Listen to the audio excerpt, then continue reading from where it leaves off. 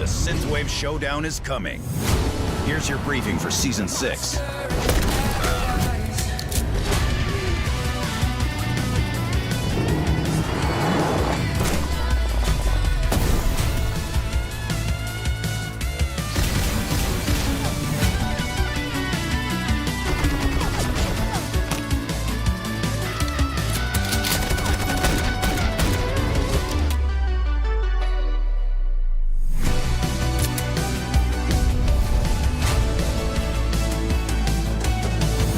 Time to suit up for Synthwave Showdown.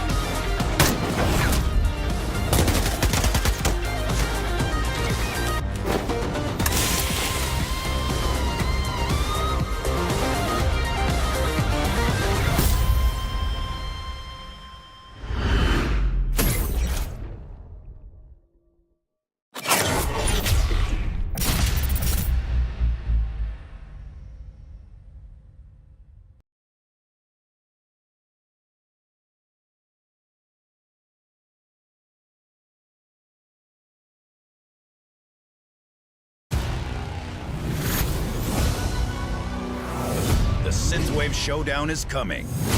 Here's your briefing for Season 6.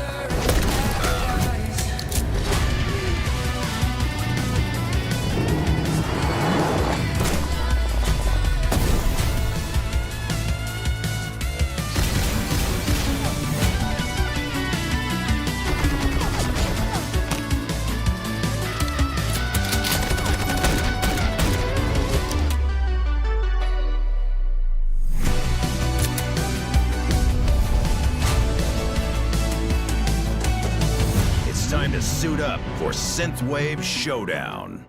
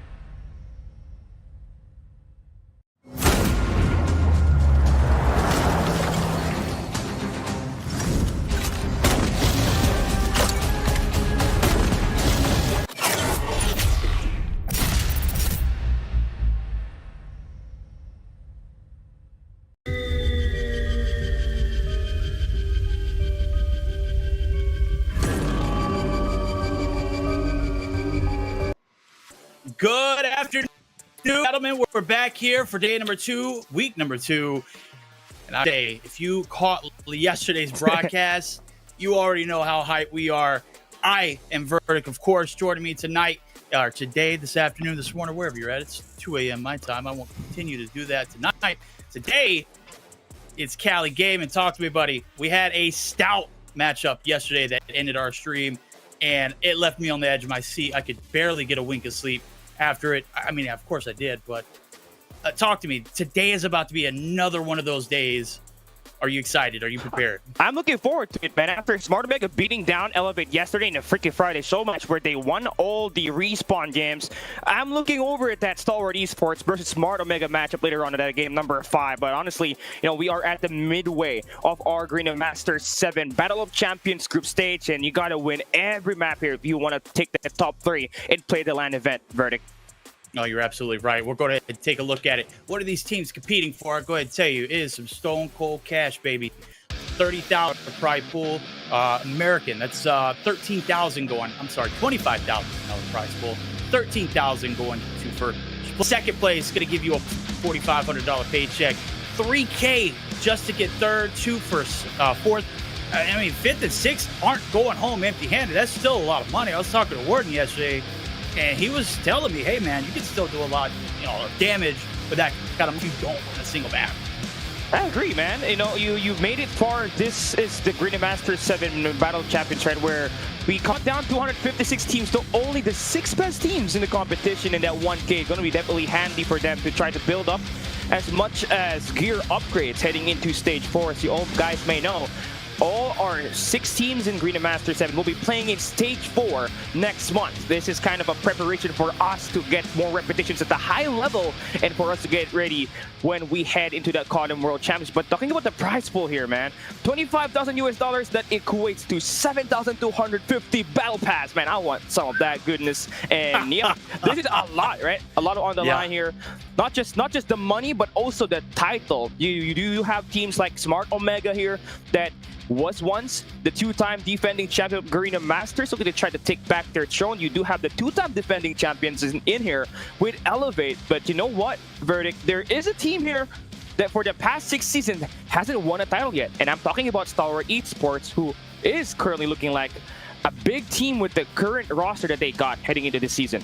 No, you're right. They got a lot to work out for their for this schedule on today. But I tell you one thing: they may not have won a title, but that Twitter time pretty solid, bro. I don't know. They've been chirping. They've been doing a lot of talking.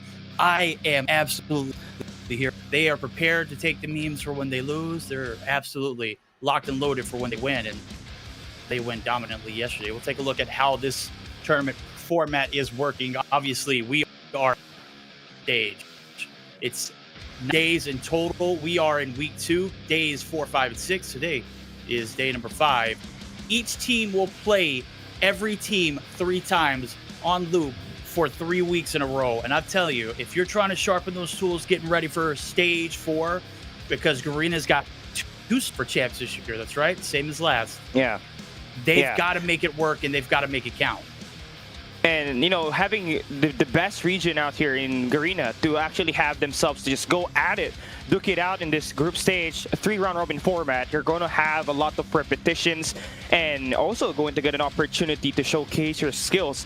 In this matchups heading into stage 4, we all know we are going to be the most dominant region, but never underestimate the other regions out there that are looking to try to get all of their repetitions in and also try to take that spot in that stage 5 later on this year.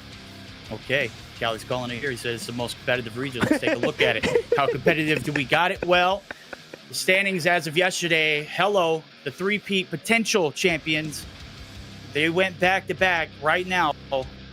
Second place, Smart Omega came up through with a stellar performance in games 1 and 3 in that matchup. And you've got to go back and rewatch it. I got to bookmark it. I'm gonna have fun with that one later on. 6 series wins, 1 loss, with a total of 17 map wins. That's the difference in this one as of right now. 14 games lost. So yesterday, Smart Omega did the impossible. Hadn't dropped a single control map to date in this Garena Masters Battle of Champions. They fell short of victory and therefore dropped into second place. Stalwart Esports could do the unthinkable. We'll talk about more of that as we look at our schedule here in a moment. But TSM, EA, Thanatos, they're not making the cut. It's not that they're not important. Obviously, they're still fighting for a prize pool. But let's be realistic. It's getting to the chopping block. Am I right, Callie? Yeah, for sure, man. And we're going to take a look at our today's schedule right here and see what's going to be happening in this matchup for today. We got ourselves a couple of bangers here. And I'm talking about that Stalwart Esports and Elevate game on that match number 3. And the goodness of all, Stalwart Esports and Smart Omega on our final game of the day. Still do mention Team Star Magic still on the run. But it's going to be a Cinderella story right here for them, Verdict, right? They are currently standing at the number 4 spot with only 2 wins and 4 series losses. So moving forward, you're going to need to win every match just to get yourself a chance to take the top 3 spot and earn yourself a LAN spot heading into, you know, the playoffs. That's a uphill victory. That's a lot easier said than done too, but you know what? Anything is possible here.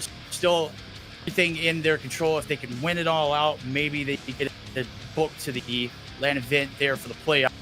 Go ahead and meet our matchups for the night here for number 1, or matches number 1. It's going to be EVK. This team not necessarily rising up to the occasion in the event of being in the top of the leaderboard. They're absolutely cracked in their own minds. Sev, bad mids, Jello, hello, Cash, an absolute beast of a lineup. They mix to get here and earn their right to fight. It's a lot of practice for a team that desperately needs it. They've got tickets to stage 4, as you mentioned earlier. Anything still can happen. 2 cashed in for a stage 5 victory. This could be one. You never know. Anything can happen in that span. Obviously, we're creatures of habit, so, still a lot to go for this roster, but we'll have to see how the Gunnies lurk for the night. Yeah, we're looking into this one, right? And honestly, for DVK, they gotta fix that hard point and also try to figure out what can they do to increase that control game or win rate percentage as they move towards the succeeding days of Garena Masters VII. We're heading into the team that they're going up against with this one. It's going to be a little bit of a tight matchup, right? Because they're going up against Team Star Magic, who is currently at the number 4 spot. They do have themselves Rage, Ithra 7, Yato, Freezy, and Josh. And I tell you what, right? This team definitely has got their own superstar duo. And I'm talking about Yato and Freezy, who has showcased their true capabilities when it comes to going up against the big dogs. But yesterday, they just came out so flat and lost a couple of big ones in their verdict. And right now, you need this match right here up against TVK, and you need to see this kind of performance from Yato and Freezy to pop off and win you those respawn games. No, you're absolutely. This is a team that I had anticipated to deliver a fight, man. And I'll continue to talk about it because it's relevant for stalwart esports are an absolute bully. I'm talking about when I saw that, and then I saw it was like, bro, y'all are talking heavy for a team that lost back to open negative to elevate. We go in number 1 or match number 1 for them. Solid. Okay. Right now, TSM, they got to redeem themselves, as you mentioned it. Let's see if they can bounce here in this series. They're going to have, say, the highest skill opponent in this tournament, but one that's earned the rights to be here. Take a look at the spread here for the best of 3 or all 3 games are coming up. Figure out what's going on. That is going to have fun with Hardpoint Summit, followed up by Search and Destroy Tunisia. Control on Seaside. This was a solid rotation.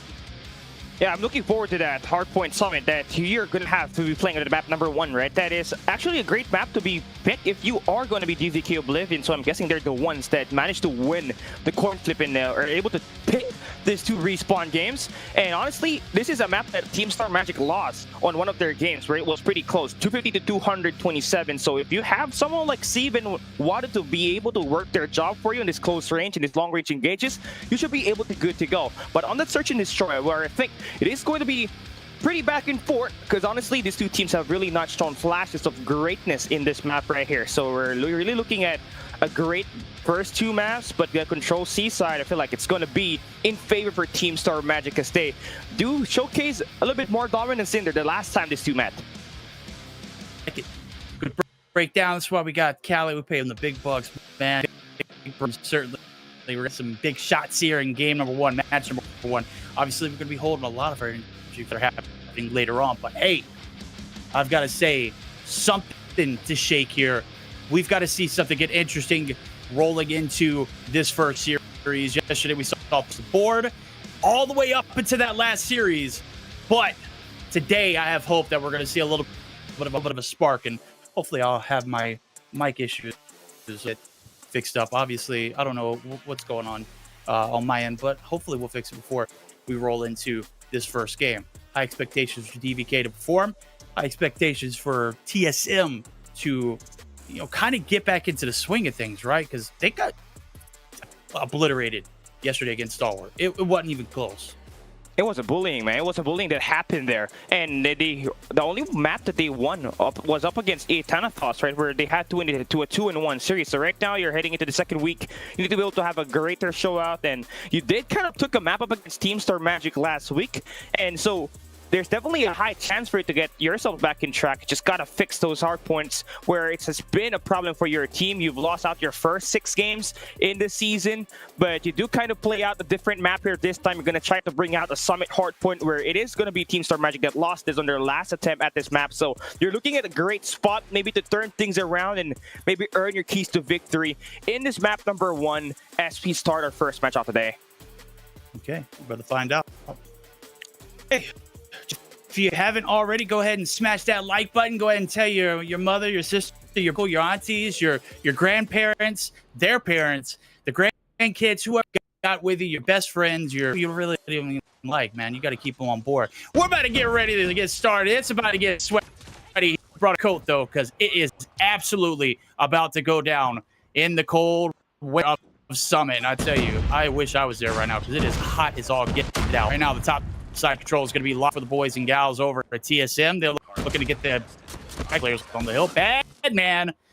Brought a bag full of tricks there with that shotty, but unfortunately is going to bite the bullet. So off the rip, got a little bit of a contest coming through, and not so much of an easy start for either. Interesting drop there you got for Team Star Magic, right? They got 2 players with a shotgun in the lobby, especially in the P1, where you do kind of need yourself a mobility and also a great one-shot, one-kill gun in like that R9 as well as that KRM. You're really going to be able to dominate that matchup so far. DVK still coming out flat, finally get themselves inside at Hardpoint. Steve on a 3 spree. I mean, just playing around the jail cell, still going to get himself locked down there by 7. And the break there going to be looking good for Team Star Magic as they start the day off on rotation. We're going to be heading into P2. That will be DVK Oblivion with a better spawn at the moment as they have that green side on the left side of your map. So they should be pretty much be able to good to go and get this break inside. Well, that's what you got to love about Hardpoint sponsor, right? In the ring chat, you know, it can be crazy. On a little bit of an occasion, but nonetheless, it is settled. In yellow, DVK again, continuing with the pressure. They sponsor new, and they're going to go ahead and flaunt it. They're going to go ahead and cut off the rotations for new as well. Jello going to get involved with the 2-piece. Oh, okay. Boy, it's just absolutely frying. Starting to be a little bit of a cook fest. Oh, if he would have got that one, I would have absolutely fell out of my seat.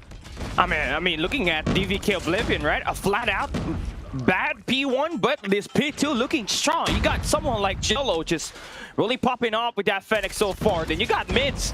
I mean, he's been switching between an Odin as well as that R9 and just been completely frying this competition. 41 to 35. We got last 8 seconds of that hard point. You got DVK just trying to flip spawns on P3. They do take down Rage. That will be Batman with 3 eliminations with that R9. And right before this hard point opens up, they're going to have a nice setup inside that 3 players. And they can also bring out the operators that will be this far available that they can utilize to just completely stop the push from the front.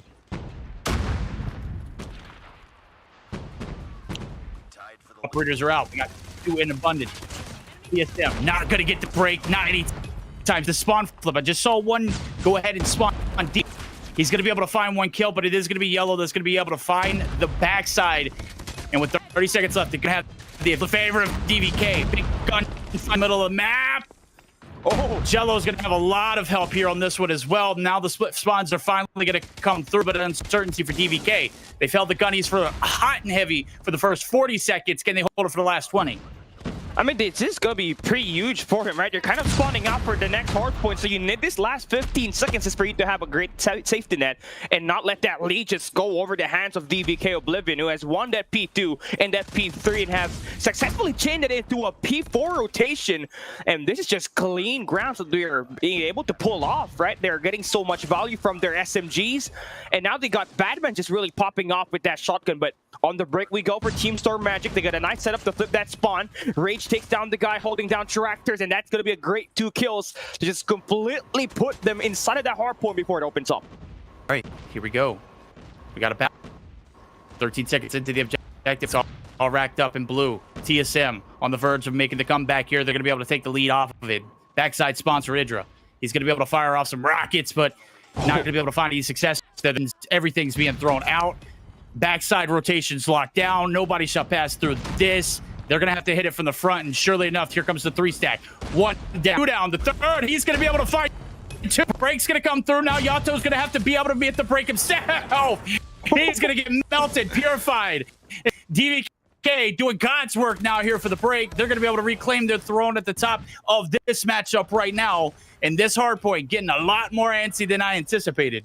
I mean, Batman with that Purifier just basically single-handedly flushed down Team Star Magic on that P4 to maintain a 10-point lead heading into P1, where we saw just Team Star Magic just completely win this gunfights inside of this with their two shotguns. But, you know, change of weapons has already been made here by DVK, and Batman has decided to pull himself with that R9 and just been really able to hold himself on his own when it comes to this 1v1 gunfight so far. A nice setup that we got for Team Star Magic. They got someone holding top as well as computers, and nobody really able to get down below from DVK as they get completely ran on. But nice break coming in for C with that nade. That should put mids inside of that hard point, and now they're going to be able to contest that hill. Contested indeed now. 30 seconds into the objective we go. This one's gone back and forth. Tipsy topsy. Can't lose focus if you're the boys over at DVK. Some shake. Breakdown's going to come through. Rage going big. Badman takes a few shots from behind, and the front side is going to be covered as well. Everything locked down for TSM. Spawns, however, going to be a question. We'll deal with that later as we got 10 seconds to make the rotation over the new TSM, who is going to be running rampant with a lead as of right now. Top side controls theirs. Hill control is theirs. What are we doing if we're DVK? They're trying to flood it to the backside, and I kind of like the idea. Go ahead and get a little bit of contest in. Flow yourself through the bottom of that map and find yourself in a good position to contest as well. DVK does have top control for the time being. Okay, so nice. You got Mitch with that R9 once again. He's been able to really hold himself on this one earlier, but he does get taken down. Yada now trying to guard that green spawn, but that will be a Sparrow invested there for Steve and Mitch. That brings out the War Machine to find the great ground inside of this hard point. And it's not just going to be a flat-out fail for Batman as he continues to fry this one. On this P2, he's got himself 5 in a row, just trying to flush down Freezy. Gonna get himself an unsuccessful attempt. That will be a break being made by Team Star Magic, but only for a brief moment, as we do got the recontest being made here by DVK Mids, who is still gonna try to help this team just not get this Team Star Magic enough points as they head on to P3.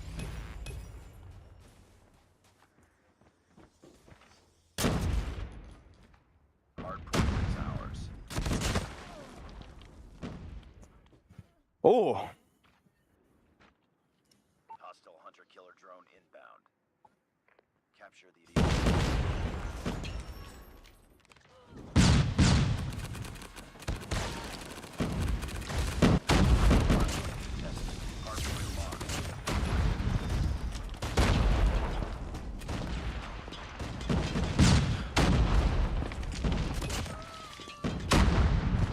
And also Ether just trying to get the War Machine in play. Could not get any value off of that, and this is just going to be DVK Oblivion with the help of Jello's claw.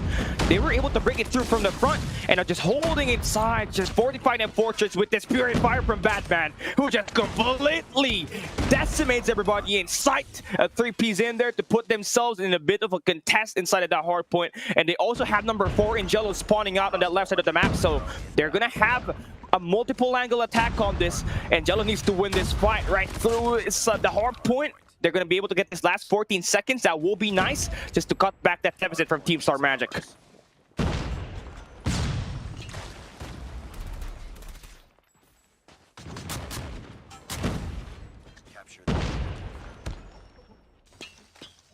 Okay. All right, yeah, so now let's just say, yeah, let's get it on, right? It's a 184 to 152 on our scoreboard. It's going to be a great DVK Oblivion on this one, right? It's going to be a pretty huge moment for Team Star Magic Rage to get this fight right here. To flip that spawn to carry over their side. Now they're going to have 7 with that Sparrow, just holding it side of that hard point, while Freezy just decides to hold down that mid fortress, and that's going to be Batman just getting flushed up. Freezy's just been locked in, right? 37 kills for him, the highest on this lobby by far. And that equalizer is going to completely stop that push coming from catwalks. And yep, the annihilation is on. The shred is insane. The 3-piece for Freezy, and now a Predator missile to get more information. Gonna get that elimination. And Team Star Magic has already built up quite a huge lead on this P4.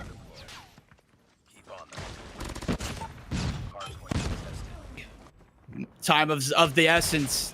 Once had a lead, now is since disappeared, gone. Vamos.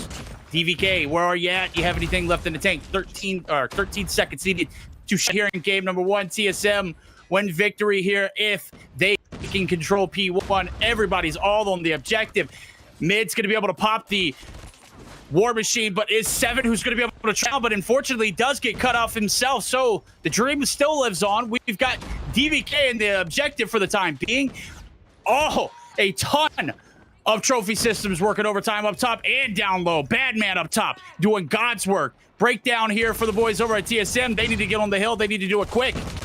And also, Diallo's just gonna try to bring out the claw here. He needs to find a huge value on this one inside of the hill, but a great shot down there for Itch. They can end it here, just only needing 10 more points to win this match. DVK Oblivion just gotta get inside of that hard point, just gotta go and win this gunfight. Steve tries to do that much, importantly, and Midge is just gonna try to put himself inside of the hill, and yep, game lives on. DVK Oblivion trying to spark a comeback.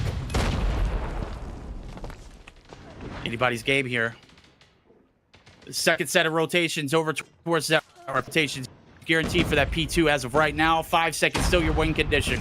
17. They're trying to keep it alive. Oh, the reload does come through. He's going to be able to stay alive with that for the time being as the rotations over towards New are being made. Freezy doing work on the outside. Trying to make something happen on the hill. We got 3 in blue. The contest's going to come through. Front, side, back, everywhere. They are all over the objective. 7 is as well. And ladies and gentlemen, game 1 ends in a very dramatic fashion. 250 to 185. TSM didn't have to break a sweat in that second set of hills. It was not gifted, but boy, did they make it look good. I mean, if you got Freezy scoring 53 kills, then you got Yato with 40 to combine for 93 kills in this game. It's just complete mind control, right? I mean, Summit Hardpoint requires a lot of close range engages, and when you got 93 kills from your duo, your superstar duo, you are in good hands. And where was this yesterday? Right? Finally able to wake up here is this squad. And as we take a look at this post-game breakdown, you're going to see more completely how this one plays out for Team Star Magic. More importantly, as they were just able to dominate the gunfight department here on their 4 players that managed to get themselves over 30 kills. Yeah, I mean, when you're running the map like that, it is very easy to get on the objective to collect that time. But we've seen some very unnecessary, 50 bombs go on this map in particular. And we're not talking about Garena, we're talking about other regions. And victory not go your way. So this could have gone in favor of DVK at any point. It doesn't matter if you're winning your gunfights on a map like this, as long as you're winning gunfights at the right time in pivotal moments on those money hills. And obviously we saw that transition. That second set of hills was way better for TSM. Besides P1 on that first set of hills, I mean, I wasn't really convinced. But again, they got their act together, and that's all that matters. 50 and 35, as you mentioned. Freezy, huge impact player. All over the map with that shoddy. And, of course, you could do it on Summit, bro. That's like, I don't know if you can name a better combination. Peanut butter jelly, maybe? It's close. Yeah, but nothing beats this one completely, right? And honestly, the only problem I got here was Rage. Not even able to win his gunfight here. Went 17 and 39. That's a double negative for him, and unacceptable for a player of this caliber. Where we know he'll be able to really come up on top in terms of winning engages, but maybe not just his game for this map number 1. Maybe on the search and destroy, where we're going to be hopping into Tunisia, where you're going to need someone like a lurker like Rage. So you're really going to have to rely on him on that. But again, you're down 1-0 now for DVK Oblivion. Gotta win this Tunisia, but your record does not really look good. But neither team Star Magic, so it's kind of a 50-50 here. It's a matter of who wants it more and who wins those early engages. Hey, 50-50, man. I like those odds. I'm not a gambling man, but hey, if you're DVK, you're telling me I got a dog in this fight? Man, take me off the leash. See what they can do here. They're going to have to figure a way out. They strike back because that Hardpoint couldn't get the job done. Of course, on a map like Summit, when you've got a guy like Freezy doing what he does, man, it's damn near impossible. We won't make excuses, though. We'll just let you watch the VOD. This is what this is here for us. We mentioned it earlier. Callie said it. These 6 teams are going to be fighting in Stage 4. What better way to prepare your region than to war every week for 3 days in a row, back to back to back? You face everybody 3 times. I can't tell you any they're doing that at. I mean, obviously you've got scrims and whatnot, but there's nowhere where you see a tournament where Robin style, it's a 3 that goes all 3 games. Not a lot of teams are getting that control practice. We know nobody scrims search or destroy. So I mean, yeah, there's the fear of maybe exposure threats, but I mean, you gotta appreciate the work that you're getting, right? I mean, honestly, you're gonna take some losses here, and you know, Elevate started to look like they are a killable demon, right? And they decided to just drop their maps in Hardpoint and Control for like the past 4 days of action in Garena Masters VII, and those are gonna be huge. Those losses is gonna give you an opportunity to see what's wrong. So by the time you enter, you know, the highest stage possible, everything's gonna be completely fixed, right? But moreover, for DVK Oblivion, as they look to try to fix their stuff here, I mean, I feel like they're gonna need to have someone like Steve as their sniper to do his job very well here, because once we hop on this map number 2 in Tunisia, you're gonna have to do with someone like Teamstar Magic 7, as well Josh being that sniper for you. So really need to win those early engage if you're DVK. Start on this attack side. And speaking of the snipers, Josh already takes down Steve. All right, let his name to be known. He said he's here. Let's get some kills to go along with it. That's the first blood. Top yellow is where that player dropped. So intel is going to be there for the boys over at DVK as they try to redeem themselves. Looking for something to get a little into it. You got still one player as a lifeline up top of Winery. You don't really want to push him out because this 2-2-1 split definitely not favoring you if you make this A-side push. Maybe a double back. They don't know it. We see things a little differently. There's a reason why they're playing. There's a reason why I'm sitting here gassing it. We'll figure out how things unwind now. A minute left to go here in the round. Still, anything possible. I mean, do you got any extra, you know, smokes in there to just make this push it for DVK? You do have Batman holding up top point. You do got 2 players on A-Con, so you do got a chance to try to break this. It's only going to be a 3v2 situation, but you lose out on Wadu. Now you got Josh just singling out where you're going to be able to get that attack, so you got to back away. Bomb is just exposed in the open at the A site. It's a 2v5, not looking good off the start for DVK. They want to make the rotation over here, but it's going to be 7 with the read, and Jello finds himself knocked down. It's all down to Badman to try to clutch this on a 1v4. And I tell you what, Verdict, it takes quite a miracle to get this one through. Oh, yeah. Miracle is understatement probably at this point. You're looking for the ace. You're looking for the glory. You're looking for everything and all. Right now, he's already eaten some well. These they are not playing fair. It's like, hey, come and get me, homie. We already know where you're at. Let's go ahead and collect the bodies. That's Freezy. You knows what he's doing. One round out. TSM. Stout defense. A lot of intel if you're the side of DVK. See how they play it in the Justice round. Defend the objective. I mean, you do need the sniper presence from Steve, who just got taken down early up against Josh in that balcony earlier. So you need a survivability to keep intact. You're going to try to slam mid-map. That will be Jello being the front man. And just getting no information here is criminal, right? But you do get that A push. Now you're able to stack that. It's going to be a nice setup if you do take down that guy on the shadows and you do take care of those players. But you do lose some players out on this, making this a 2v4. Nate's chucked out for Josh. 2v4 here up for grabs. DVK not getting anything accomplished here in this round either. Jello going to be able to take down 1, make it 2. And now is certainly subdued. Oh my God. He damn near got the flick. That would have been absolutely crazy. Would have been. Yeah, we talked about it yesterday a lot. Whew. I mean, Jello is kind of struggling when it comes to winning, you know, hard points, but you do have some reliability from him when it comes to playing Search and Destroys, but just really tough locked in there. I mean, if he had an extra teammate, there could have been a great map or in a round win there for DVK, right? But again, starting on this round number 3, Steve again does get taken down. Another early 4v5 matchup.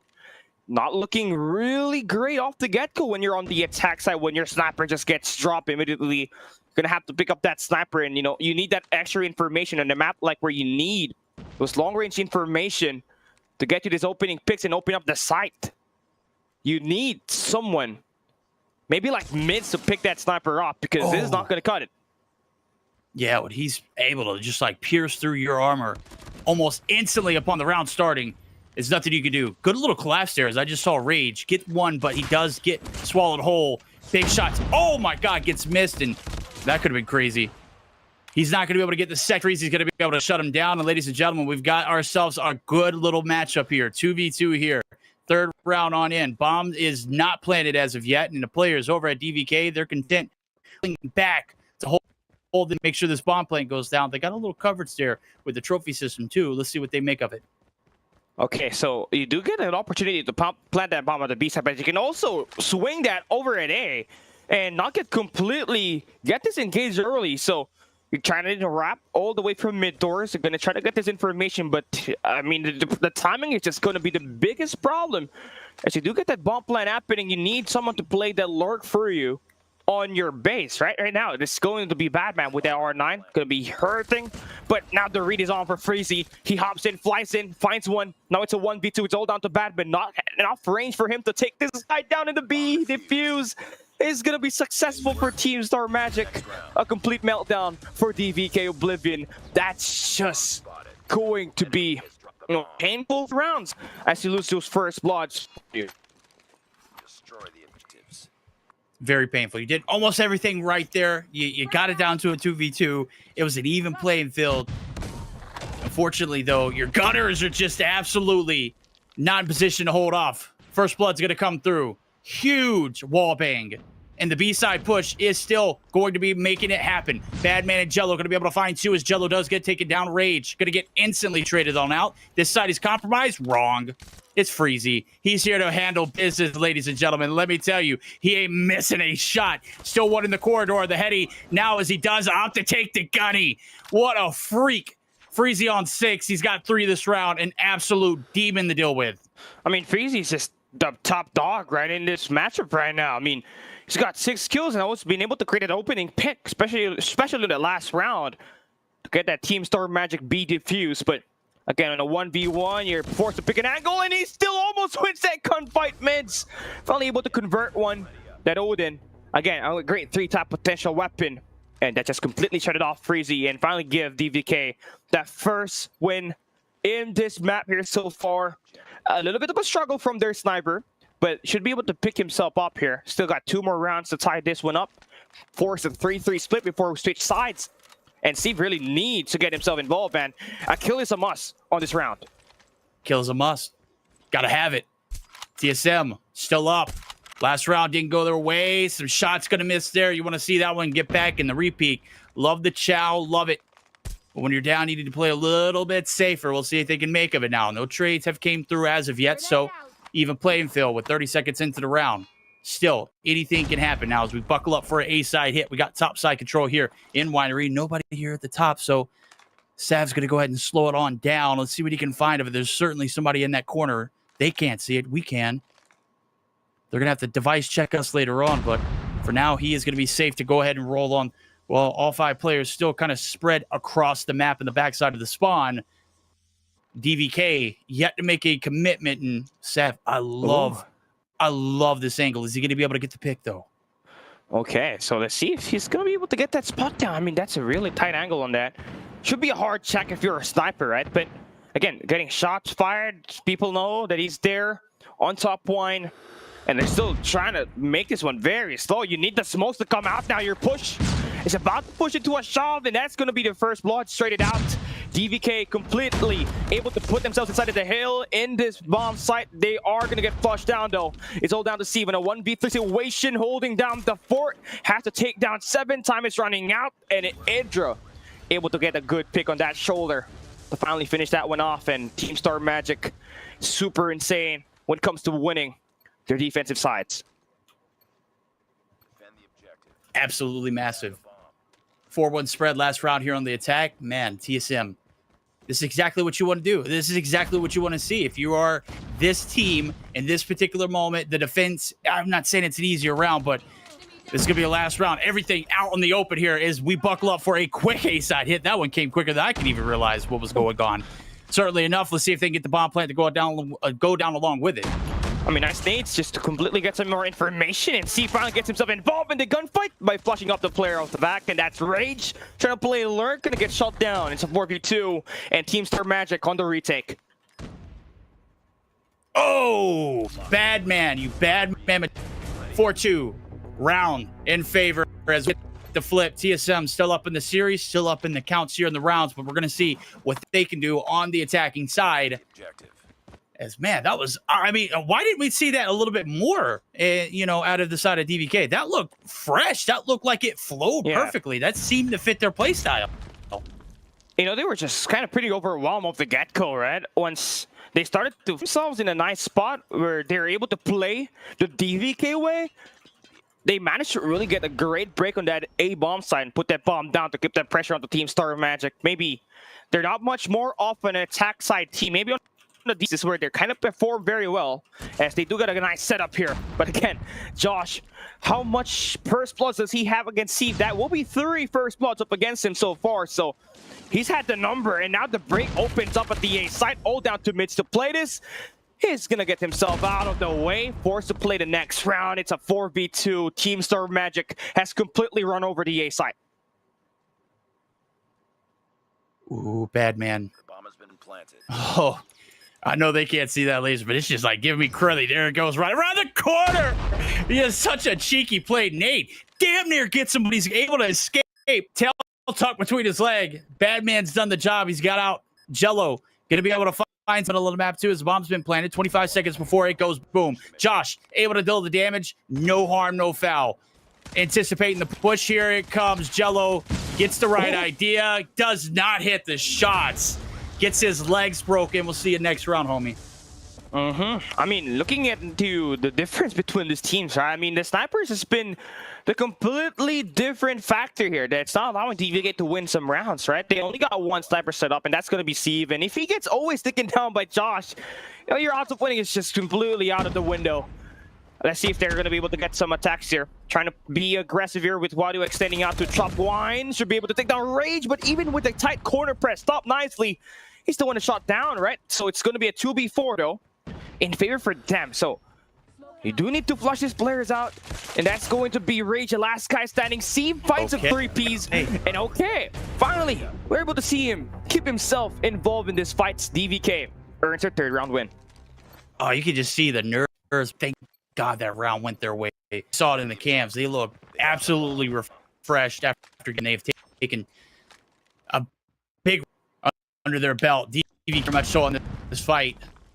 But TSM's got us. We see the force going to be able to get in. See to be able to find one as well. The 2-for-1 trade. It's smoke's going to path, and the back towards that A site is going to occur. We got a 4v life lead going in favor of the TSM, but they have completely left this B side open. And surely enough, is watch lane, and here's right down the middle. I mean, there's no way for you to win this one unless you do have someone playing top 1. If your Team Star Magic is here, you're just completely knocked down on live counts. You still do want to force down to the A side. You got a bomb. Not really able to get some information. You're trying to get yourself into the mix, but again, you have to win this 1v1s. Got to win the ones. Oh, hands. Seconds left to go. Surely enough, I love the read. I decided both of those players for just. I don't know if you could, but nonetheless, the road he made, he did over towards Titan. Certainly now lands set up. 40 seconds to go. On the goal players literally holding hands as they make the rotation. Oh no! Oh man! Shut down. Yeah, I mean, I feel like Divik has already gotten what they want to have in this match, right? You saw that on this round. More importantly, when they tried to heavily slam that mid map, just put 4 players, smoke it out, get those 2 players, then hit him quick. Let's back away. Let's push back to A side and just completely play for a retake when they had a 4v3 situation. That was the play. Let's see if they're going to be able to do the exact same thing, play the DVK way, and just get themselves this important rounds as they completely fell flat on the first half of this map up right here. It's going to be Steve with that B-side defense. Only player alive there. He gets that information. The B-side is about to take into place. He backs out, man. Oh, yeah. He said, the hell of this. I'm out of here, bro. Go ahead. Pikachu. You go to low position. Unfortunately, though, giving away that side for not a great idea. There to put some shakes down. One Freezy there to clean up. Wado and Badman. Gonna be 2 of themselves. The bomb's down. 35 seconds. Chuck. Ooh. Almost takes down Seb, but he's able to stay alive. One there on the backside of that corner block. And surely enough, Sav's going to be able to get the call out now. Here comes the wrap from the back. Look at player number 5. Intro's about to go massive. They made it if you need him. Never mind. Never mind, Intro. Josh, he's just going to do it all by his damn self. 3 more to close this one out. And wow. What a play. Oh, yeah, that's just the value, right? That's what Josh gets paid to do. Get those first bloods, get those defense after that post plant. Just completely fall over his height. That's a nice angle. Nice lane he just took to get that 3 Ps and put Team Star Magic into just 1 round away from taking this series, getting that 2-0. Still gonna play the control later on. But again, you already down the damage. DVK has to play the next 2 rounds perfectly to force it overtime. And there we can talk about the comeback, right? They just gotta do it chip by chip. Mid's just gonna be holding down a great box. Josh is the first guy you want to take down if you're DVK. Honestly, he has just been the first Blood Reaper on this match. Oh, he's right. Reaper, Undertaker, the first, the last one, man's is a absolute nightmare on the screen. TSM doing everything they can to go ahead and get some intel here onto the site. And, well, ladies and gentlemen, Idra is going to be the last man standing on an island, though. Made player number 3 about to go absolute or go home empty-handed. Let's see what happens. Rotation on through. Free kill there is slow peak door frame. Able to get the trade or the transition, though. The bomb now going to be collected and doubled back. Rage gets the intel. The middle of the map is now collapsed on it. Oh my god. Well, still looks pretty, but middle of the map now being occupied. Sav is about to get collapsed on. Oh! Whoa! Okay. Okay. If you would have killed, I would have gone bonkers. That one would have been wild. Nonetheless, though, 3v4 here. Let's see what they can do with it. Oh man, I mean, 7 already taking down mids, just holding it down here. Finds a double to take down Batman. It's all down to Freezy to hold this one. But the nuke is not going to be down. It's a 1v2 all down to Rage. The Iceman on a 1v2, he plays that mid door. Out in the open. The bomb is just now going to get defused as Yellow finds that elimination. I feel like Rage could have played a tight corner there instead of just leaving himself in the middle of that mid doors.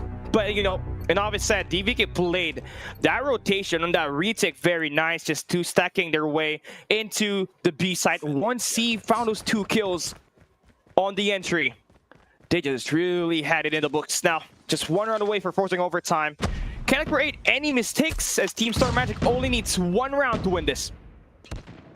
1 round, then close it on out. Let's see what they can do with it.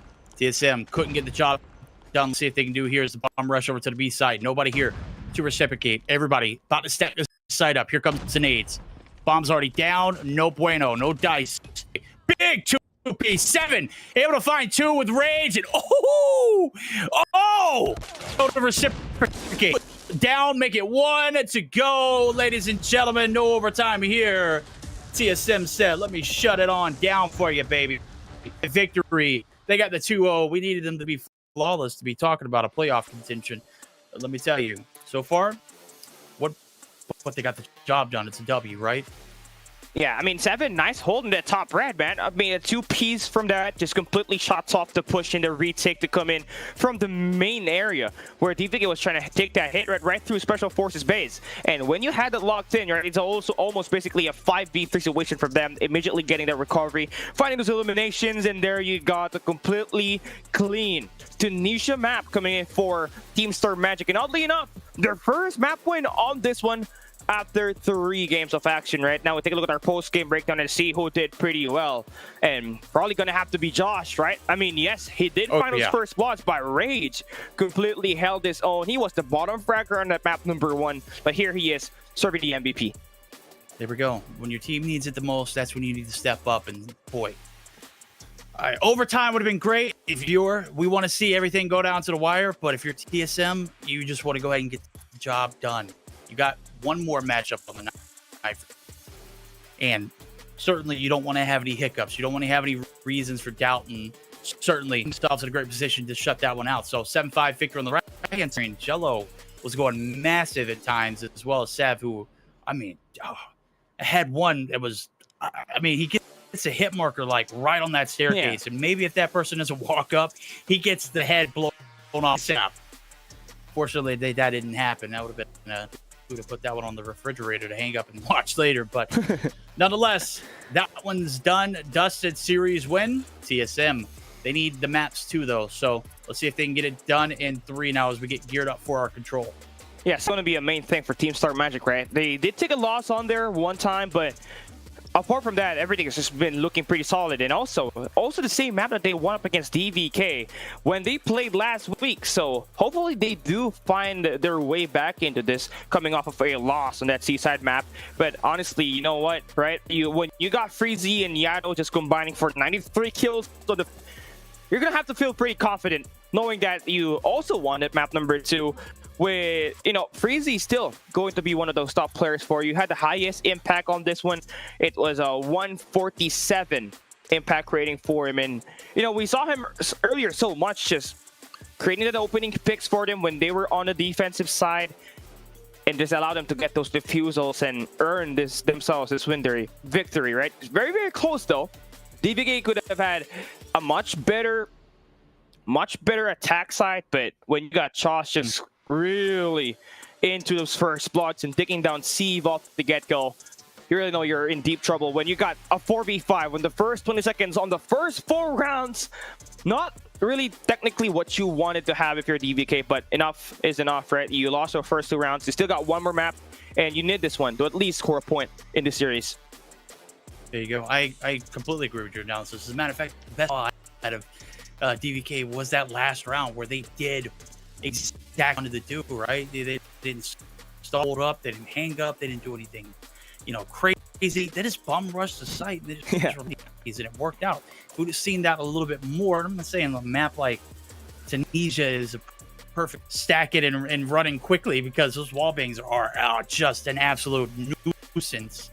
But you know, maybe we would have seen a little bit of a different shake-up in those first few rounds. Nonetheless, we're going to get a few rounds of control here. Let's see whose gunnies are hot now. Everybody should be warmed up and ready to go. Go ahead and jump onto the site with DVK as they are rocking for that A site. Big gunnies, they're going to come through for Wadu as he opens up with 2 in return.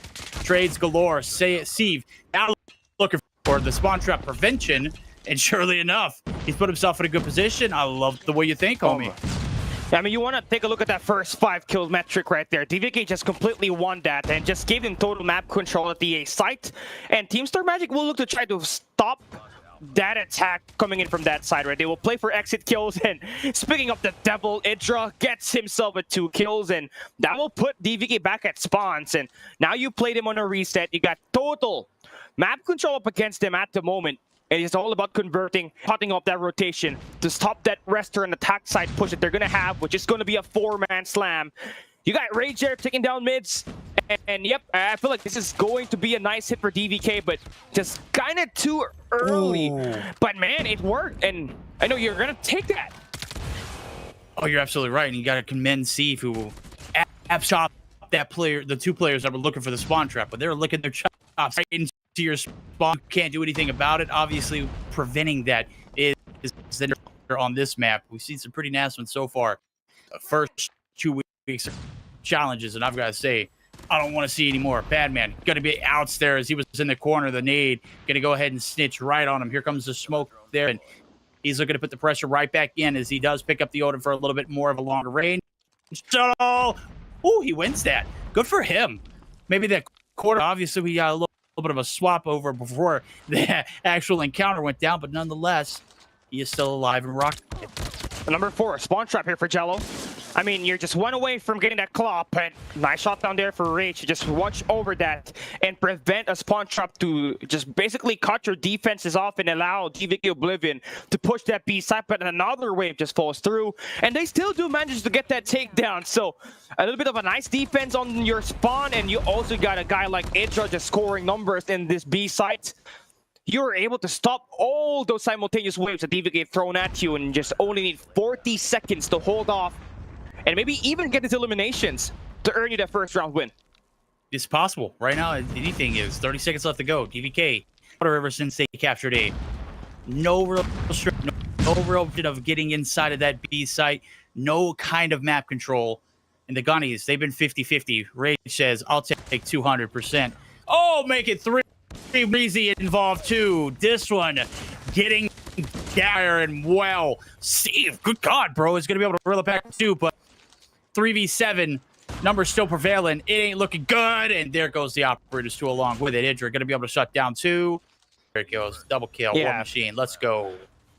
Impossible for you to win that round if you got Aether there. Again, one of the best War Machine users in Garena MSP so far. I mean, has always ever been. Even back when he was still in Smart Omega, right? But now you're Team Star Magic. You won that round number 1.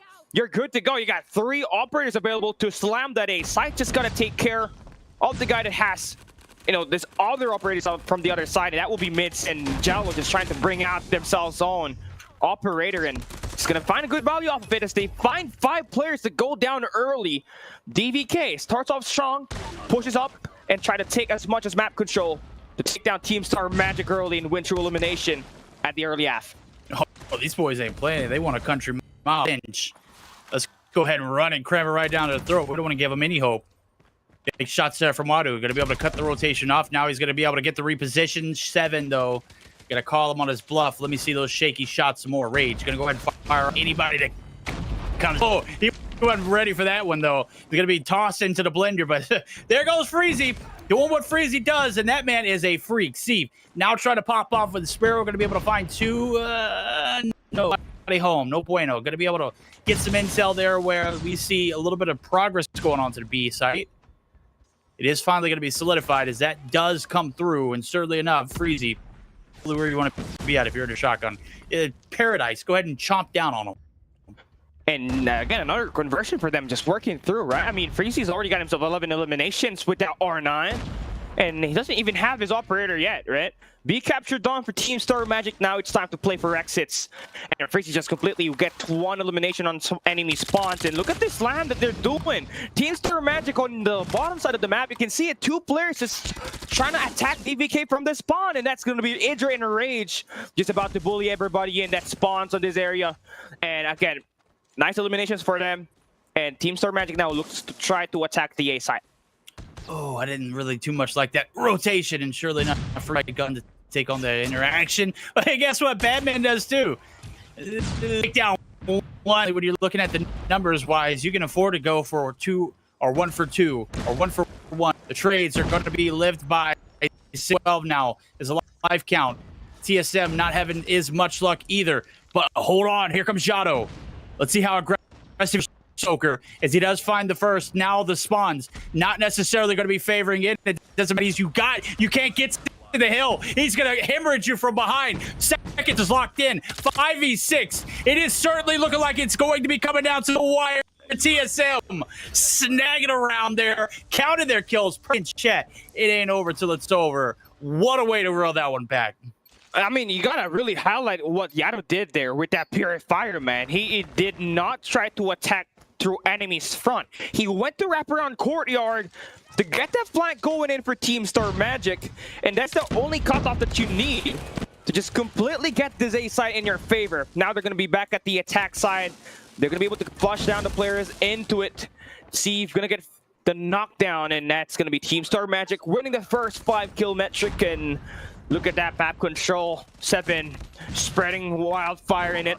Number 5 in blue and Idra are also going to be able to extend out and maybe cut up some rotations as they try to stop the players from that fountain. He's got a great head glitch in there, and honestly, Idra's going to try to play it sneaky, and then they are just going to try to completely attack this in multi-angle. See what they can do here now. This is Jello, bro. What the hell, man? That's got to be it. My guy is jumping around like a. Now, operators 2 out in the bunch to be able to get the second tick of progress. Looking for the third. Steve looking for a line of sight here onto this A side. This is do or die for them. Freezy going to be able to give them a mouthful and certainly be catted to the clock. Make it 1:50 to be clean. 20v20 DVK 5 TSM looking to complete the sweep. I mean, looking at what's happening here, right? Team Star Magic just waiting for the exit kills. Exit eliminations is going to be coming in handy, but not when you got DVK on your spawn. They do need to find some eliminations before that spawn trap happens. And honestly, for Jello, he just got to sit in there tight. Finally, Steve takes Freezy down. Uh-oh. Freezy's not going to have a good time the next few seconds as he completely gets himself eliminated through spawns. You got some operators in there mids with that War Machine. 7, he's going to back his teammates up. Does he find eliminations? He does find one. Takes Badman as well. Now you escape spawns. but time is being done by DVK Oblivion at the A side. And on side on it, there's only one player there. He needs to play his life. I mean, you got plenty of time. You don't need to rush this. You do have the life count, which is great, but you cannot afford to fumble for mistake. 3 players here. Time appearing. Finally, something gonna come through for DVK. They are gonna be able to live the fight another round. Wado gonna be able to find 2. Steve gonna be able to get involved as well. There's the cap. It ain't over again until it's over. Certainly, we've gone 2 rounds in a row there for TS. Finally, D striking back. They're live. They're well. They're ready to rock. Some operators to burn here in this round. Let's see if they can make the most of it. I mean, Jel's been playing right? Exactly what you from a veteran, a guy like him, who's been 4 teammates with Rage in your back there, right? But honestly, you need this defensive side in that decider round where you're gonna be the attack side. But again, you need to find to work through. Wadu has been playing pretty great here. He's got 14 kills. He got 2 players just holding that mid map for DVK Oblivion. So try to give out that A side and maybe try to play for a spawns, knowing that Wadu has got an operator available. Just this manush from Team Star Magic right where they spawn, which is the bottom of the map moment. But that completely caught it, right? You gotta be able to stop the push from the Team Star Magic, who's gonna invade your spawn as well. So it's just kind of attack the spawn moment here for both these teams.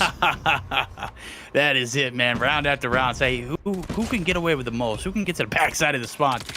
Seven's found a way to slip the seam there with the Sparrow, but he is gonna be out though. Trades coming through. B done. Dusty. It's the focus. Wadu looking to put on a little bit of pressure there on the spawn. This is a cheeky little angle, however, is not going to be able to make it out alive. Spawn trap dealt side rotation is going to come through. It looks like we're going to hit it from the front.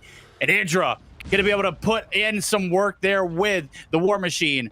Absolutely. If you are the side of DVK, you need to contest. You need to shut it down. Steve going to put himself in the front line. The tip of the spear is going to be shut down. That blade dull. Rage going massive.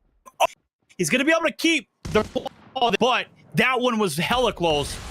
Still, no ticks to progress in, and we got a 14v14. I mean, great shot down there for Yado to take that guy down with that equalizer. That just might have helped them increase their odds of winning this and just try to extend around the map and not have to worry about their life count just dwindling down, all because of that equalizer from Wadu.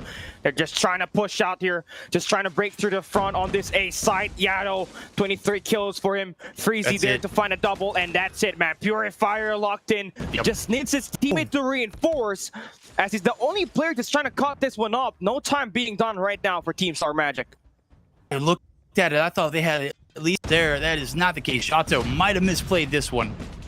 I got a little antsy with the Purifier being popped. Nonetheless, it is going to maximize. It is going to be able to find one. Entry sides now shut down. TSM looking to put the pedal to the metal. They're going to be able to find a second tick, third tick. Done. Game. Adios. We'll see you next time. TSM, a quick 3-0 after a 3-1. It got a little dicey towards the end. Nonetheless, misplay or not, it was theirs for the well played.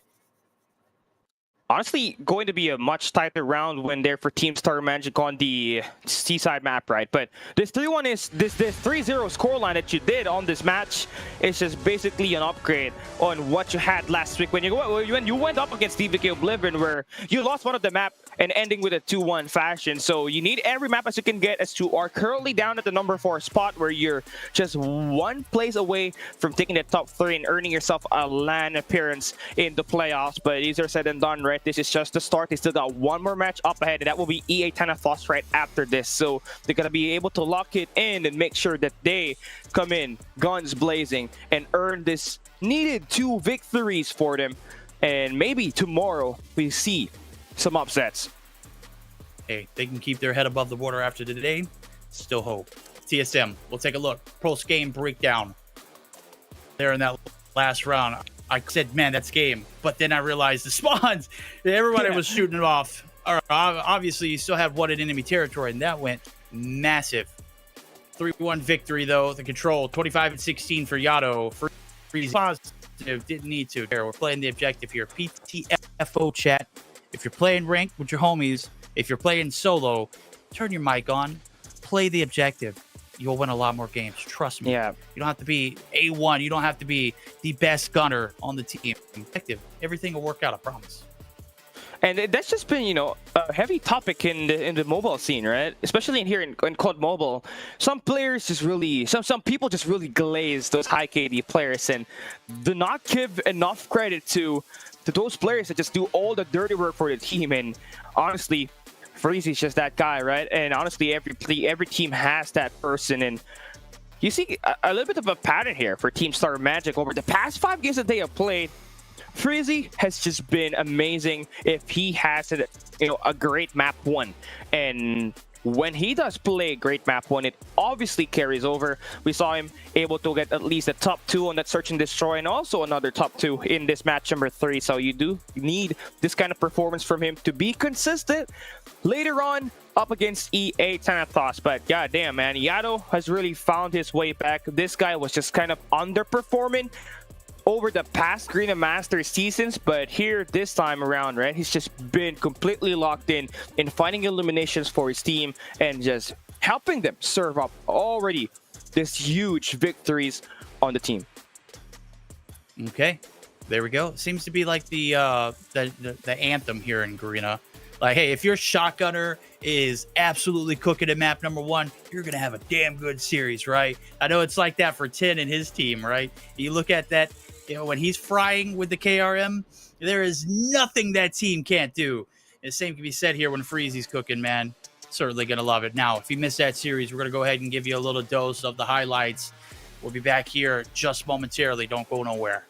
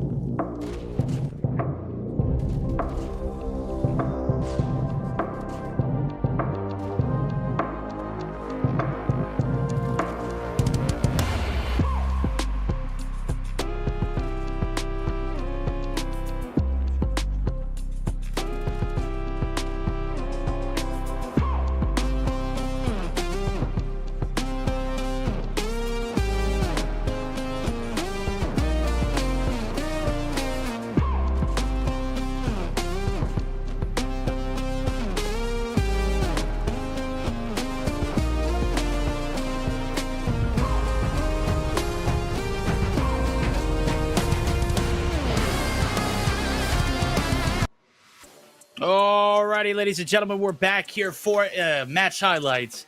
Absolutely uncanny there from the side of TSM. We needed them, well, they need themselves to perform very highly for the remainder of the night, for the remainder of this group stage. Am I right, Callie? Because their dreams for a playoff, a ticket to compete in a LAN event, first time for, or maybe not the first time for some of those players, but a much needed time there for them to, kind of get the competitive juices flowing back.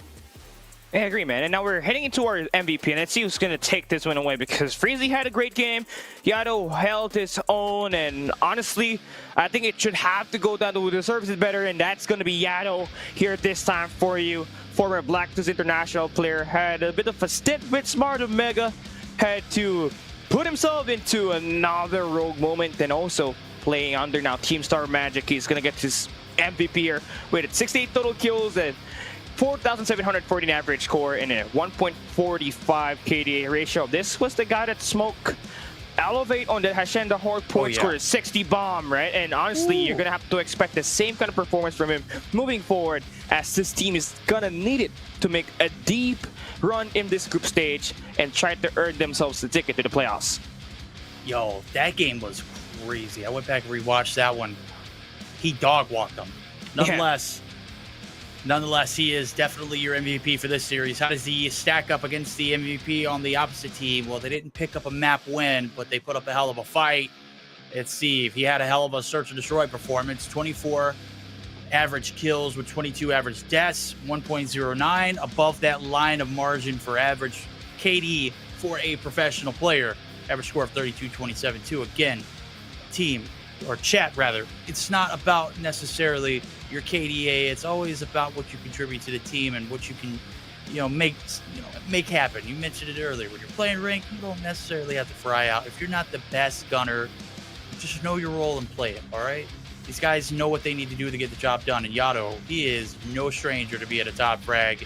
You heard the 60 bomb from last week. That one will sit with you for a few. I don't think anybody's going to reach that margin this for the remainder of this group stage.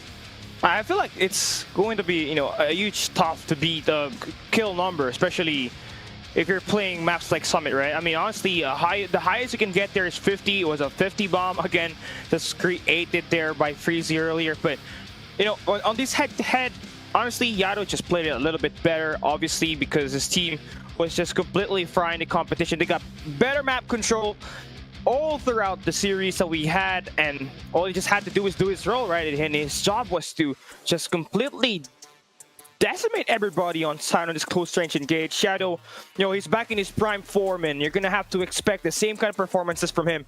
Moving into our succeeding group stage of action, he's already took one MVP already, and you're gonna want to see him in action here. Yep, absolutely. Only thing that stuck out to me in that last statement was, chat, know your role and shut your mouth. You can fill that one in. Nonetheless, that's going to conclude our first series of the day. We all know our roles here. You know yours. Don't go anywhere. We're going to be right back after this intermission. We'll have another banger on our hands coming up.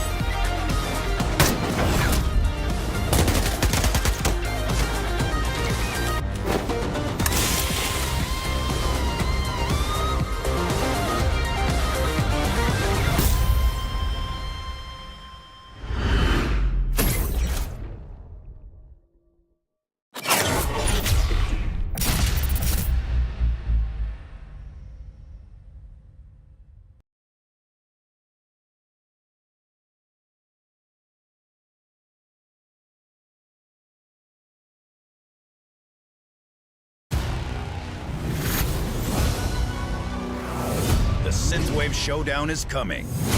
Here's your briefing for Season 6.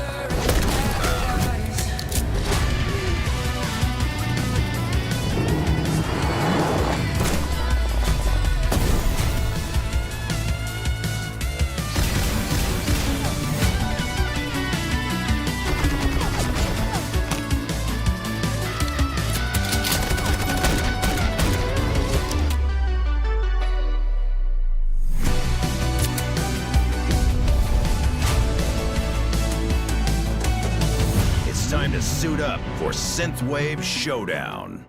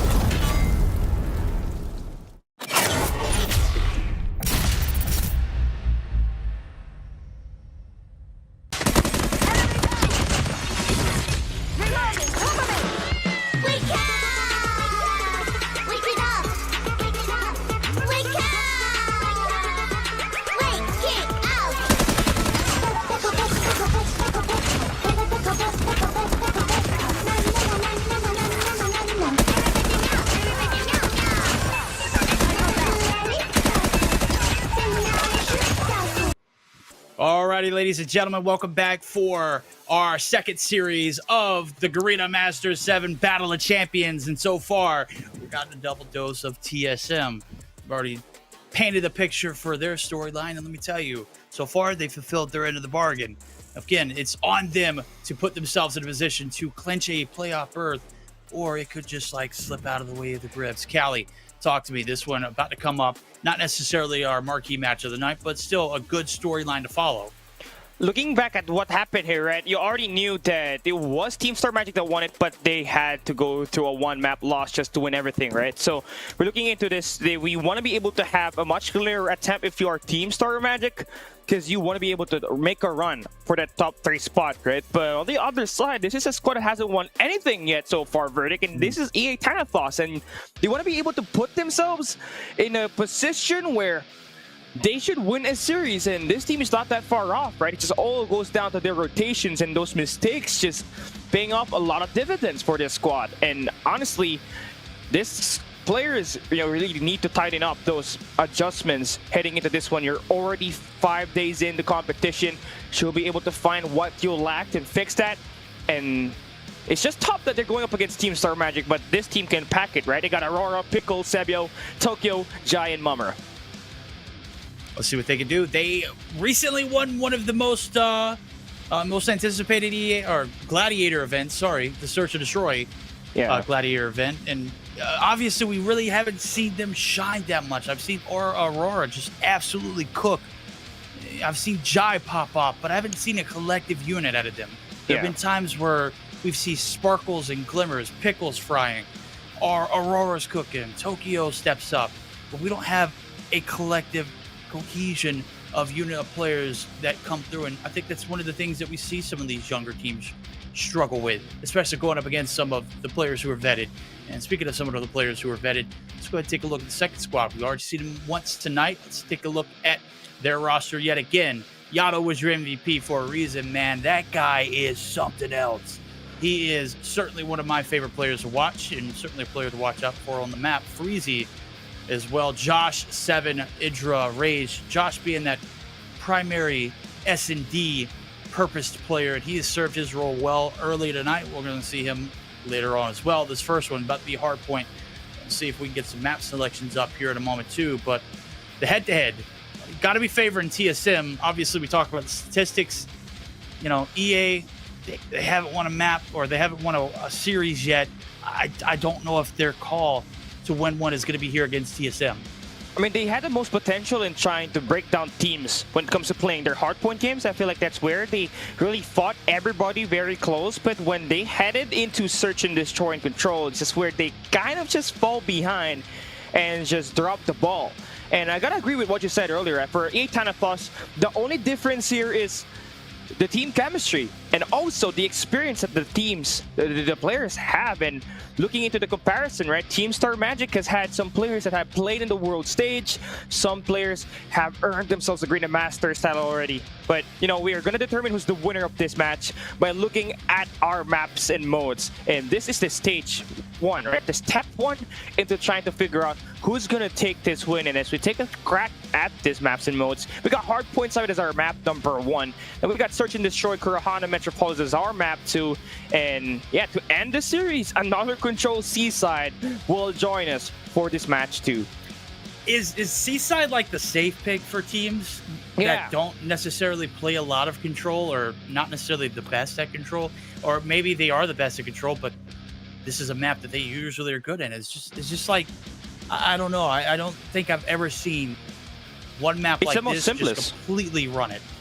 It's the most simplest Control map that you have in the map pool, right? Because it's just very basically linear. You win your first 5 kills, automatically you get some map control. And that map control eventually leads to a potential spawn trap. And we all know what Garena playstyle is, right? They want to be fast. They want to be quick with him. And this map just complements what Garena has to offer. The SMGs definitely in there. Also, the shotguns can just basically hurt everybody into place in this map. So they just really want to be able to, you know, have that kind of performance from that Hardpoint games that we usually play to just have that pacing to be covered in that Control Seaside as well. And I feel like, you know, for this region, they gotta learn how to play it slow too, man. Yeah. I mean, but then again, on a map like that, everything is so fast, so quick. You said it's a linear map, and surely the verticality of it, those spawns are treacherous. We see games just out of a blink of an eye. You get 3 down, and then 2 players are out of position. The game's over. There's nothing you can do. So it's a very unforgiving map, which is why I bring it up. And I know it's a safe pick, but we haven't seen Raid at all. I don't think I've seen one selection on Raid as of yet, and that is by far the best Control map. That is not a bias, that is just a fact. The spawns, everything about it, the equalness to it. There's, you know, certain elements of capturing the objectives that just are rewarding and more competitive. Seaside, I haven't seen much of Arsenal. Maybe that competes, but Seaside certainly ain't that. Yeah, I mean, honestly, you know, Seaside's just a one-trick pony, right? Once you get to the spawns at round 2 where you got an operator available, your chances of just winning through a capture if you're on the attack side is just insane. Or winning through an elimination on your defensive side is just super high once you're just able to really invade. And we've seen so much of that moments happen in the first week of the group stage, and yesterday it was just kind of very much the same thing with, you know, PJ just attacking with that Purifier, with that Sparrow from, you know, a player like Luffy or Kalo. It's just going to be oblivious, but hopefully we do get a different take on that. We're heading into map number 1 first, Hardpoint Summit. I feel like this is going to be a great map for you to take down Team Star Magic, because you saw, right? You saw how much closer the games were when DVK played them earlier. So this is usually going to be the best way for you to win this. Thanatos, their only map win in Hardpoint, it was a Summit, and they were able to host a comeback, their verdict. Alrighty, that's what I'm talking about. There is hope. Maybe we see some upset in the water. Obviously, we talked about TSM's hopes for a playoff run. They got to be flawless. They've got to beat every single opponent, and they got to pray that Stalwart stall out and lose both series that they have ahead of them tonight. So, Chad, if you're just now getting in and tuning in, we're only in our second series of the night. We still got plenty of action Less about that, more about this. We're going to go ahead and get into it. It's game number 1. It's Hardpoint. It's on Summit. We got our jackets. We got our gunnies. What more else could you need? Well, there's plenty much more. This is Call of Duty Mobile, where everything is in the game, and surely enough, the competitive play is here for it. Operators out in abundance. Everything out in the fair play here as P1's opening up for business. We've got plenty of players on the objective, but they are going to be cleared out. It is going to be TSM who are going to take advantage as well as the lead. Big kills as to hop down from the top rope, shutting it down, but it is going to be the connector site where Jai's going to be able to find a 2-piece. Maybe a little bit of a hope here for a break. They got to stop this bleeding here on P1 now. You don't want things to get out of control too early on. I mean, eyes out for Team Star Magic, Yato, and Freezy, right? Who combined for 93 kills in that Summit Hardpoint up against CVK Oblivion. And these are the guys that you want to not have them have a great, strong start. So if you can have someone just completely shut them down on this P1, you're going to take that any day, right? But again, starting strong is Team Star Magic as they do have themselves all of the Hardpoint objective just favoring them on this P1. 8 kind of thoughts, right? They're going to try to contest this last 10 seconds. They got themselves the greatest spawns, and you do have number 4 in yellow just kind of spawning out to give you a multi-angle attack as we open up this P2 where you got Team Star Magic just holding down the bottom green on this one. Yeah, race to 250. Who's going to pace himself the best? Top side control here from P2. Pickle is going to get pickled himself on out. Edra now looking for the shots from atop. The Odin again hit like a Mack truck. A freight train gone like today. We'll see yesterday. My God. Big shot's going to come through for the Titan 19 as well as the EA. Still trying to keep their toes wet onto the objective, but it is the scaffolding where we see these players now having to funnel and suffer that treacherous little journey as we see 7 tucked away nicely in the corner. No kind of map control here from early on in this side of EA Thanatos. They're going to have to step it up now as Tokyo is going to try to run and gun himself. Yep. Guesses the wrong corner and surely enough pays the price. Big opening here for the first 2 hills. A little bit of a lead as well as the spawns for new. This one looking like a recipe for disaster if you are EA Thanatos. I mean, it just hurts that you lose the first 2 hard points and you don't got any early rotation working on your end. It's only Sabio just trying to play with his life to flip that spawn on that P3, but he does get taken down. Team Star Magic has just chained that P1 to a P3 rotation, and they got their trophy systems. And those operators available, right? Adra's got that War Machine locked in. 7 brings out that Sparrow, and they're trying to win this first wave of gunfights being thrown by Elite Assassins Esports through the front and back. And they do get those eliminations, but some life changes here for Aurora to flip those spawns over a 3-piece to flip the spawn and get yourself inside of the hill. That's a nice break coming in for Thanatos. Oh, we saw that. Aurora said, you can't pull the one. You can't pull me. I did it better. I snuck quickly through that bridge site. Backline, compromise, 3-piece. Aurora going big. Break necessary. Plenty of time to take the lead here as well as operators. Not necessarily perfectly timed, but hey, smoke them if you got them, boys. Big break here as retention on this P3 rotation.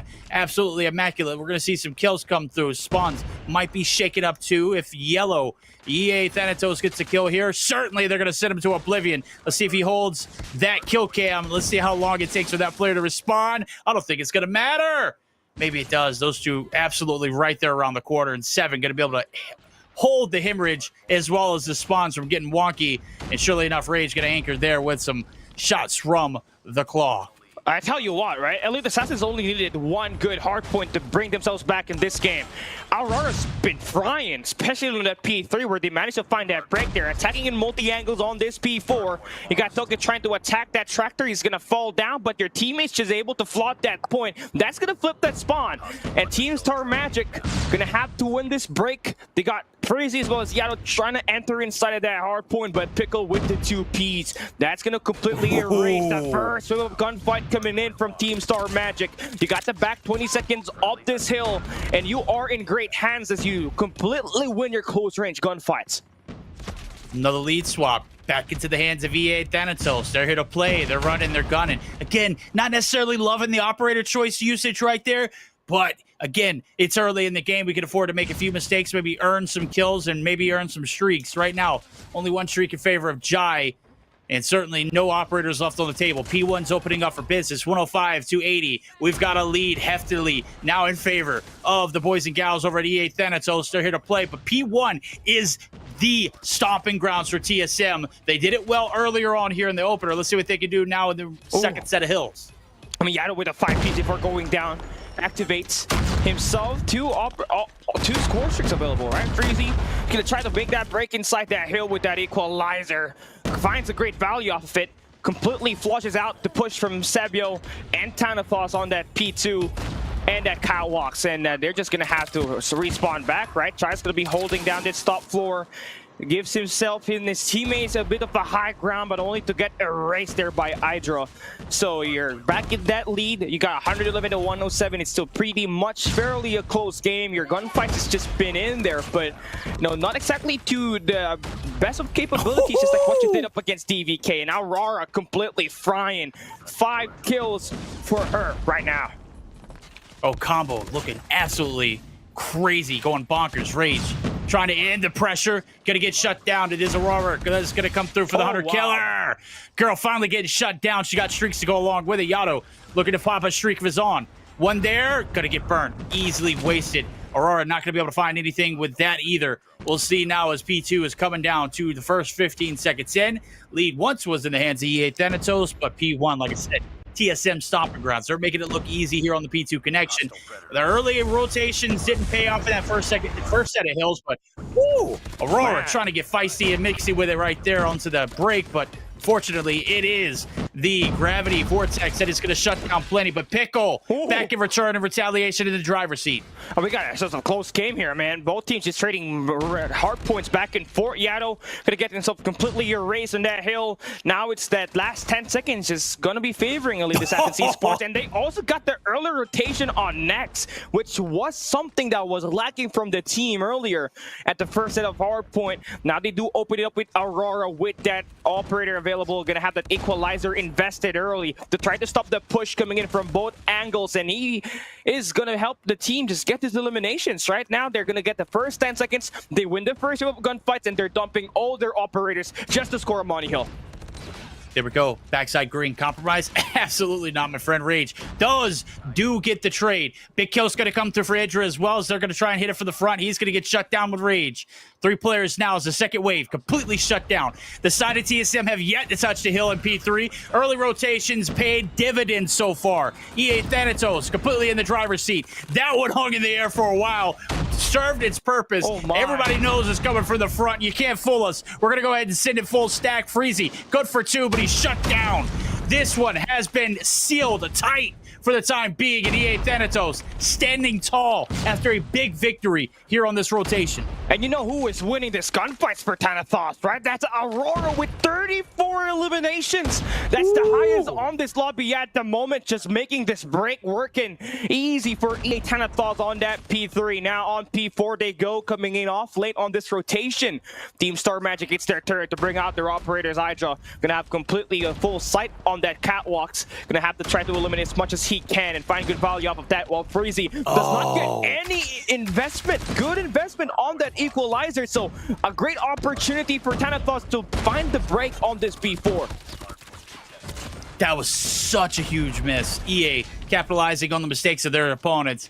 They don't care. They want to get it how they can. Tokyo on the objective. Big Kill is going to come through. Trophy going to save. As we see, Freezy gets the entry. The backside spawns are compromised, and Aurora is making a country-mile walk back to the objective. Guy Girl is sprinting. Idra gonna meet her halfway. Hello. Right there on the objective is Rage. Now is going to take down Jai. The contest not going to be suited enough. Pickle now going to be running Genza blazing. Here comes the boxing gloves. The swap back. He's got some help, though. The Type 19 does come handy. And surely enough, they're going to be able to maintain the lead, rolling into the P1 reset by about 37 as we see this one popping over for business. TSM, they need a long haul here in P1. I mean, a money hill is needed here just to put themselves right back in this game. 7 now has been completely frying, right? 9 kills on that P2 earlier, but here on this reset, needs to find every value on this power just to stop that push from EA, who's got complete control of that P2. Eventually, they are going to get shot down here. Yato with that gravity vortex should be able to find good value off it, and now they're going to be able to stand the first 20 seconds. Now you're back in Chirac, you're winning your gunfights, you got some map control, and this is something that you need to be doing consistent to try to dismantle the surging momentum coming in from Thanatos. This is it. This is where you need to put your foot down. This is where you need to make a game-changing play here.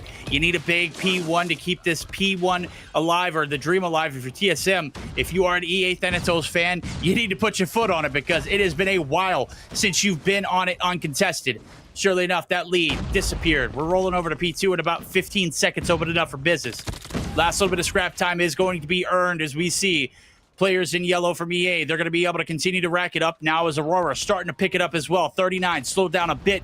Let's see if they can do something. No, shut down. Oh, Yato able to get some shots in. I think Idra's actually going to steal the kill, but here comes the Purifier. Sebio going to be able to find a three-piece of his own, lighting the scene on fire. But it's Seven who's going to be able to remain on top with Rage. And surely enough, they've got the hill for the time being. They're looking for the deficit to be covered. It's just back and forth scrapping here. Idra with that War Machine. Does he find any eliminations? It's going to get canceled down by the Trophy systems. And Thanatos can end it here. They just need to win the gunfight. But Team Star Magic holds down the fort, get this break immediately. And now they're just down by 8 points. They can win through a comeback, but Thanatos, they come in guns blazing to break the point. Oh!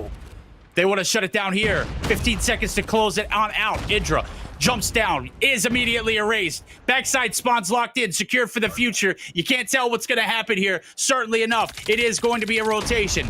Now, P3 looking to shut it out. Big gunfights out in the middle of the map right there in green. It's Yato looking to lead the pack. Spawns are nobody's games right now, but the hill's about to be open for business. Rage can't win it. He's going to get shut down. It's all.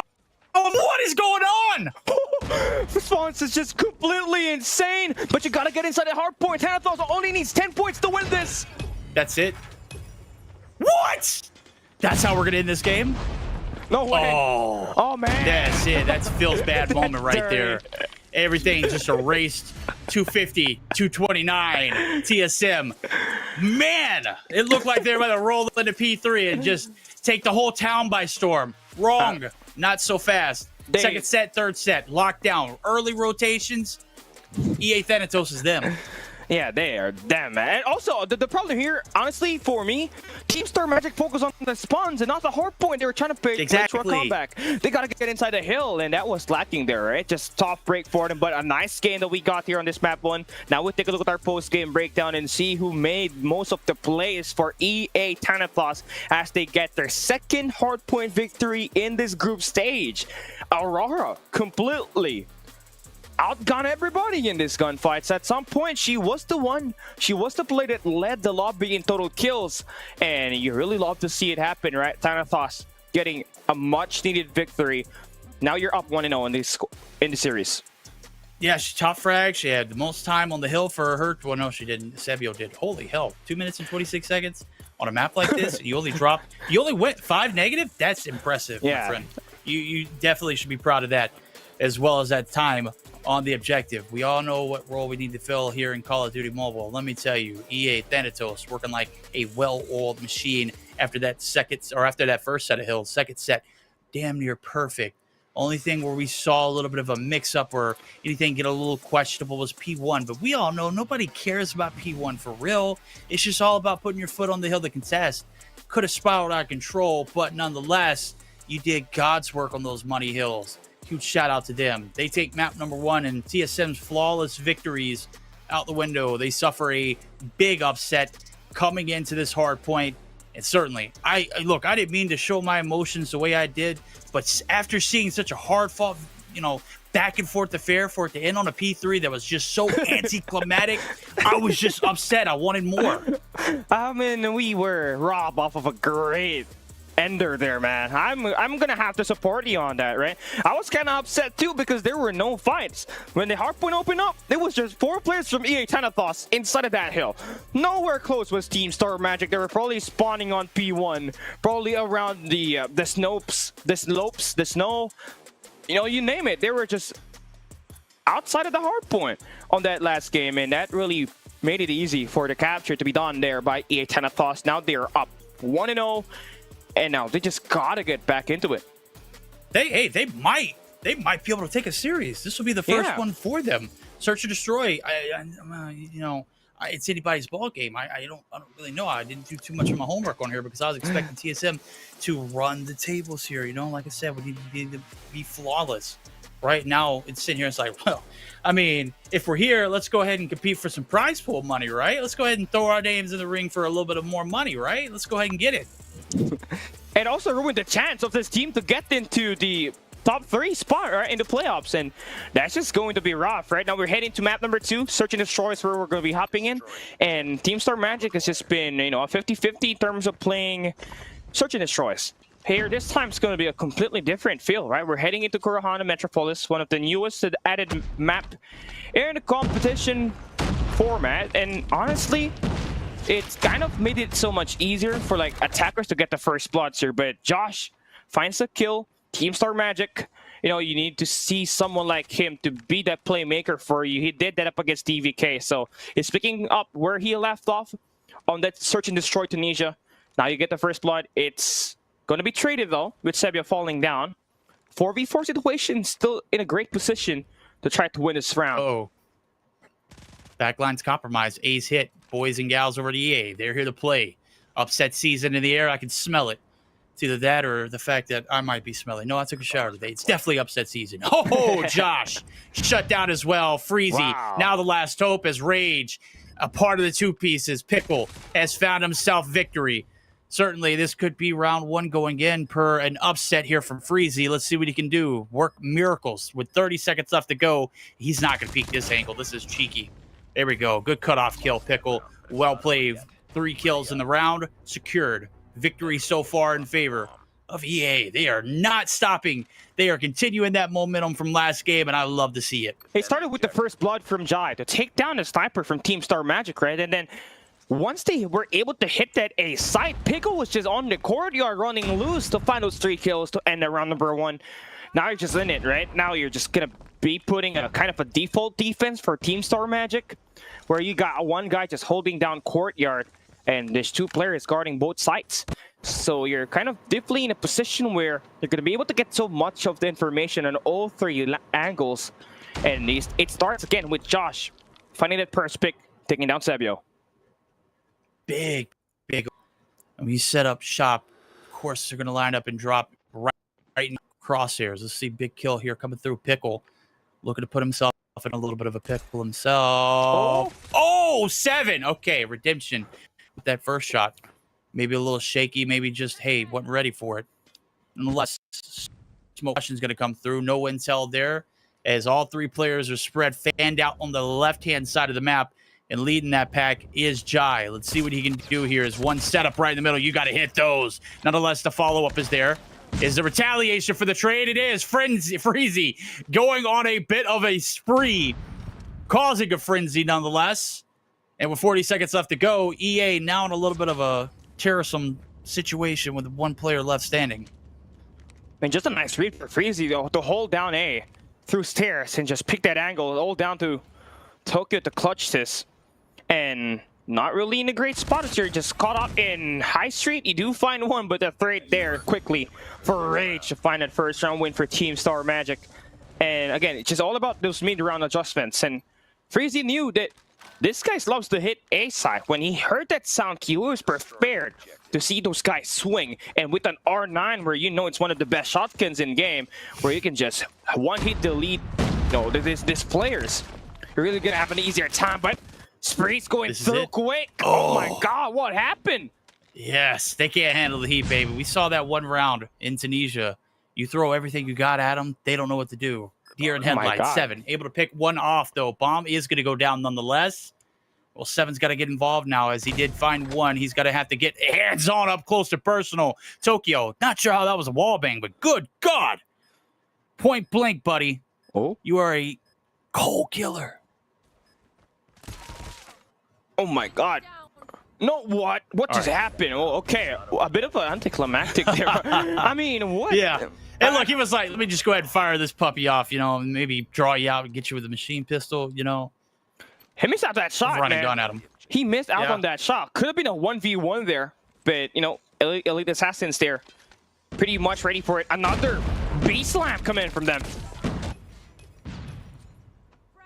Josh able to pick the heads off of 1. Pickle shut down. Slow and steady wins the race here. If you Josh gets the lineup, takes down one. Freezy gets involved. 2 down, 1 to go. It's a 3v1. Tokyo already half health. Is he going to be able to recover? Absolutely not. 7 collects tenfold. We are tied up again. And EA Thanatos still very much so in this match, but TSM putting their foot down. They're not letting this one escalate. A timely rotation for Freezy. He was the guy causing chaos at A. When he found that EA loves to attack B there in the round, they immediately have him set up at that mid-map and just rotated out to find those 2 eliminations to put the life count down to 1 on the last round. And honestly, looking at this, right, 7 is just trying to contest some guy over at the head glitch. And, you know, it's super hard to win those kind of fights. And now you're going to get punished for that. Jai takes 7 out. You got Pickle taking Josh. Now it's going to be an early 5v3 situation that you're going to have to deal with if you're TSM. Oh, that's a butchered play right there. I saw that player coming through mid to try and flush the players out. It was nasty. Good work there for Freezy and Edra, though. And surely enough, we needed a Hail Mary. That one reeled it back in. Pickle and Jai, the last 2 alive. And surely enough, they're going to have to peek these angles at some point. Here comes the hit.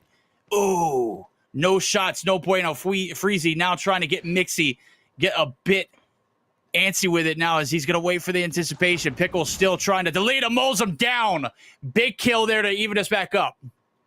Okay, now making this a 2v2 situation, but the bomb is just being kept by Teamstar Magic here. More importantly, that's Hydra. That's going to be having an Odin in sight, right? The only way for you to counter that is through a sniper. But you're going to get punished with that nade and Indra with the double to get Team Star Magic their first lead on this Search and Destroy. That's a round that we got to go back and reevaluate. Like, you had, what was that? It was a 2-player life lead at one point, and then just instantly reeled back in. You get bum rush right onto that B site. Yeah. And surely enough, you said it, the bomb gets captured. You literally are you're covering that angle perfectly. Couldn't have been played very well. Good redemption round. Back to back, to be exact, there for the boys over at TSM. And surely enough, they're not letting this one snowball. Middle of the map is still going to be the pressure. And I was mentioning it last round. I love the angle that we're peeking here, but if we're going to play it like this and just be one player there and there's no trades, we got to have some kind of motion in the middle of the map, somebody there to get a trade. And surely enough, it's kind of like EA is like dangling bait, like, hey, I'm right here, but there's also more. And so you really can't really do anything about it other than just hold the angle and don't let anybody pass. I agree, man. And now we start this round number 6 with that first blood from 7. Taking down Sebio on courtyard, getting more information to cut up another player. That's a collateral there for 7. Gives himself 3 eliminations. Round number 6, and not looking good for EA now as 7 gets 4 eliminations. Oh my God. Hand him the ace of the season. The first of its kind. Now they're out on the hunt. Let them feast. Let them eat. You see the shots. They're baiting. They want to know who the hell's there. You give it a 7, bro. He won't get 7 this round, but, man, he's already surpassed those kills in total. We're only 5 rounds in. He's looking pretty damn solid. Aurora now in a 1v5 situation. This one's for the ace. My girl's goated, but let me just tell you, this map, I just don't see an ace happening regardless of who's on the other side of the map. Not going to be able to pick the shots. Idra, I'm hiding in the corner. Free kill. 4-2, flip size, defense prevails for the first 6. Let's see what they can do on the attack. I mean, you see that play perimeter, right? That's the problem when you try to play a map like Garena Metropolis and you're kind of playing a 1v3 at 2v4. You never know what angle is going to be taken by your opponent, and there's just so many ways. More than takeoff, by the way, when it comes to getting eliminated. But now we switch sides with Josh picking the first blood. They're going to try to slam the A side. Nobody really there for EA Thanatos off the get-go, so they're going to be coming off late on this rotation. Bomb is going to be down. It's this 4v5 retake for Thanatos as they try to hit in multi-angles on this. Nades out. Oh, player 3's just absolutely destroyed. That feels bad. Tokyo going to be a casualty. Aurora and Pickle absolutely able to swarm the map, and surely enough, they get the kills. There we go. Round destroyed. Defused. 25 seconds. Plenty of time. Look at the celebratory punches out of the boxing gloves. Love to see it. First round in. Solid retake. Solid affair. EA Thanatos staking their claim here in this one. Yeah, there was no resistance on that post-plant defense for Team Star Magic. They were just kind of trying to play with their 1v1 gunfights. There was no trades in between, and that allowed Thanatos to get a better out of that gunfight. As we see another attack at the A site, another first blood will be dealt, another attack at the A site, and another late rotation will be coming in from Thanatos. So they've been pretty good so far when it comes to playing for retake, but how do they defend it here this time? Another 5v4 is going to hit them.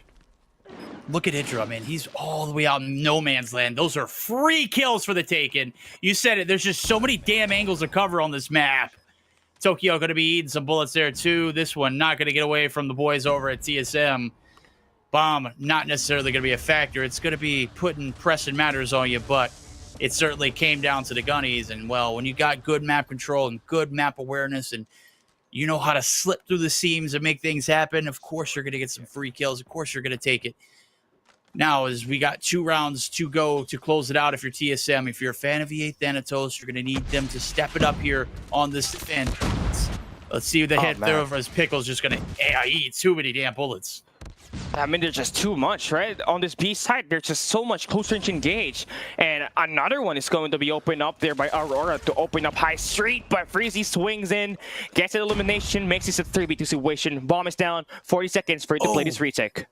Oh, man, that was a great nade. If anything, all it did was hold off the push. Jai knows what's going on, too. They're not going to pinch. This player right here is just going to be left right on the outside of the map as kind of a safety precautionary. Tokyo going to go ahead and peek on in, gets aggressive. Those angles are too long to be tucking and running. You got to study on that one, and you hate to see it. Nonetheless, at that point, the series could be tied at the drop of a shot here. Last round for TSM to get it. Yeah, 3 rounds where Team Star Magic just straight up slam all the bombs that they took. And there was no response for Elite Assassins because they kept on getting first blooded. And it was 4v5s. He's not going to completely cut it on this kind of map. Sniper needs to be a lot better. Jai only has 5 kills, always the one being taken down by the sniper on the opposite end. So he's deciding to just hit them out so that they can play a 5v5 retake on this as Team Star Magic likely going to put the bomb down at the A site and depend it on this round number 10. Big rotation there. Big investment of time. Player number 5 again on a route. 40 seconds left to go here. Bomb will go boom. If time is allotted. Nonetheless, the gunnies are coming through. Idra, Frizzy getting involved. 2 for 1. Make it 2 for 2 here as the hit's coming through. Idra still on the back lines, coming through for the collapse. He's going to be the game changer. He's going to be Ranto shut down, chopped in half. One player still left in the mix. It's Josh. He's not at an angle to protect the bomb, but they are going to be running for the kill. They're going to get it. Round game going to be extended. EA Thanatos do a great job tally keeping. My God, Idra had a chance to go massive and unfortunately got turned on and burned. Good God, what a play. Yeah, nice gameplay, honestly, for Elite Assassins. It started with, their sniper and Sebio just trying to back away from that A site to play a 5v5 retake, because if he stuck on that angle for quite some time, it could have been a quick 4v5 right there. Could have been no trades. Now, a straight up slam at the B site. Oh man, another just quick slam. Gonna put that bomb down, and another opportunity for Team Star Magic to finally end this search and destroy to tie up the series. It's getting there, but EA, a bit of some resistance coming in from Jai with that nade to take down Josh. Perfect medium rear. That was a hot potato, baby. Can't handle the heat. Got to get out of kitchen on this one. Bomb still in the hands of player number 3, Rage, tucked in the corner. Aurora looking to go ahead and make the peek on through. Surely enough, content with holding the angle. Let's see if the aggression comes through. We know you want it, girl. Get it. Get it. Get it. There swing. We go. Throw the shoulder. Here comes the swing. Oh, gets gunned down. Jai, there's no way. He's one shot. Why are we not pushing that? Too late to gun. And Jai now, last hope. He's going to be able to hit one here on the site, but it is Sebio who is still alive, down to a 1v1. Oh, boy. Rage, the Iceman completely flushes out that player on this match, and that's going to be Team Star Magic taking it away, tying up the series. Now it's going to be a decider who wins this on this map number 3 later on, but good God, man. This one, although there was a lead that was pretty much built up greatly for Team Star Magic, there were moments where it just had to go down to that wire, and Thanatos could have secured a 2-0 here. just the switch of sides really outdid them. The slams that were being hit by the players of Team Star Magic, there was just no adjustments from that, and they had to pay a full price of it with those round loss. They could not really bounce back. And now we take a look at our post-game breakdown and see what happens on this one. It's just, Team Star Magic just having the mental game a lot better. When they were on the attack side, they were decisive where they do want to take those hits, and Thanatos wasn't really was really able to not respond back.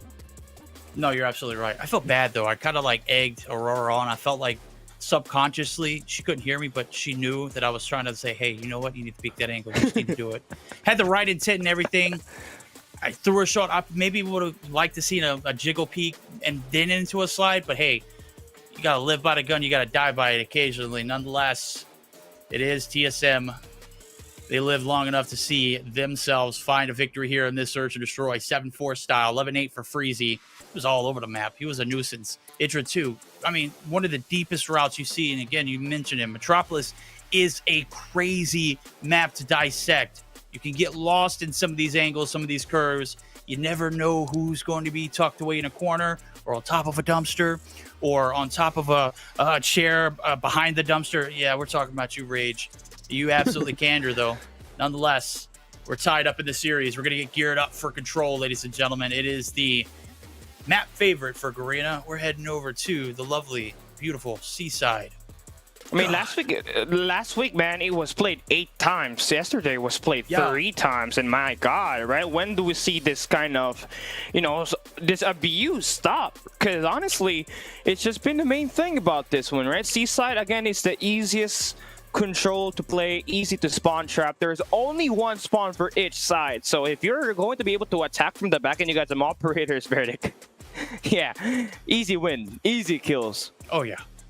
And we all know it's attack, oriented too. So, again, you develop a sound defensive strategy, or maybe one to not necessarily go crazy for whenever you do get found in a position where you've got 3 players who are coming off a respawn, and all of a sudden they bum rush that A site.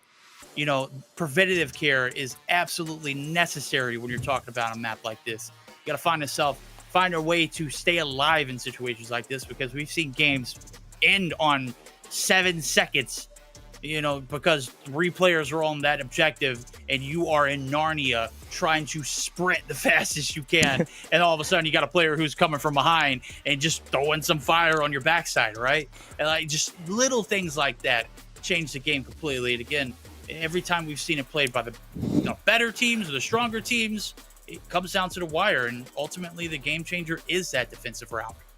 Yeah, and if you're starting on the attack side here, you're already going to have an easier time because you get to stack where you want to go, right? Exactly. And sometimes it's just unfair, especially on the A side, where you're only going to have one angle when you're on the defense, and that's through courtyard where you're going to be able to attack. If you want to be able to get that flank going, you have to rotate right through enemy base for just to happen. So if you're able to not get yourself some map control on this map, when you're on the defensive side, you're heavily punished. But when you're on the attack, right, you got to make the most out of it and take advantage of whatever you got into display. And so far, right, a lot of games where we had to see so much captures, which is unlikely back when we were playing Control last year, right? It all had to go down to time expiration and eliminations most of the time. But with this Seaside, a lot of captures, which just changes the dynamics of what we got running in this Control game mode. No, you're absolutely right. I don't think we've seen one round come down to lives. It's been everyone throwing their, or not lives, but time. It's everyone been throwing their lives at the objective in dying, or they're capturing it ASAP. It's done. We've seen rounds linger. We've seen denials. We've seen last minute comebacks, but it is it's not once come down to time that I've seen since we've been gasket this week. So change of pace. You love to see it in Garena. They have mastered it so far. We've seen it a lot. We've seen very, very quick hits. We've seen very slow developed ones. We've seen nasty spawn traps. We've seen everything that everybody loves. Us, we're going to continue to see it here as this second series of the night surely is delivering. It is TSM fighting for the right to stay alive here in a playoff journey potential. They're going to have to close this one out now as they have fell in game 1, redeemed themselves in game 2. still have a chance to win the series here in Game 3. Still anybody's game. All right, let's see it right now. Team Star Magic start on the attack side. First 3 kills actually favors Elite Assassins. So off to a great start, but you're kind of living out the B side kind of too open. That will be Seven and Rage just kind of playing that restaurant and just get themselves a little bit of time and pausing that clock to 1 minute and 19 seconds as they try to get back into this. They do take down the player holding down that A lane. That will be Aurora. Now they're going to be able to slam that A side, and they're just kind of going back and forth at it and just keeping this kind of attacks unpredictable. Now, again, doing so much of this capture, gonna make the most out of it. You got 2 players on that A side. 2 players, and they're just gonna completely abandon it. No, it looks like we're gonna see a little bit of contest. Here comes TSM still. Oh, yeah, great map control. Go ahead and chalk it, boys. It's done. 3 players on the hill. This one is evaporating. Minute 15 is where the clock stopped. It will continue to stop until that time is added up to 15. Now, as we see lives, certainly not really as of yet, but we're going to see how this one progresses as we see spawn traps getting set up too. Rage, reading it out, seeping it out, shutting it down, but Jai quickly going to be able to find one in the feed for himself. EA still have control over to this B site, but they need to get control of their spawn. They need to do it quick. Oh, Savio, he's just going to get deleted. Now you're not going to have a good time on this next few seconds of 7. Going to have this one locked down along with Yato. They got the range, he got the close gunfights. It's just going to outlive these players from Elite Assassins who's dying to find what angles these guys are just taking, right? They finally are able to flush the players attacking spawn. But look at what gave them that attack, right? Team Star Magic now doing time at the B site. A potential capture here with a 2-stack going on. It's going to be a successful attempt for them, right? Speaking of the devil, Team Star Magic attack side going strong. They played that spawn verdict, and that delayed the reinforcements on that B side. And with the 2-stack working there for Team Star Magic, they got the B side too. No, yeah, that was perfect. There's nothing you can ask for better. And it's a perfect example of what I was talking about. Once you give up one of those sites, and then once you die and come off that respawn, it only takes 2 players to keep the dream alive, 3, and it's done. I mean, there's nothing you can do.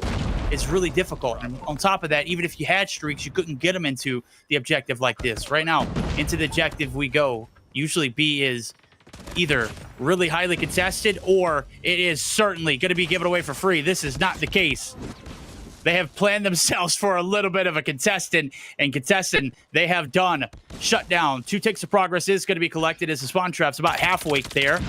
It looks like player number 4 is going to continue to make it raid on into the spawn himself, though, is going to get a little antsy, and back to the spawn he goes. Yato shut down. Here comes the equalizer. Woo! Okay, Tokyo going to be able to shut it down, but damage still done. 7 is going to be able to find 2 in the feed, too, as well. And not a really great start here for the boys and gals over EA. Not looking good, man. I mean, the operators just kind of took them out of place, and now they're down to 16 live counts remaining on this round number 2.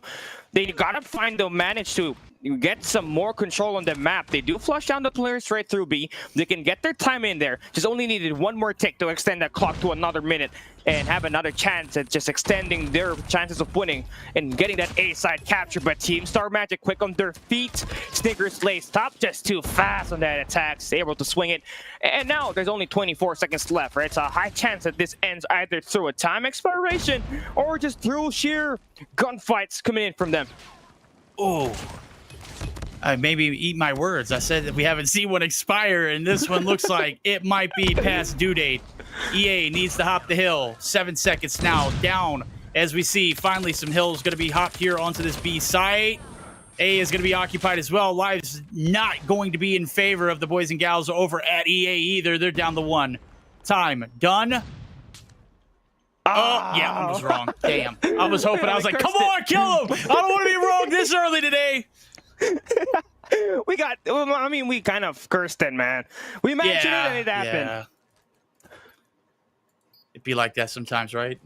Yeah. Now we got 5 operators available for EA. Would you take a look at that? Round number 3, looking good for them. They can slam any place they go. And now they bring out a Spiral here early. Trophy system is down. Freeze is gonna feel that pain. And Tokyo able to get that flush, but Iser down, holding the point all by himself. Takes those 3 players, stacking A. And now they have completely opened the A side. Let's see what they can do with it. Big kills that came through. All 5 operators, only 2 burned.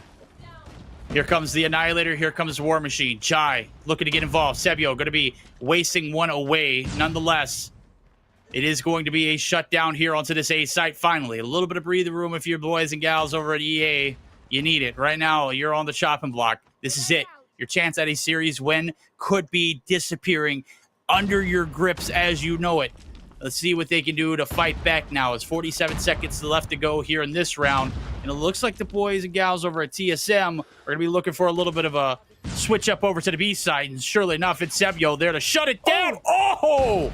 Two-piece. 7, though, finally going to be able to shut him down. And just like that, 7 going to continue to keep this clock stopped on towards that site. Oh, he's wanting the gunny, too. Damn, are these guys just trying to, like, hey, Verdict. Yeah. Yeah, just prove them wrong, right? And Ricky's just going well for them, honestly, right? But EA Thoughts is just kind of holding themselves very own when it comes to winning gunfights, right? They have completely shot down Team Star Magic, not give them any sort of time to happen in this map at the moment. In this round number 3 for the Vs, Savage is kind of the only player playing in the B site. He loses that gunfight, so now that's going to be a 4-man stack coming in for Team Star Magic on the B site. Jai there for the cutoff off the back. He's not gonna have more chance of taking a crack at this unless he closes that distance down. Pickle with the claw pushes in nicely, but Hydra there for the shot down to find those 2 eliminations. Sebio is gonna be coming out late on this rotate, but even he falls in the hands of Hydra. 2-0 on the live, 2-0 on the scoreboard, and Team Star Magic has extended that live count. Now they got an equal chance at trying to win this. Verdict. See what they can do with it. 7 lives left to go. Minute left to go on the clock. Still, anything can happen. EA doing great in the initial opening, but this is where things get a little dicey. Pickles in the corner. Hello. R9 doof right in your face. Shutting it down. 3 to feed. Make it 4. Idra gave away his location, but he wins the gutty. That's the Odin. Hitting like a freight train. Onto the hill they go. It's 3 still preserving the life. Yato, one of the last men alive in enemy territory. He is about to get pinched. Them cheeks about to get collected. No, he's made it out. Indra, no, what? No. Whoa. That's nice. it. Oh my God, it's just going to be Team Star Magic about to slam this and get this capture. Verdict. This is it. 3 players stacking it in. 1 on the deep route. Aurora, you've got to go. You've got to wait. You've got to make something shake there. Yato, Idra, dreams crushed. It is a smackdown. What looked like a round that could have gone in favor. Yikes. Hate to see it disappear out of your hands like that in the series. Gonna go in favor of TSM. Wow. What a way to see that one go. Obviously, I mean, it kind of felt like we saw there in the Hardpoint where I was just a little upset with how it ended. I wanted more. But hey, TSM said, let's just go ahead and put this one under. We'll talk about it later. We got through the night. I mean, it was a 5 life count difference there that they just overcome, and that just gave them that win to earn themselves another series victory. On the day, they are going to be 2-0 at the end. And now we're going to be taking a look at our post-game breakdown here and see what's up, right? Who made those plays? Honestly, I think everybody deserves to, get recommended here, right? To get commended because of how well those operators came in big time for Team Star Magic to win that through a 3-0. And, better stacks is coming in. And you did mention, right, once you're able to cut down a couple of players from the defensive side, when you 2-stack, it's good. But the 3-stack, goodbye. And that's what happened. TSM 3-stacked at A site. They got the pressure going in there, and the eliminations just followed through to win them this round number 3. There we go. And I read somewhere in chat that it's okay if Idra has a bad game. You know what? He's still a great player. You're right. Idra came through, slammed him. 24-7, 4 assists, 21-11 for 7. I think he was the most consistent throughout this series. I think he had a stellar hardpoint game. Wasn't a victory, but a solid search, as well as this map in particular, 21-11 with 4 assists. We'll have to figure out who is going to be that MVP player later on. This series done, dusted. Adios, TSM. You did your work. Double dose of them. It's 3-0 and it's 2-1, respectively. This one, man, that was a hell of a summit Hardpoint. Obviously, it didn't go their way, but it's going to be something they're going to have to go back and figure out where the hell went the problem. I mean, obviously, you can't pinpoint it on one particular location, but something went wrong. They're going to have to unravel it later on. it's going to be tough, right? Honestly, for them to get a map losses. But hey, a win is a win, and now we get to take a look at some highlights. If you guys missed the action, it's going to be a good one. We'll be right back after this.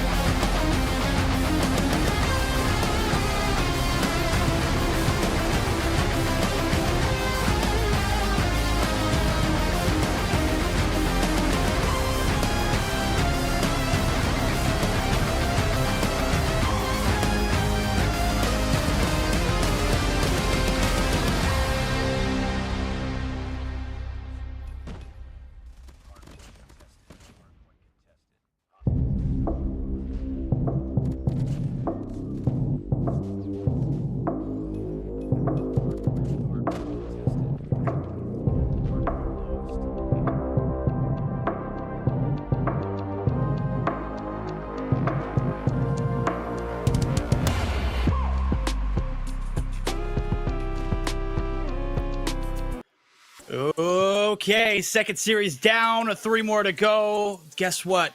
We got a highlight matchup on our hands coming up, but we just saw some highlights from that last series. It was TSM, it was EA Thanatos. It was close, but it was no cigar. 2-1 victory going in favor of TSM Cali.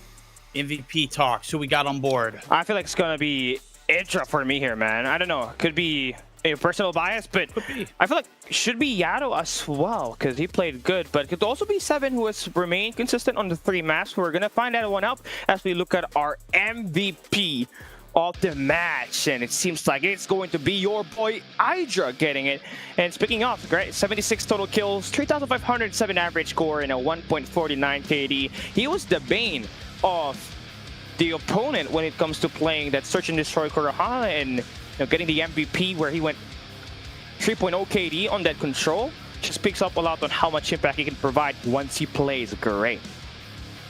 Absolutely, 100%. Love to see it. Had a standout performance there in that control, as well as a hardpoint performance that didn't get the job done. Nonetheless, he is going to be your MVP. We'll see how they stack up against the players from EA Thanatos, as this one is coming up here. Hell of a performance out of this roster today. Consistency across the board. We already know who it is. It's Pickle this time around. 0.97 KD to show off there for this series. And going up against a room full of killers, this one certainly was well earned from Pickle. Nonetheless, couldn't get the job done for a victory here in the series. Still going to win a total. That's going to put them at 3, if I'm not mistaken, maybe 2. A lot of work needs to be done for this one for stage 4 ready. I mean, it's great that you're going up against this highly experienced team and just getting a lot of, experience, a lot of losses that eventually exposes all your weakness. And, you may have taken a loss here if you're EA, but, it's all right. You still got a chance to play the world stage by just doing better once we hop into stage 4, right? Because some teams are just like that, Stalwart Esports, they haven't won any Garena Masters title, but when it comes to playing the most important part of the year, which is the Garena Regional Finals, that's where they went in, take 3 championships for the last 3 years, and has just represented Garena all throughout. And you could do the same thing if you're EA, but a lot of work has to be done, as you are just very lacking when it comes to playing your S&D as well as your control. Absolutely, that's very well said. Still a little bit of time there for them to get that work, and still plenty of tournament here left to go here for the Garena Masters VII Battle of Champions, second match in the second series, back into the mix. We're getting for our bread and potatoes. Let me just tell you, this one is about to be a banger. We've got a stout matchup on our head coming up. It's going to be Stalwart. It's going to be Elevate. Ladies and gentlemen, don't go anywhere. We're going to have the best of the best competing in the best formats. We'll be back after this break.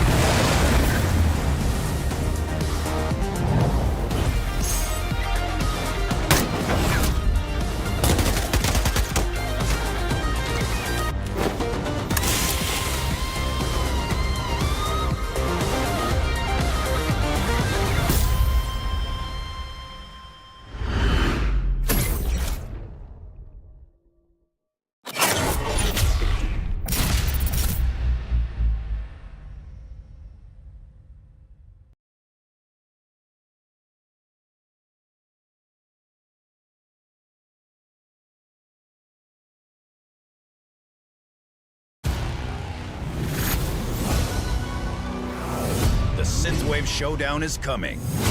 Here's your briefing for Season 6.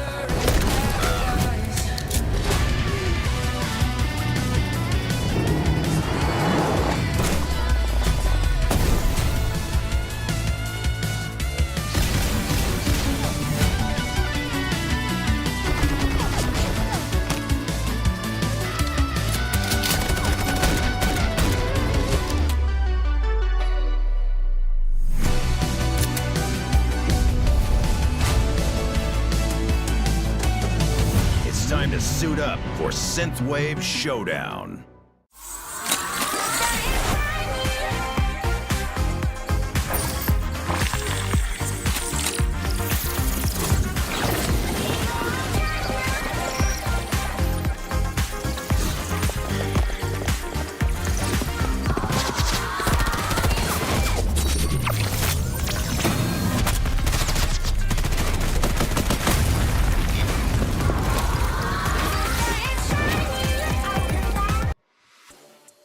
Alrighty, ladies and gentlemen, we're back here. It is one of our primary matches of the night. It's the premiere, one of the prelims to what is going to be a heavyweight throwdown. Let me tell you, it is a massive one. Stalwart Esports has put their name in the ring for a top three finish.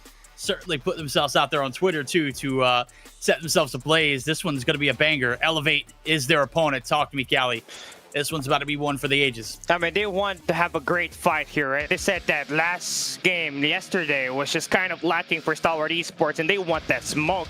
Now they're going into a match where they're going to have to fight the two-time Garena defending champion in Masters, right? And Stalwart Esports is just fully locked in. They looked pretty good yesterday.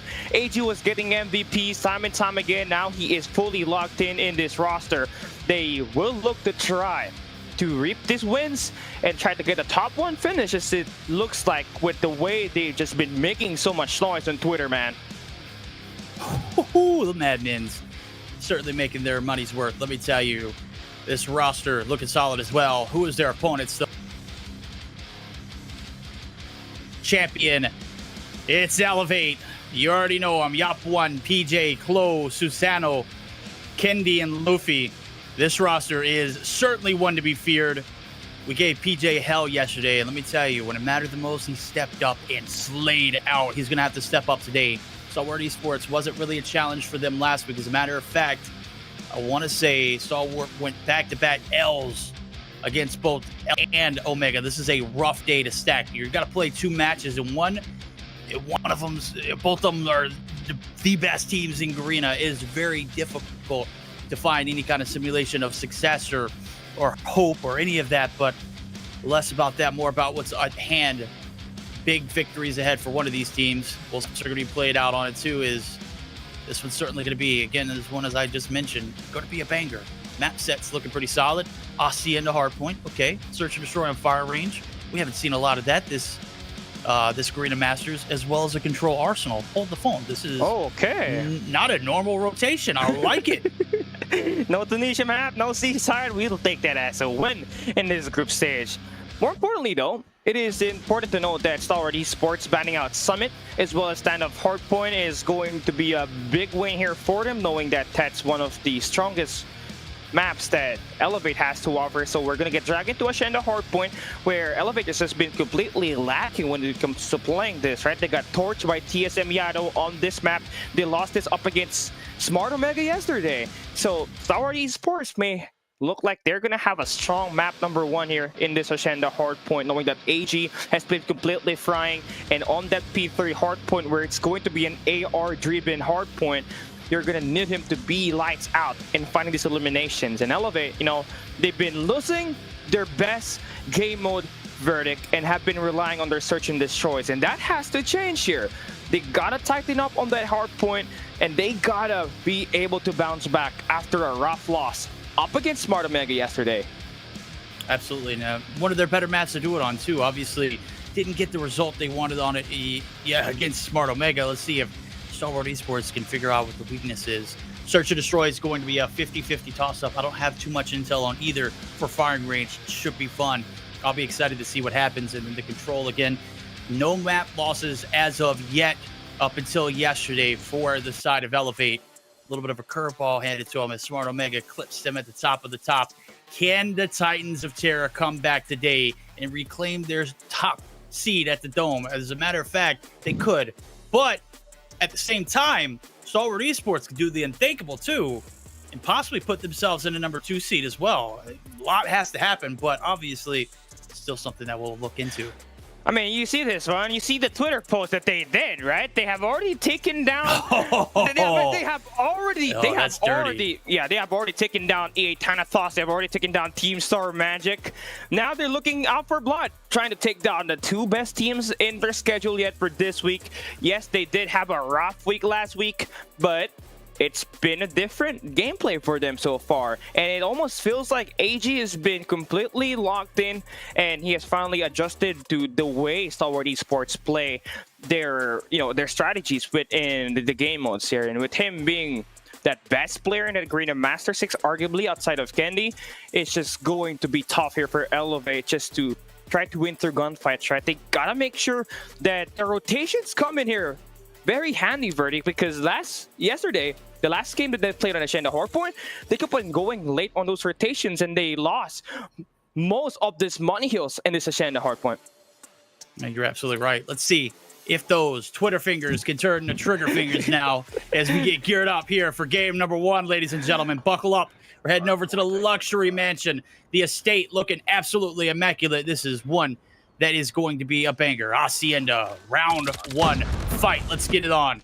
Good shot's going to come through on the top side of the mat. Yopi, Klo, all involved. Elevate, already lining up the feed. Hot and heavy as the shots, but it's shot up. Who is going to be able to find himself with 1 as well? Make it 2 as the feeds are coming through. And Stalwart Esports already off to a decent start here on P1. Okay, interesting gun composition that you got here for Elevate. They got 3 ARs, 1 SMG and PJ. They got Yopi playing an MG to start the game off. Now he's going to switch back to that Fennec just to get a little bit more ingress on this. They want this P1. They've already turned it into a money less from the looks of it, right? On that first 30 seconds, they were able to get most of that time, but anything really, you just want to be able to get as much as points on this P1 and worry about that P2, which is going to be a money hill. But so far on this point, right, it's just Stalwart Esports is getting all these eliminations and just taking that lead back away from Elevate. Go. Anybody's ball game. Both teams put their foot on the hill. Looks like it's going to be an equal matchup heading into P2. Setup already being made. Stalwart Esports looking to go ahead and solidify themselves. Good rotation there for player number 2. Good read on the kills. Big collection, big execution. So far, so good. Does not look like we're going to get it to contest in the first 10 seconds now as we get a point view. That yellow Lamborghini McLaren, whatever the hell it is still looking luxurious. We're going to need some more shots to come on through. Headies going to be played. FTX and shot up. Cleaning up the house in the garage, sweeping them under the rug. It is not going to be a foot in, as we see the feed is in yellow and so is the hill. They're going to be able to collect the souls of these Elevate players early on, but it could be a break to the back that could happen.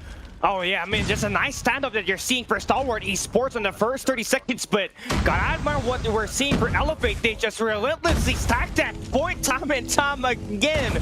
But nice defense we're seeing, honestly, as Clove gets himself a 3-piece off the driveway. Another drive-by works in, and that's already a 27-point lead. And growing points that you got for Stalwart Esports as we try to open up P3, where they're going to be starting off late on this rotation. Finally, we're seeing some early setups for Elevate, but that gunfight, man, on a different level from Stalwart Esports. It is. Backlines now looking to get the compromise. Opening hills for fences. It's going to be in yellow, but it is Klo, or Yopi, rather, going to be on to the objective. He's going to be able to run and gun as well along with it. First 10 seconds uncontested. Big stretch of the imagination to get across this one, as fence is still yet to be touched by Stalwart Esports. They're going to get locked down, and they are being chopped up and spit out on the outskirts of this objective. Can't find a way on in. Here comes the operators from Edgy. Big Sparrow being used there from Yopi as well, but Edgy going to be able to find 3, making it rain from a distance. Still making it shine through as he does find the 4th. PJ and the Claw going to come through for Susano. It's going to get shut down, both of them. Not going to find anything but 1 in combination, and some utilizations of the operators.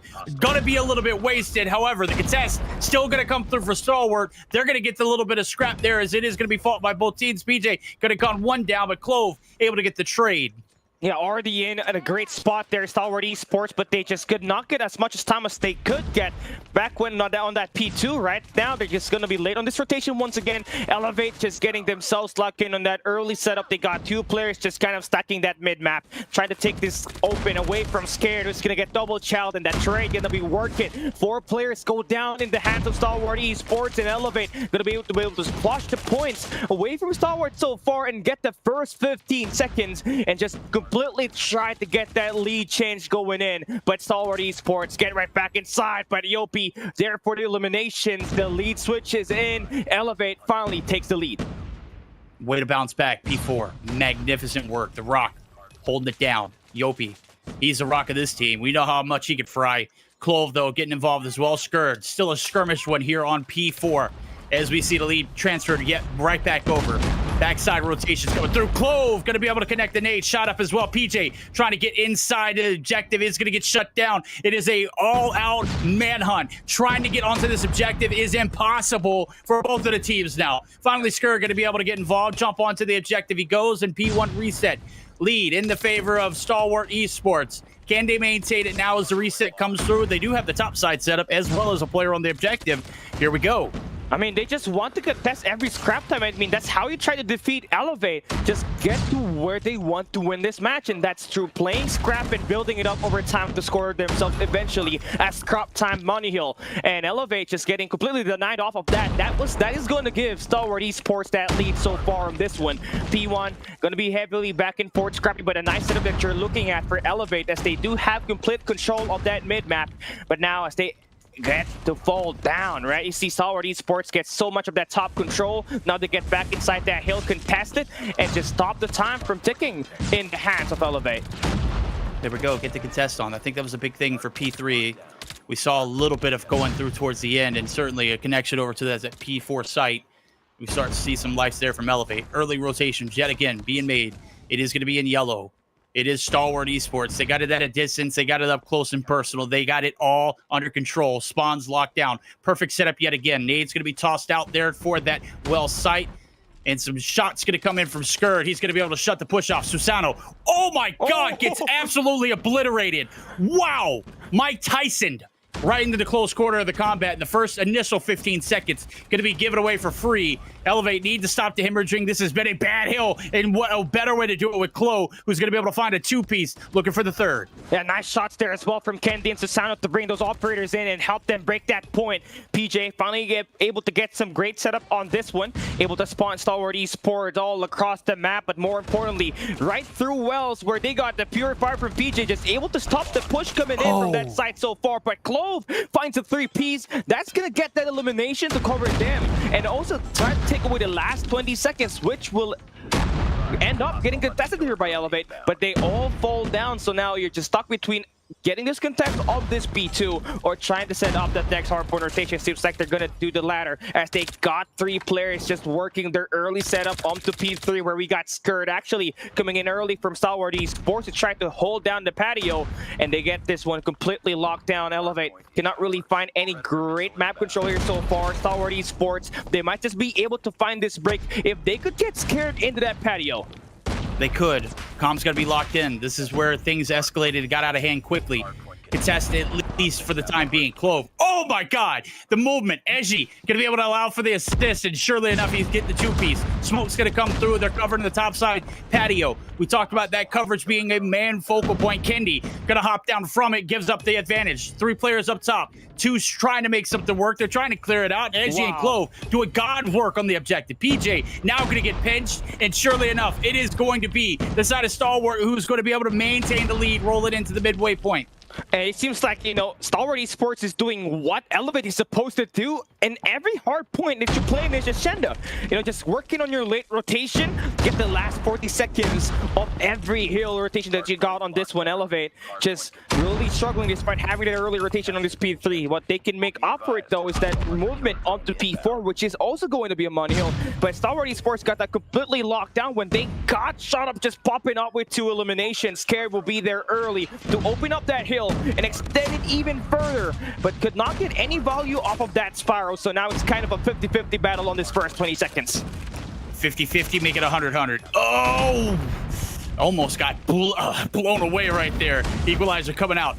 Here comes the War Machine. One of the better ones in Garena will say. It's Edgy. He's going to be able to find one. The Grab Vortex finds 3. Wow. Jesus, the denial tool. Absolutely popping off. All the operators are out on the table. Nobody able to hold the objective for the time being. It is a contest. Clove going to be able to gun one into the doorway. He goes.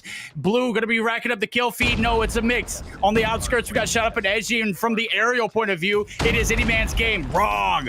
It is a grown man's game right now. They're trying to spark the comeback, and they're going to be able to shut it down for the last 9 seconds of this scrap time.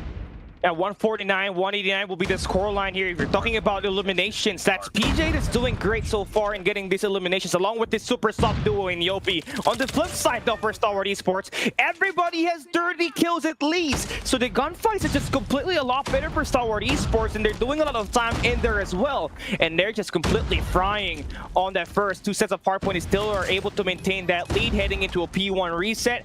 You got Stalwart. Again, better map control. Oh, yeah, map control. Easy. FDX. Good God. This is panic mode here for if you're Elevate. You got to find something, man. Guns.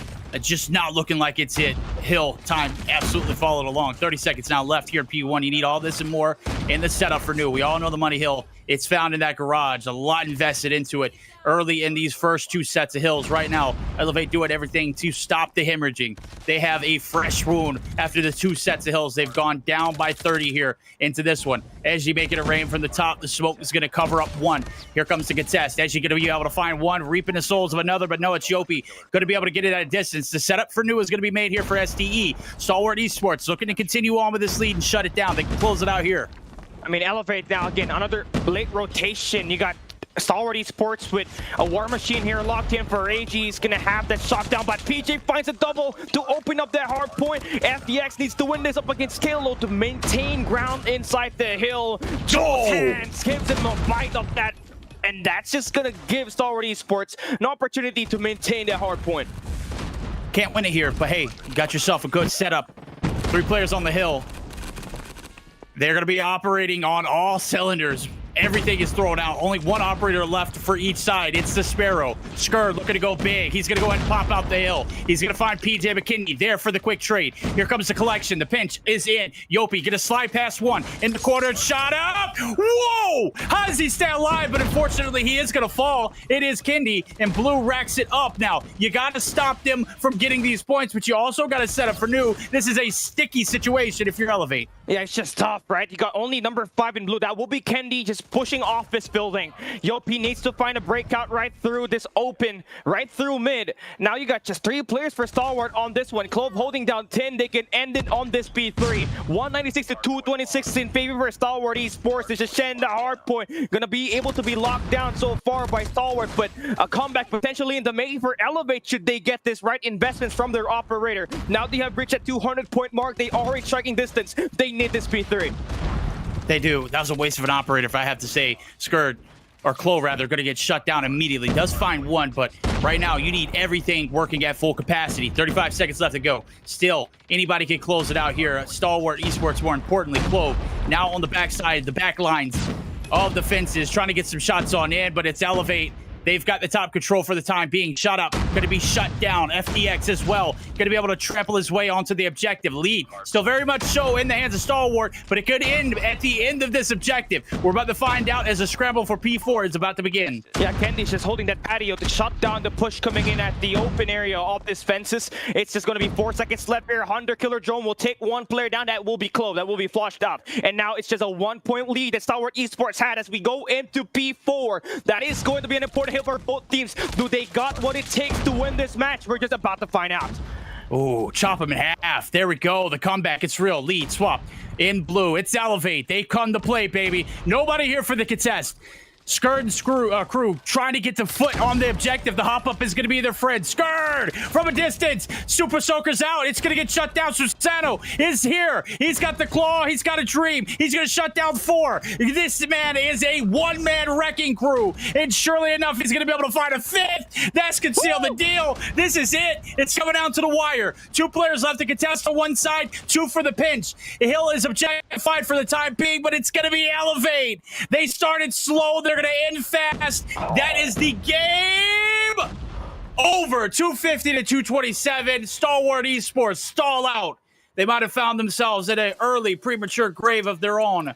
But surely enough, that Twitter post might have been for them, okay? Might have been for them burying themselves. Wow, what a comeback. Yeah, Elevate, that's just something that was uncharacteristic. They should have been able to have that lead earlier, but Stalwart Esports did a great job just getting their winning ways in there and just getting that P2 and that P4 locked in. But at the end, it was Elevate that got that win, and it all had to go down to those operator investments. Susano was a one-man wrecking crew, as he said, Verdict, and we're going to find out what's his stats looking like as we have our post-game breakdown ready in front of your screen. That will look like, could be possibly the most tightest team that we got so far in Garena Masters VII, right? Now, honestly, it's just going to be going down to the sub duo here, right? Yopi, PJ did God's work. Look at that impact rating, 190 points and higher for these two players. When you need them the most, they step out. They got the comeback in this map number 1. But Susano was the key playmaker at the end, right? There were more than 2 players pushing for Stalwart Esports on that P4. Susano was just able to put that claw into a good use, and that immediately just resets Stalwart Esports attack on that last hill. And it was, I mean, just such a crazy game, too, because you look at it, the breakdown, Elevate did not have a single advantage on the biggest money hill. The money that they found was on fences. P3 was their bread and butter. And then they were solid on the P4 rotation. So you do a great job of mitigating damage in P1. You don't necessarily do yourself a favor by setting up for P2, but you find yourself in a feisty position to put yourself into a contesting spot. And when it mattered the most, you made that long, intrepid transition to P3 to extend the game to where they could close it out there on rocks. And certainly a phenomenal way to start this one out if you're Elevate. If you're Stalwart, trying to dig through those memes and figure out which one's going to work for you here, because I'm just going to go ahead and tell you that one you had very much so in the grasp of your hands. You let it kind of just like slide underneath you. You just got bested. That is exactly what happens when you go into the ring with a heavyweight. It's never over at Elevate. Certainly not going to give it away for you for free. Hey, if you look at it, right through that mid game, Stalwart Esports was outgunning Elevate. They were doing more time in there. Just the sudden fall off just kinda was the biggest difference here, because Elevate was just able to turn off their gameplay at the end. That P2, P3, and P4 break that they did was just perfect. And talking more about that P3, where they pretty much had full control of that patio, where you have Kendi just set up on that top floor, just get that high ground advantage, and eventually gave them a huge gunfight advantage over all the score. A lot of points on that P3. Now, it's done, right? Map number 1 finished. We're heading into map number 2, where you got yourself an out of the line, a map made of paper mache. Firing range, here we go. Oh, you already said it, bro. Paper mache, wall bangs. It ain't even wall, bro. It's just bang. Bang. Opening blood coming through. FDX, he ain't missing, buddy. Susano looking for revenge. PJ is going to be able to get a late connection. Kendi, can he get another? No. He's going to get his teammate Claude, going to be able to shut him down. The trades galore coming through. FDX now looking for the player on the island, and surely enough, the attention span not going to be there. And nonetheless, this A-site going to be given away. It seems like there's going to be a bomb plant happening here. You need that trailer control if you're Elevate after this post plant, as you do have information and overall advantage to just take control of that mid map right after that. And now Stalwart Esports just kind of scouting around, looking for information.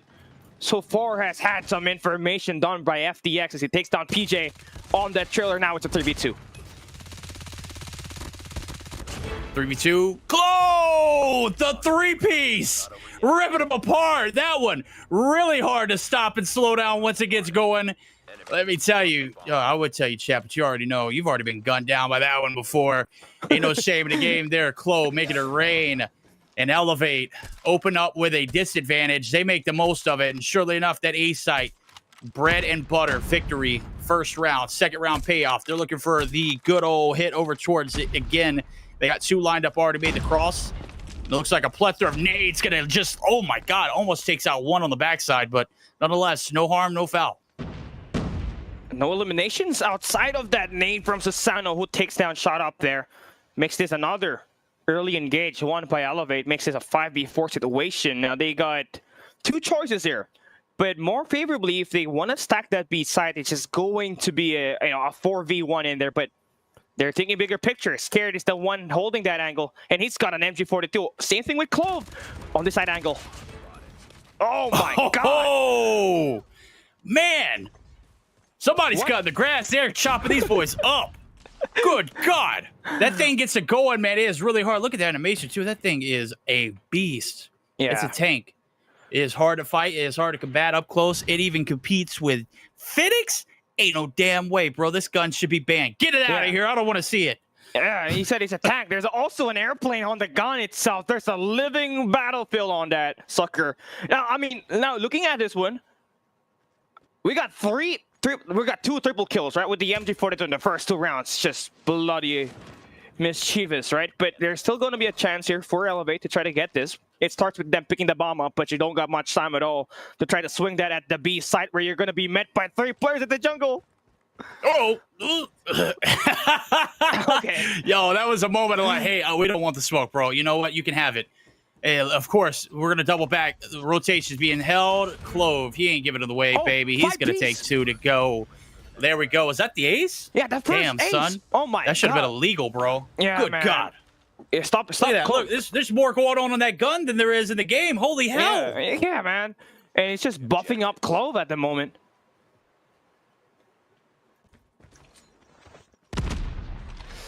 Tough block. I mean, top block, honestly, there for them right now. Elevate still going to make that push at the A side, and you know they haven't learned from that attack from Clove, and they're just gonna get that bomb not picked up yet, right? They're playing for picks, and now it's just going to be Stalwart Esports able to guard that bomb with the help of number 2 in blue and FPX holding down Woodhouse.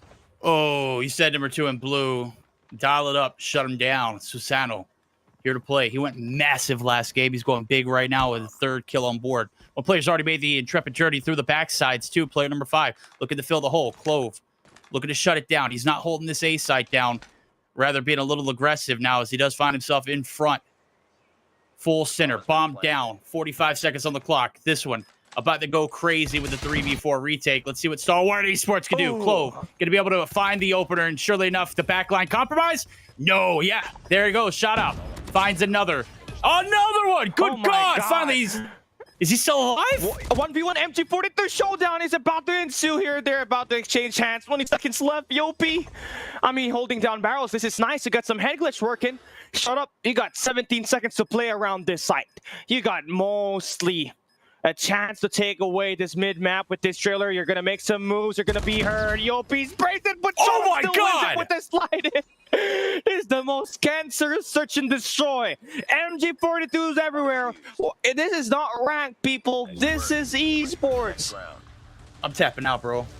What is this gun?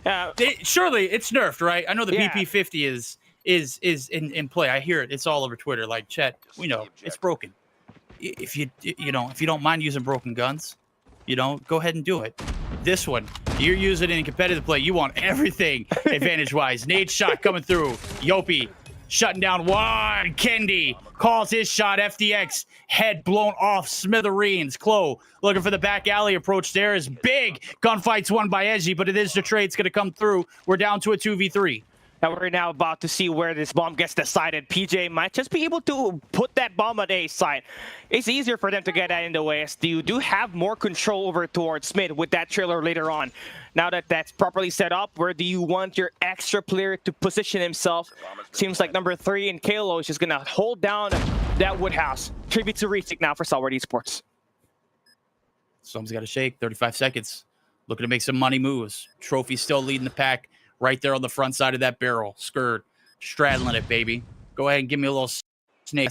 We want something dirty right here. I need something for my clips. We need something for Twitter. We need something for TikTok. We need something for everything. And then surely enough, clip. Absolutely. We'll give it to him. 1v2. Free back shots. All hit. That's a very honorable gun to utilize on that elimination right there. Anything that's outside of the MG42 is honorable, man. You got, most of the plays here just being ruined by MG42s, but honestly now on this round number 5, PJ takes the first blood in 2. So now they open up the A site once again. They are just pushing it, abusing it, and Stalwart Esports Now down to their last 2 players in the first 25 seconds. This is one of the quicker rounds. Kennedy going to go ahead and solidify it. Look at player number 4. He's in a nasty angle. Not necessarily going to need him, though, for this one. Skirt again. Picture perfect from last round. Surely, yeah, there we go. He's like, let me watch my backside, too. Oh, let me watch my front, too. Kennedy going to be able to find one. PJ there for the cleanup. Great round. Line him up. Knock him down. He started with 2, ends with a 3rd. That leads them with a 3-2. Last round on the attack for them. So far, they've been pretty dang solid. I would assume this is their map pick since they're on the attack for the first 6 rounds. They made the most of it so far, Callie. Yeah, for sure. And honestly, for Elevate, right, they started it with just the push coming in from that side. There's not going to be any push to B side whatsoever. This matchup right now for PJ when they're on the attack side, so they're just going to try to really slow it down here for a bit. Find that opening pick. Kenny takes down FDX. Now they pick up that bomb. A potential another elimination here for Kilo. Bruh. Oh, he's going to get swarmed. I mean, that's an absolute beatdown. But they do put that bomb down at the A side. They're on their way. Stalwart Esports is about to make the rotation. Let's see. Skurd yet again straddling the site through the smoke. He's going to go ahead and creep on through. Shuts down the bomb carrier. No, it's not done yet. That's going to be 3 in the feed. Stalwart Esports spoiling them here.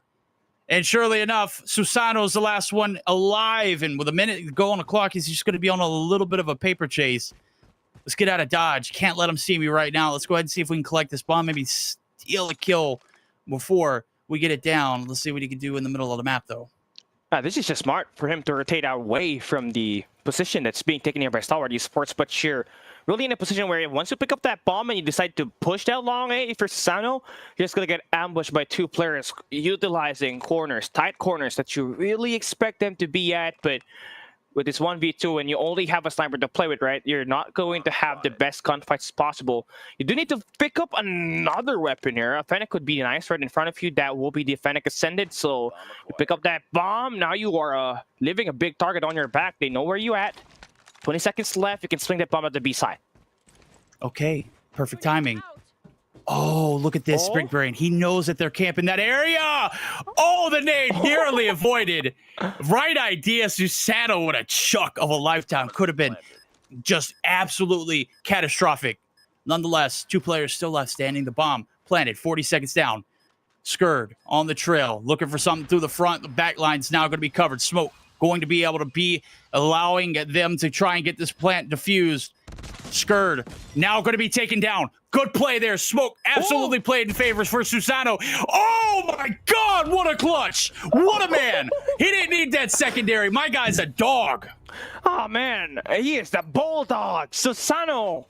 He perfectly utilized that smoke coming in from Stalwart Esports to reverse card the way out of that round. Took down the bomb diffuser, utilized that smoke, get out, hit him quick, chicka-pow, FDX went down quick on that. 2-round lead advantage for Elevate as we switch the sides. Now they're on defense. And it seems like we're going to be playing it slow on the first 30 seconds of this as Stalwart looks to try to erase that momentum from Elevate right after that 1v2 clutch from Susano. That one was nasty. Ooh, Nelly. We got ourselves a game. We just need Stalwart to get involved. Right now, they've been mic silent last round. Clutch disappear right through their hands. They played it perfectly, but, you know, 2 can play it at that game. They only need 1 to do so. That smoke played perfectly for them. And, well, a minute has disappeared from this clock. Right now, we've got a little bit of a line of sight towards this A bomb trying to make its way on through. Wallbang's not going to land for Susano, but more of just a warning shot to, reveal his location. And nonetheless, it is going to back down the players from Stalwart for the time being. Let's see what kind of adjustments they can make. Okay, so number 5 in blue and Clove is playing a contact position at B. They're going to be expecting some players to rotate there once the bomb gets planted. Now, they got the A side pretty much covered up. Nice setup that they got here, but you do need that Triller in your position. Elevate on this 5v5 retake. Just about to make their play.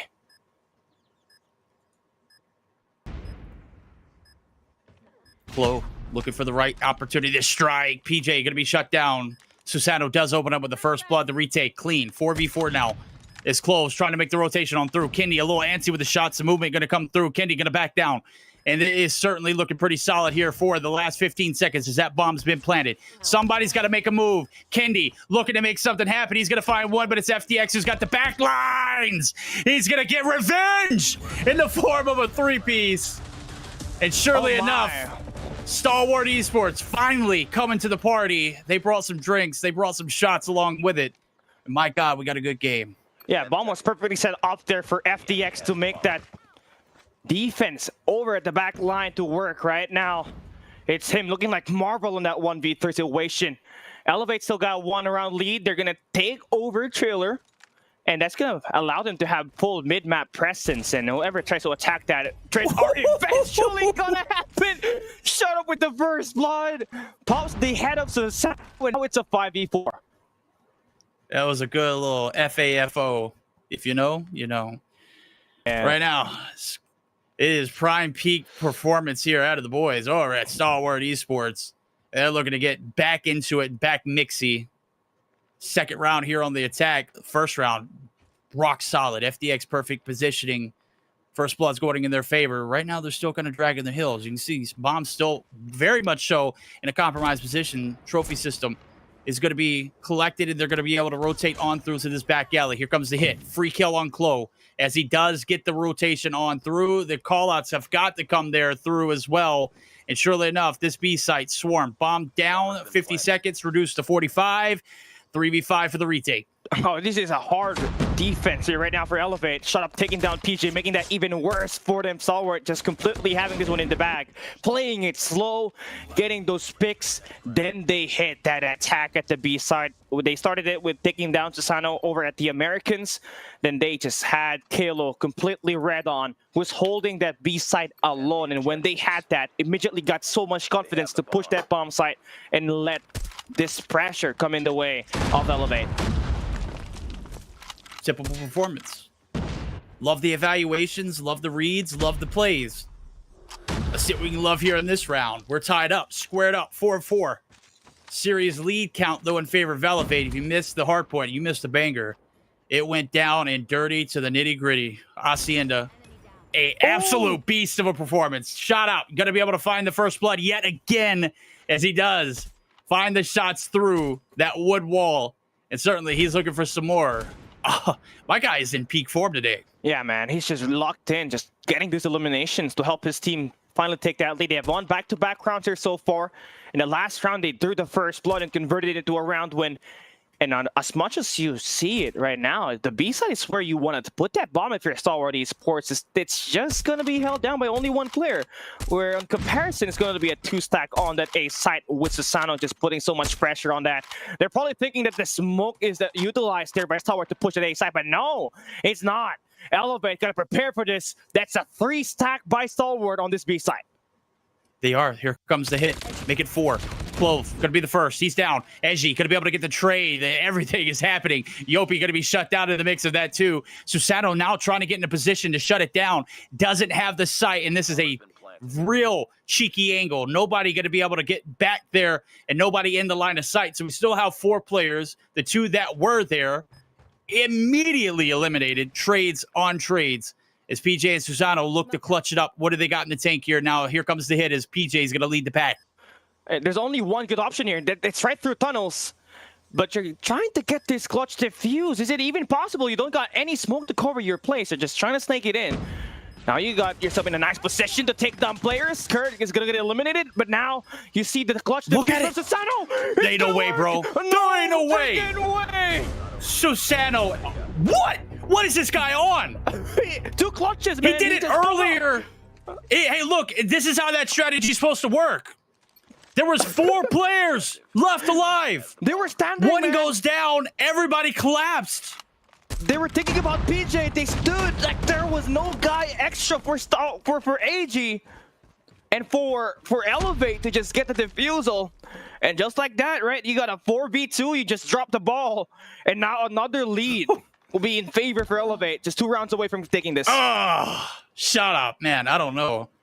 My guy's gone 3 rounds in a row, first blooding, and dude is on a streak. Clove looking like he might be able to reap the benefits of having 3 unsuspected. 1, 2, 3. Count them. Oh, baby! boy. Business is good. Firing range looking solid. Clove gonna be able to put a nail in the coffin to this one. One player left in Yopi, and let me tell you, he's already been out. Middle of the map's now being occupied. Shots are gonna come through. He's gonna take down one. Take down, no, not the second. He's gonna be denied. And boy, oh boy, have we gotten ourselves. I'm spoiled now. This game has absolutely delivered. Yeah, back-to-back games where everything is just down to the wire, man. But talking about Stalwart Shut-Up, he's been ripping those first bloods like Marvel, man. And he's just completely on point and taking down the other team's best sniper. And that's been Kendi dropping the ball on the last 2 rounds by far.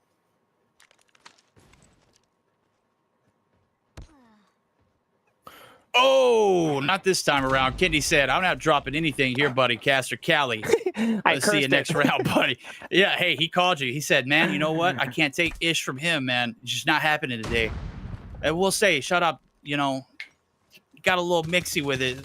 Past few rounds, he's been getting away with some pretty crispy shots. Oh, wallbang going to come through. I think Clove might have seen it come through. I think he's going to go ahead and give the call, and now the anticipation for the push. Well, they ain't coming. A side looking like it might be open. There's one player onto the trailer shot. You got one right there in the middle of the map, too, and player number 1. Yopi in a prime position to go big, but not really in a position to prevent this bomb from making its way over across, as PJ is going to be the one that's going to be able to give the call out. And the redirection there from player number 3 and Chloe now trying to apply the pressure. But once the bomb gets planted here, you're going to have number 1 in Yopi just trying to rotate outside of Wood. That would have been a nice position for FDX if he just held down that spawn. Now you're just going to try to take a blitz here. You only got 40 seconds left, and you're going to have to make that move quick. Get that nice setup once the bomb gets planted. But it's going to be hard when you got Elevate just having PJ inside of that trailer. Many teams have tried to take that guy down inside. Do they have what it takes? The 2-stack there works, and now it's a 2v4. Bomb is down to the side, but Yopi with the flank to find a double. Oh! And now tides have turned. Stalwart Esports about to fall down like flies as Yopi completely rids him. Yopi won Kenobi Sports. It's just too good, but Clone oh my God. has its own. It's a 1v1. It's doing Oh!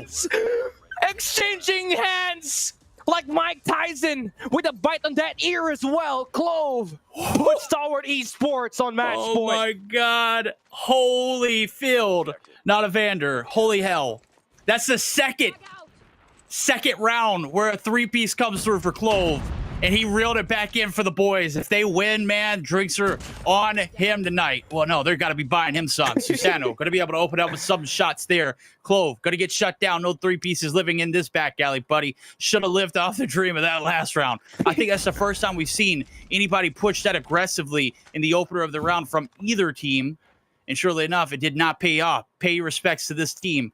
Both sides now looking solid. This is win condition set for the boys and gals over at STE.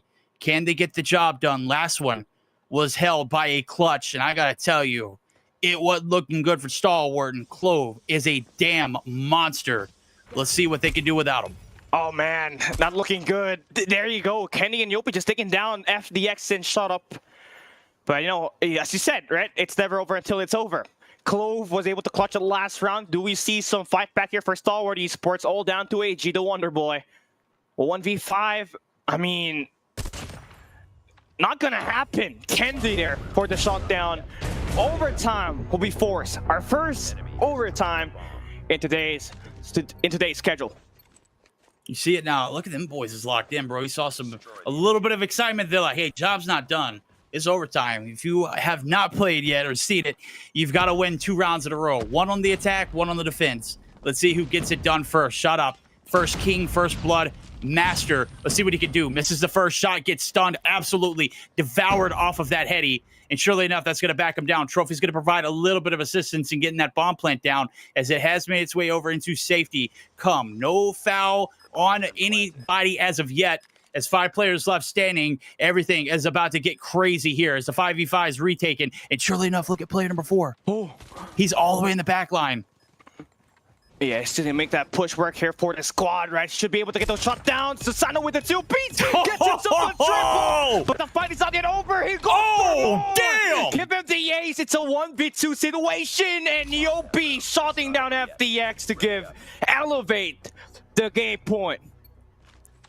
Okay. Is it in here? That one. Ugly round. Bounce back. Let's see what the boys over at Stalwart Esports got in their sleeves. Little trickery, this one. Oh my God, they are not sparing any expense. The smoke gonna allow 2 to get on through. They've got trailer control, and everybody from the side of Elevate has backed down. Stuns trying to get landed up. Nade shots. They are landing perfectly. If you are on barrels, you are dead.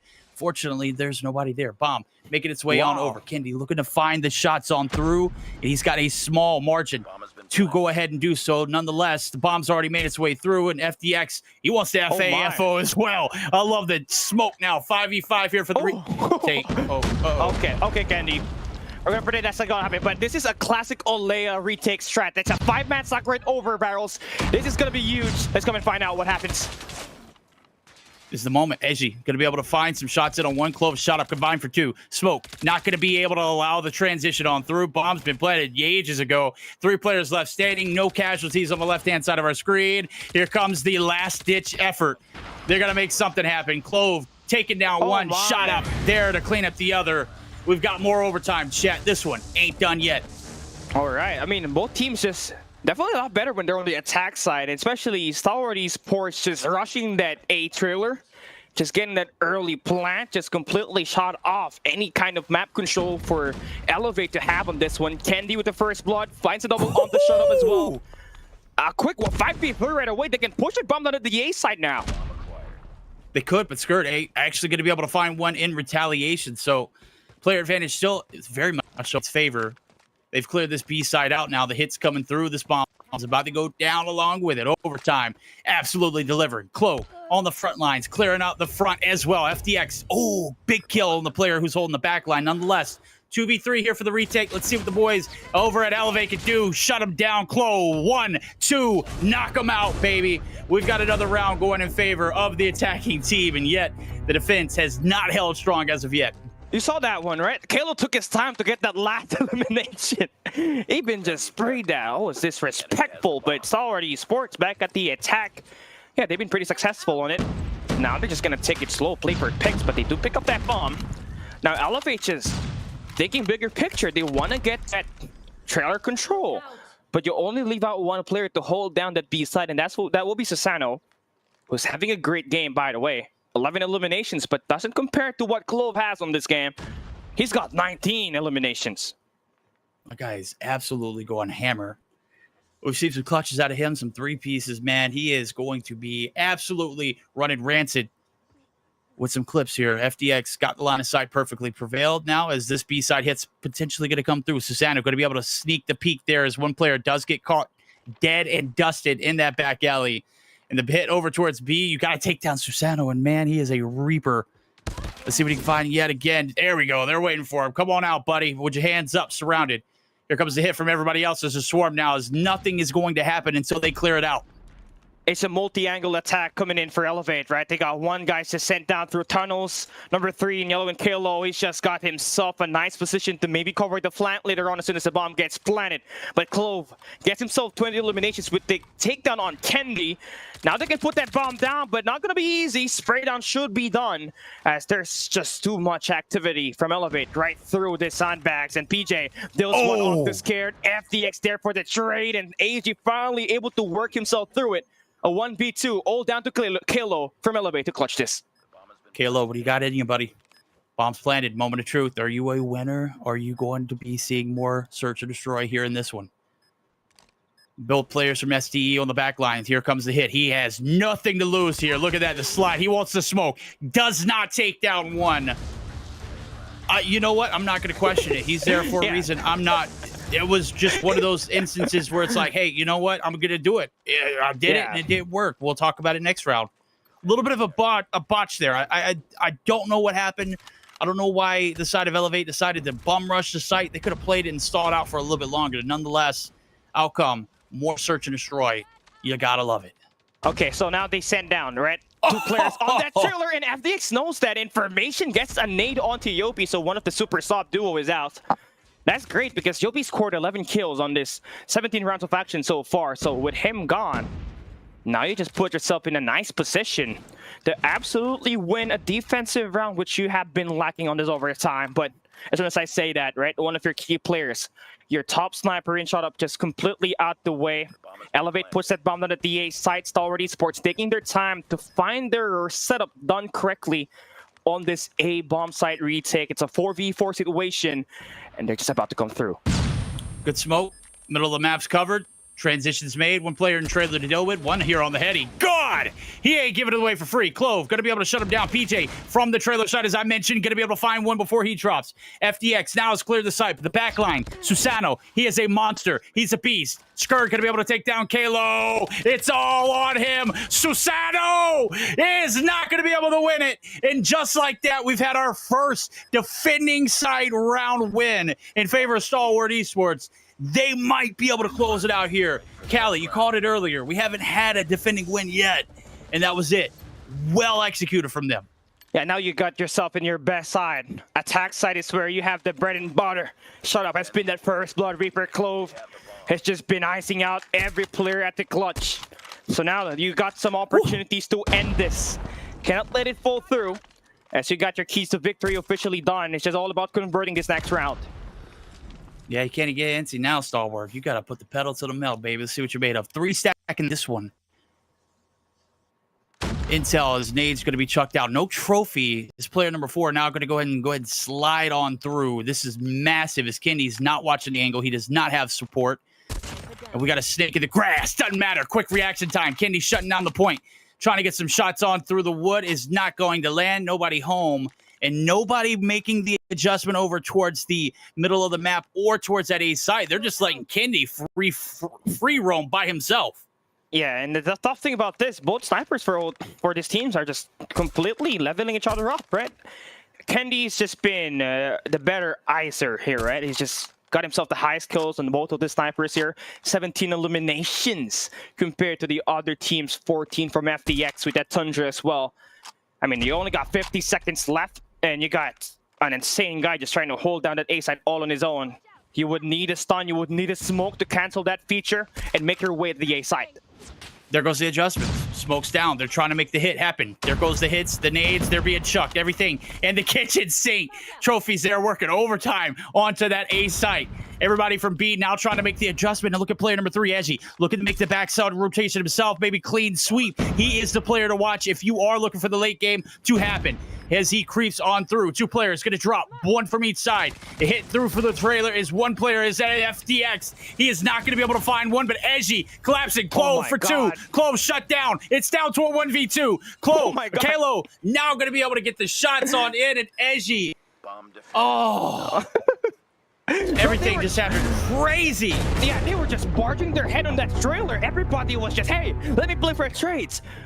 But that trade is favored Elevate when they played on that retake attempt.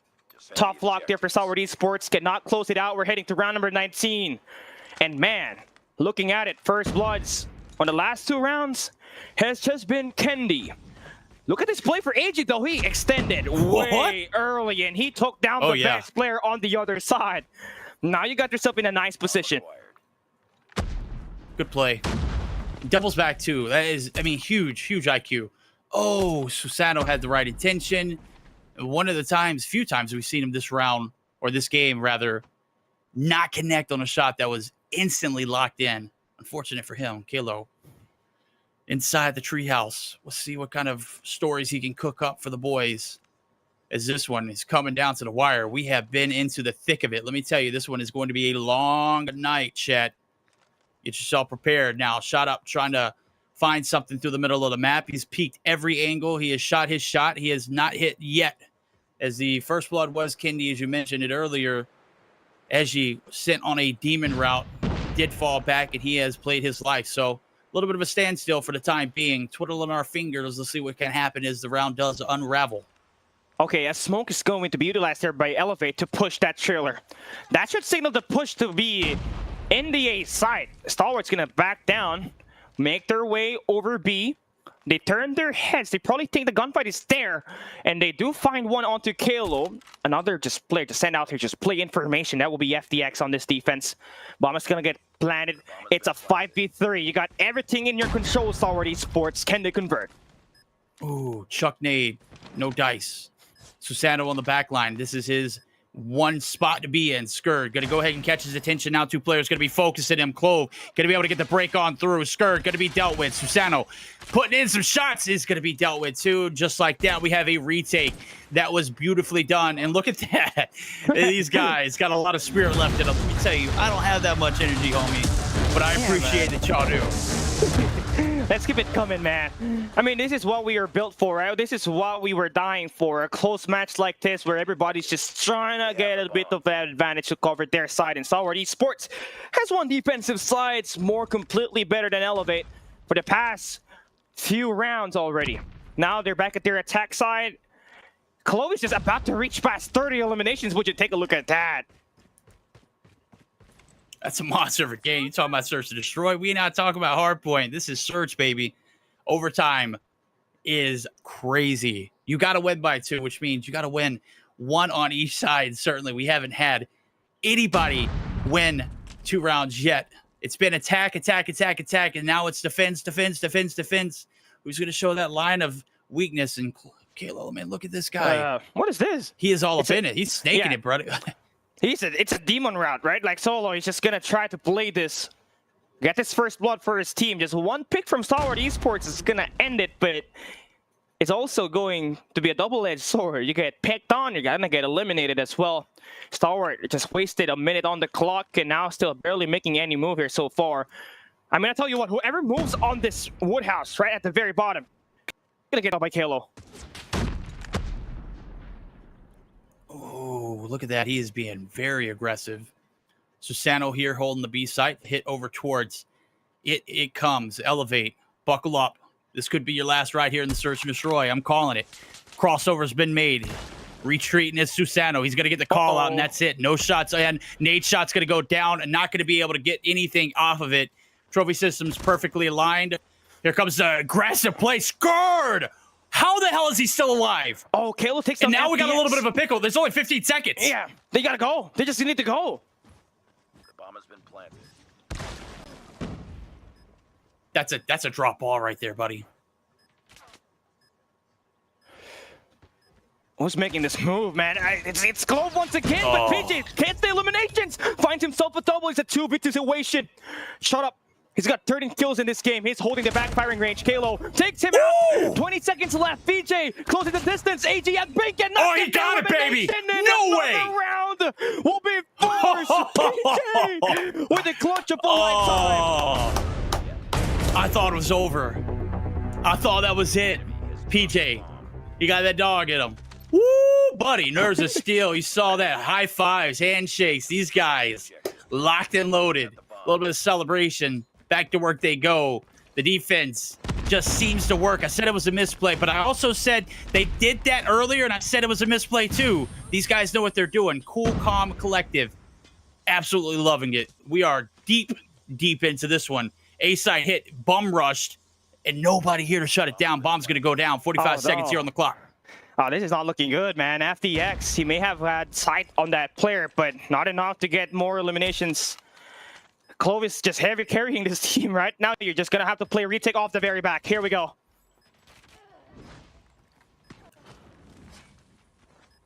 Calculated, Clove, Skurd, combined for 2, make it 3 with shot up, trailer shut down. And just like that, the dreams of shutting this one out here. Not looking good for Elevate. That one crumbled. They might have absolutely worked that zone. But surely enough, they could not hold it for the life of them. Man, that one looked like completely a steamroll there for Stalwart Esports. I tell you what, that post-plant defense for Elevate is just ass. But, you know, breaks like that's gonna happen. It's a very long game, right? It's gonna have to go through who's got the most endurance here, who's got the first blood as well to back you up.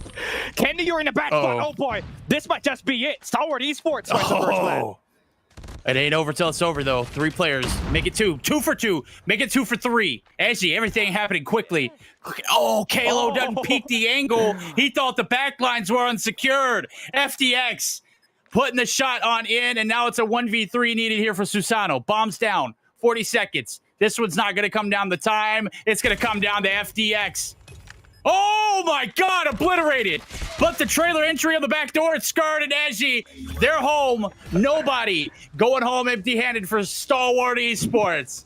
12-10 victory. And ladies and gentlemen, I thought it was just one of those nights where we're just like, hey, you know what? It's over. Nope, we got one more in us. Wrong. You called it. Good round there for Stalwart. They put one on the board. The S&D. Ooh, Nelly. 22 rounds? Jesus, man. That's not easy, right? It's not easy. You got to have a lot of, strategies, a lot of in your bag to be thrown out on that.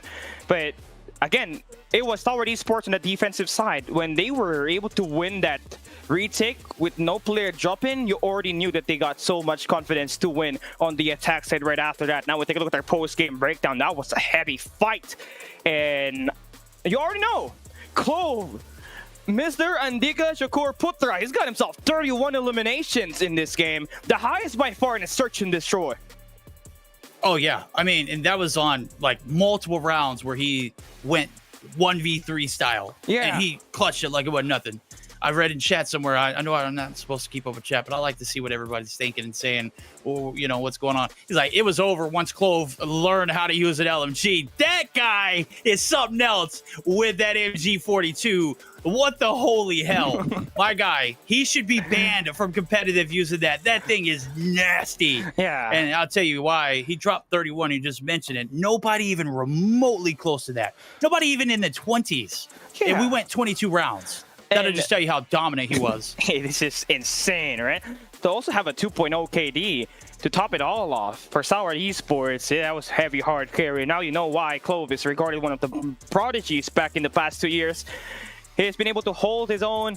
He was able to rep Kagendra last season in the World Champs, and back in it in Stalwart Esports, he has just managed to put himself in a position to get all that spotlight. We just reached 1,000 viewers in chat, in YouTube, and that is because of this close match that we just got here. 2 maps where it had to go down to the line verdict. I feel like this round number 3, we gotta end it to a round number 5.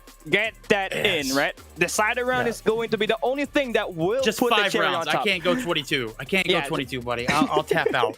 Like, I'm gonna need AJ to fill in for me. I know he can get the job done. It is getting to be one of those nights for getting geared up. Control is about to be delivered. Stalwart Esports fighting for their life in that search to destroy. They had the this is ages ago, the Hardpoint. We still gotta talk about it though. It was so long ago. Like, good decades God, ago. we're already an hour.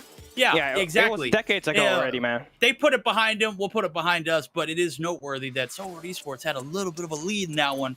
Could have almost closed it out, but it is, the Garena champions back-to-back that came through for the comeback of a lifetime there in the Asenda. That search and destroy slipped through their grasp. Let's jump into it. It is Control on Arsenal, not Seaside, chat. Let's enjoy it while we got it. 3 wins. If it doesn't decide who wins in 4, we go to overtime, which is round 5. That round is decided what side you're going to be on based on how many ticks to progress you get and kills being a factor too if it is tied.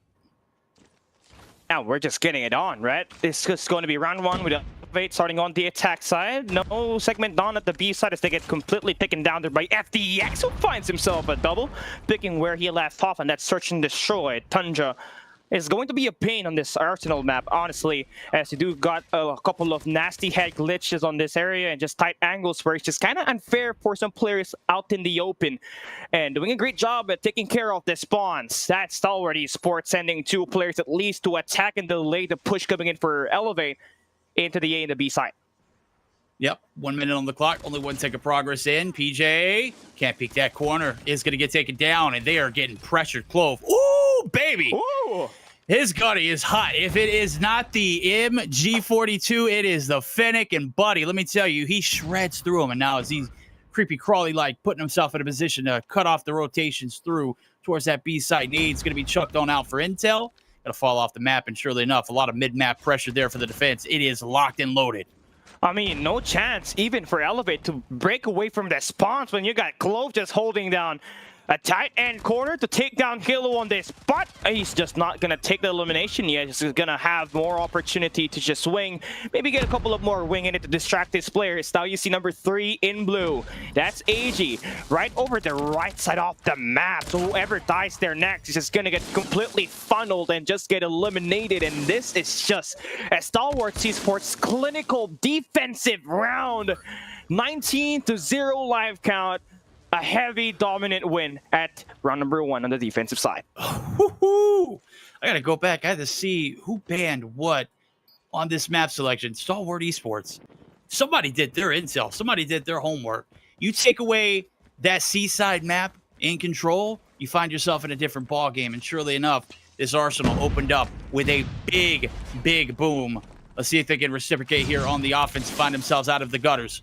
It is Skirt going to be able to find the first blood for them. Chloe and Kindy, though, getting mixy as well.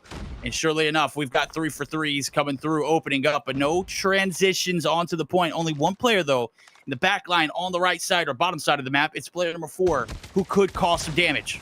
Oh, so Sano is just going to get completely read on. Yeah, just read on by Clove there. And they're just going to have full bottom control on this map.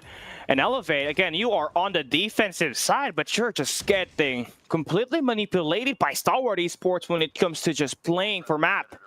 And honestly, now they can just make that push at the A site. Elevate has got no players enough to make a stack to just push this A site. They got 2 players in there, 2 nasty head glitches that can just put Elevate down to the ground. Skirt, be able to find one. PJ trying to get the transition and trade. He does find one, but there's too many on the hill. Eshy! Woo, baby! They've got it locked. 2 ticks of progress in. 2 players on that hill. We got 1 there on the B side too. And oh my God, it is operators for days for these boys over at Stalwart. Looking to pull off the upset. A little bit of a come behind victory for themselves. And certainly looking like it's a solid one. A-cap done. 2 ticks looking like it's going to get locked down. Only 9 lives to deal with too. This one is going too quickly, Callie. Yeah, he just pawn trap galore for Stalwart Esports in his first 2 rounds and went through elimination. Elevate! They're going to lose their defensive side with Stalwart just getting that capture here this time. Completely a master class. Again, teaching Elevate. How do you want to play Arsenal map, right? It started with a round 1 through elimination. Now they went at that attack side. Stalwart just completely get a full capture. And I tell you what, Elevate just needs to send someone to play that spawn trap. Now that you're back on the attack. Well, this is the last round they can do it on. You got to win this one to stay alive. And looking back on it, that admin for their Twitter account, he cooked. Yeah, they're cooking right now. Elevate getting absolutely broken here in this one. FDX. Oh my God, what?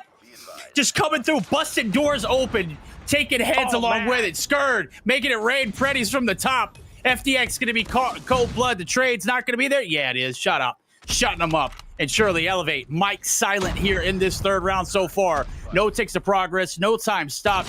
They have yet to put any kind of success here in this control. And it's all on this last round to keep the dream alive. Yeah, complete meltdown though you're seeing for Elevate right now. Stalwart has got them read like a book. And it's just the map control that's just been the big difference about this. And so you do have Stalwart Esports able to push up way behind enemy lines for this past 3 rounds. And FDX has just been that bane on the top of the map. AG, they're going to try to hold it down on this mid laboratories, and they're going to have to feel the pain of that Kalo equalizer. Finally, you see something be pulled away here by Elevate, but you need this A site to be done quick because you only got 9 seconds left. You lose that, you run out of time. That's it. It's kind of like the search and destroy bomb site. Once that bomb goes boom, round's over.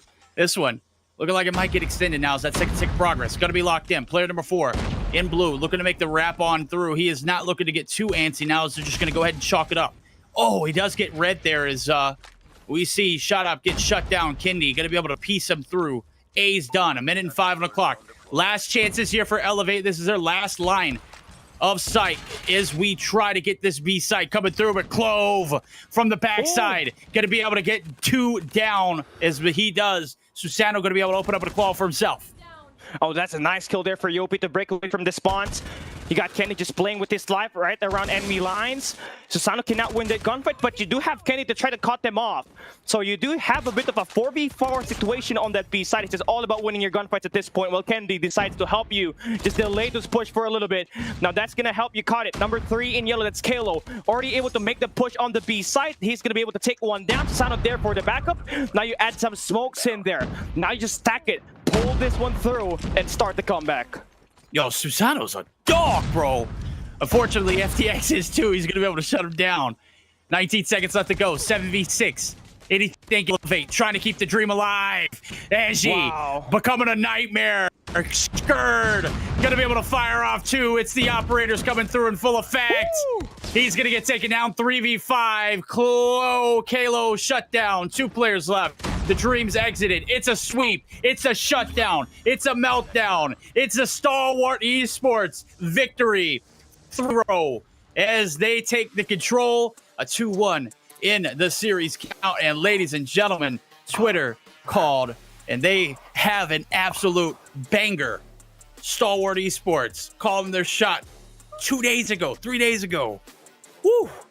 They hit. Man, they have, they now have added Elevate here. I don't know if it's just too blurred, but they have added Elevate in the graveyards, and they got one more to go here, which is more surprising as they go up against Smart Omega. But man, this game felt like it's a game. It's like a best of 5, right? It looks like it was a grand finals matchup between these 2 kings.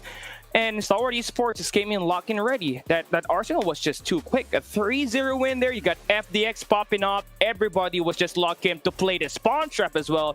As we take a look at this post-game breakdown, you can see the difference in how well Stalwart Esports has maintained their eliminations all throughout this rounds and just able to chain that search and destroy win into a controlled dominance and a complete meltdown that we just see for Elevate there, Verdict. Oh, yeah. I mean, I think they were just like, hey, you know what? We just made you cast an hour-long Search or Destroy. I don't know if it was quite an hour. It felt like it was an hour. I know we were in that series for like an hour and a half, and that control was like 5 minutes of it. 3-0 victory as the sweep came through. That side of Stalwart Esports locked and loaded here as they put their names on the map here for the top 3. They've pretty much locked themselves in for a playoff run. Granted, a complete meltdown on their side. 24-10 for FDX. They got to learn to ban Arsenal against these guys. Yeah. Like I said, somebody did their homework from Stalwart Esports. They said, hey, if we can get Elevate out of their element, we can absolutely destroy, pick them apart. Nobody had an answer to this Arsenal map. Nobody even remotely close to going positive. 12-16, 11-17. That is not the stats of a team that I'm used to seeing on Control, who had only dropped 1 map at the beginning of this week.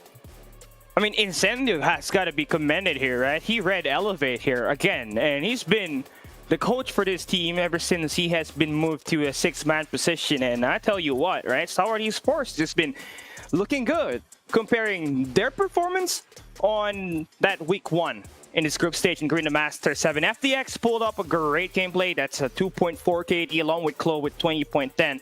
That with a 2.0 KD, right? And Elevate just was not looking pretty good in this matchup right here. Stalwart Esports could have ended with a 3-0 if you take a look at that close Hardpoint Asenda match. But a win is a win. Elevate will end up with the 1-map win with Stalwart Esports closing it to win the series and to continue climbing that leaderboard to end day 5.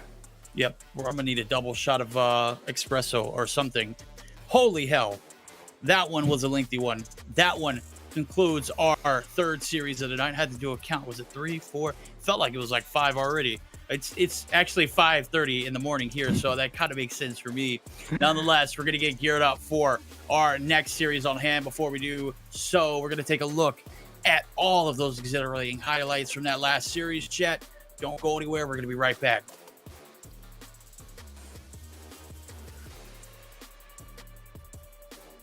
Okay. Hopefully.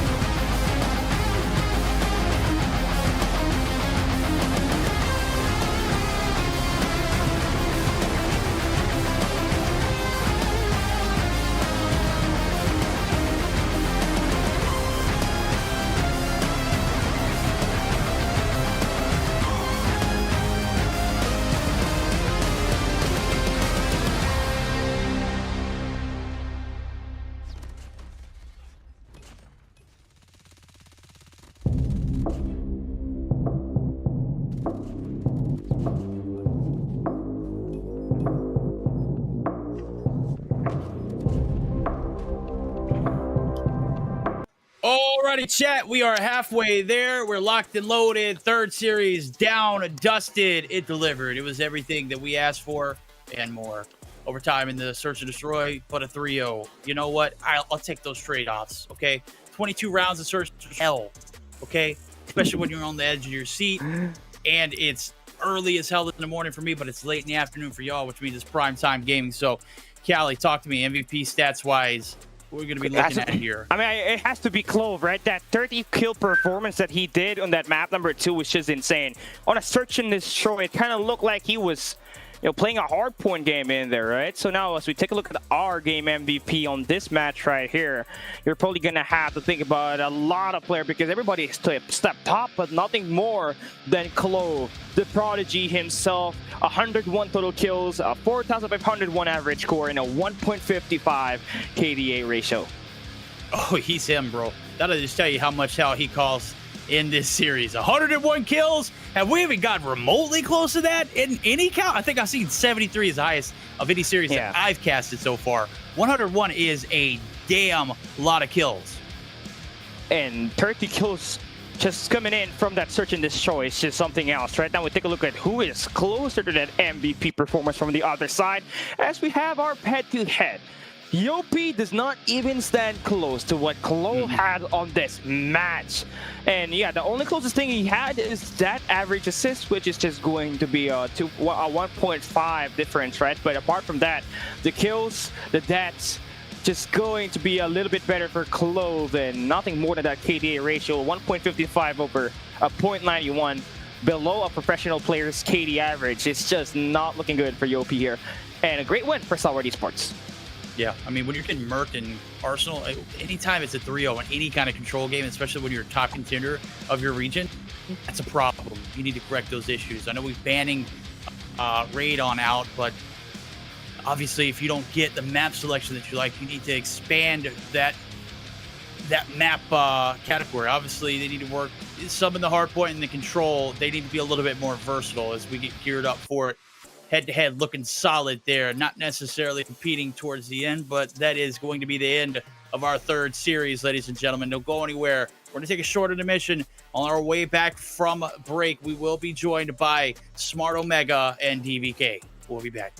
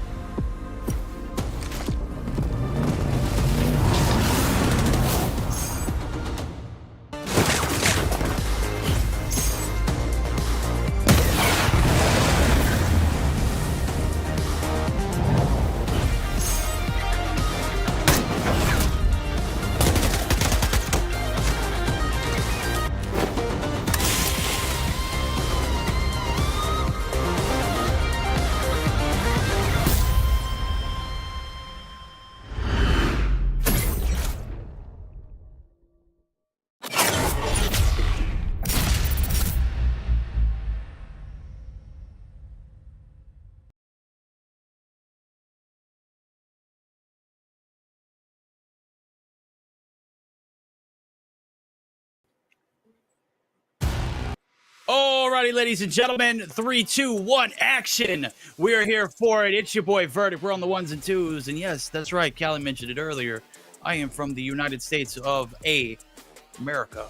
And guess what? It is 5:42 Central Time where I'm at. And it is absolutely nothing but me blasting my voice throughout my house. Let me tell you, thank God the kids are in the room and the wife is knocked out too as well, or else they would be very upset by being woken up. We just had a banger of a series, Callie. We got another one on our hands for us, but this one coming up, certainly questionable, but I don't know if it's going to be quite as exhilarating as that last series. I mean, you got a Smart Omega squad that's just surging. As we take a look at our lineups in here, Smart Omega just took down Elevate yesterday in a 2-1 fashion, and they were led by Jabin, who has been scoring the highest MVPs possible in Garena Masters VII so far. And we saw a little bit more of some involvement with Epox. He's made some great plays in there that has transcended the Omega to outlast. Do note, outlasts Elevate on a respawn battle on Asenda, Hardpoint, and on that control Seaside. And that speaks a lot on the effort that this team has come into play. But also do mention the importance of Tin in this team. He's just more of stepping into the role of AG and being a top fragger. That KRM is just insane. Then he knows how to really level up the gameplay of Smart Omega and put them at the #1 standing to end yesterday's performance in the group stage. Yeah, it was really a meltdown after that, isn't it? I mean, we saw Elevate not lose a single series last week, but look rocky. And this week, they looked rocky, and then they lost a series. And now the holy hell floodgates have came through, and they've lost yet again another series. So they've managed to do twice this week what they didn't do at all in the beginning. So either these teams are getting better as we progress, or Elevate isn't doing as much homework as we should think. Nonetheless, Smart Omega came through with the first dagger into that Elevate heart. Let's see if DVK can do the same thing now. As we just took a look at that roster, let's take a look at them. We saw them earlier tonight. A little underwhelming on the performance against TSM. Maybe they can do something better here against this Smart Omega roster. Sieve, Badman, Wadu, Mids, Jello, and Cash. Certainly going to have to put their money where their mouth is, because this one is going to be a very sweaty one indeed. Last week, not so much. It was closer than we anticipated, but then we saw Omega clean house against Stalwart Esports to close it out. I don't think we're going to see that this week. I think we're going to see clean house early in this one, and then I think we're going to see a very lengthy series to end the night out. And this is just going to be DVK Oblivion's second game of the day, right? They lost against Team Star Magic earlier, and they need to really bounce back. Seed needs to tighten up on that search and destroy. He kept on getting first blooded. That's how you really win a search and destroy with all far available, requiring a lot of your sniper presence. So take a look at our map vetoes and see where are we getting dragged in this best of 3. And it starts with your map #1. Asenda will be your first map. Search and Destroy will be Garena Metropolis, and Control Seaside. I believe I have seen this same exact lineup of maps a little bit earlier. If I'm not mistaken, that was EA versus Team Star Magic. So yeah, pretty common map that we get to see on Asenda as well as Seaside. Garena is going to be a great one though. That is Smart Omega's best map in Search and Destroy. Okay, I'd say should be an interesting series. DVK very much so in that 5th place seed. Don't know if they're going to be able to necessarily surpass the boys and gals of our TSM. Certainly won't be able to do it on the backs of the night, as they have already lost the series head-to-head to them, as well as TSM taking another victory against EA. So that being said, right now they're just fighting for their rights to remain in the 5th spot for the time being, and obviously that comes along with a little bit of prize pool. So let's see if they can shake things up, get the gunnies hot there for Smart Omega, as they have a locked and loaded series up ahead of them after this one too. So ups come through. Smart Omega ready to make it rain. DVK looking to break some hearts. Let's figure out what's going to happen now. It's Asenda right around the corner. I gotta say, Callie, we've had some excellent breakdowns of everything that's happened so far. Predictions have been pretty accurate. We've had a pretty good night. I don't necessarily know if anybody would have anticipated what happened last series, especially in the fashion that it did, but everything's starting to unfold here in Garena Masters VII. We're really starting to see the champions thrive And so far, I'm loving it. And we're seeing everything that's not been done in the group stage for the past 6 seasons of Garena Masters, right? This is, after all, the best format that we got into play so far in all of the seasons we played. And it's just high-level competitions that we're just seeing time and time again on this group stage. And we're on our second week, day number 2. We got one more week of action. Yes, you're going to see Stalwart Esports go up against Elevate once again and up against Omega next week before we start the playoffs, where it will be held land. And I mean, just thinking about that, right? Things are just happening so fast and so quick. I just hope that it don't end, man. I want to enjoy it while we got it, man. You know, I don't want to look to the future. I mean, the most important thing is what we got ahead of us. The most important thing right now is this DVK and Smart Omega matchup. Let's not go ahead and waste our time, chat. Warm-ups are coming through. Gunny's about to be extremely hot here for this Asenda. Let's see if it's just as dramatic as we did see in that last series. We're about to go ahead and dive on into it. Again, lovely aerial view of this palace. Well, I can't say it's a palace. It's more of a stash house. We won't go that far. We'll just say it's a lovely little courthouse. A nice little elongated building that has a very, very beautiful terrace with a lot of open space there onto the fountains. I love me some shoreside view of the map, right? I mean, that's just basically the dream, right? Eat some dinner right through shoreside, right through boathouse if you want to go boating. But nonetheless, we're going to see some firefights in this map. It's not peaceful, it is bloody. Smart Omega starting off strong. That's going to be them with the first 20 seconds locked in inside of the Hardpoint. And Jabin is using a sniper to start the game up. What are you on, dude? There we go. Hey, look, he's just trying to get that flick aim, you know, trainer going, right? He's just trying to make sure the accuracy is on point. He's just trying to make sure the flicks is good. They're accurate. They're a representation of what's to come, right? Right now, they are premeditating some murder here in Asenda. Let me tell you, it's already a 35-5. I said I wanted a quick series. It's a clean one so far. A sweep there in the first objective. Now, as we rush on over towards the garage, the McLaren has been destroyed, and surely enough, business is open. It looks like the boys and gals over at Smart Omega going to be able to continue to make it rain here on the objective. Okay, so they got Cello from DVK actually able to push up through shoreside. Now they're going to be able to make that push work, and C just kind of playing with his life inside. He is able to win 2 gunfights in there before getting taken down, but they got caught off short. Smart Omega wins that gunfight. First wave going to get denied, and 10 with the punching gloves just throwing hands in that trophy room. Omega brings out their early war machine, and that's not a good indication.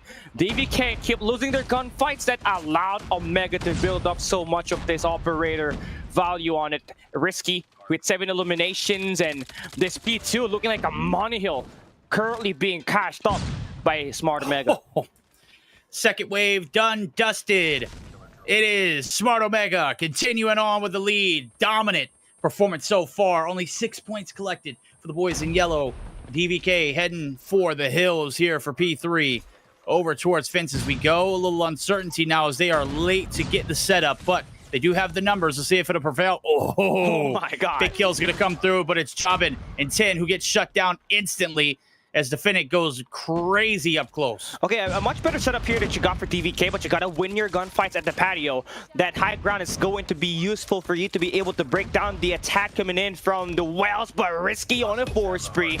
That's going to flush out the earlier objective player for DVK. Now you got a couple of pitch play going in. You managed to find a break. You got DVK just spawning all the way from both houses, and you are just shredding everybody to pieces.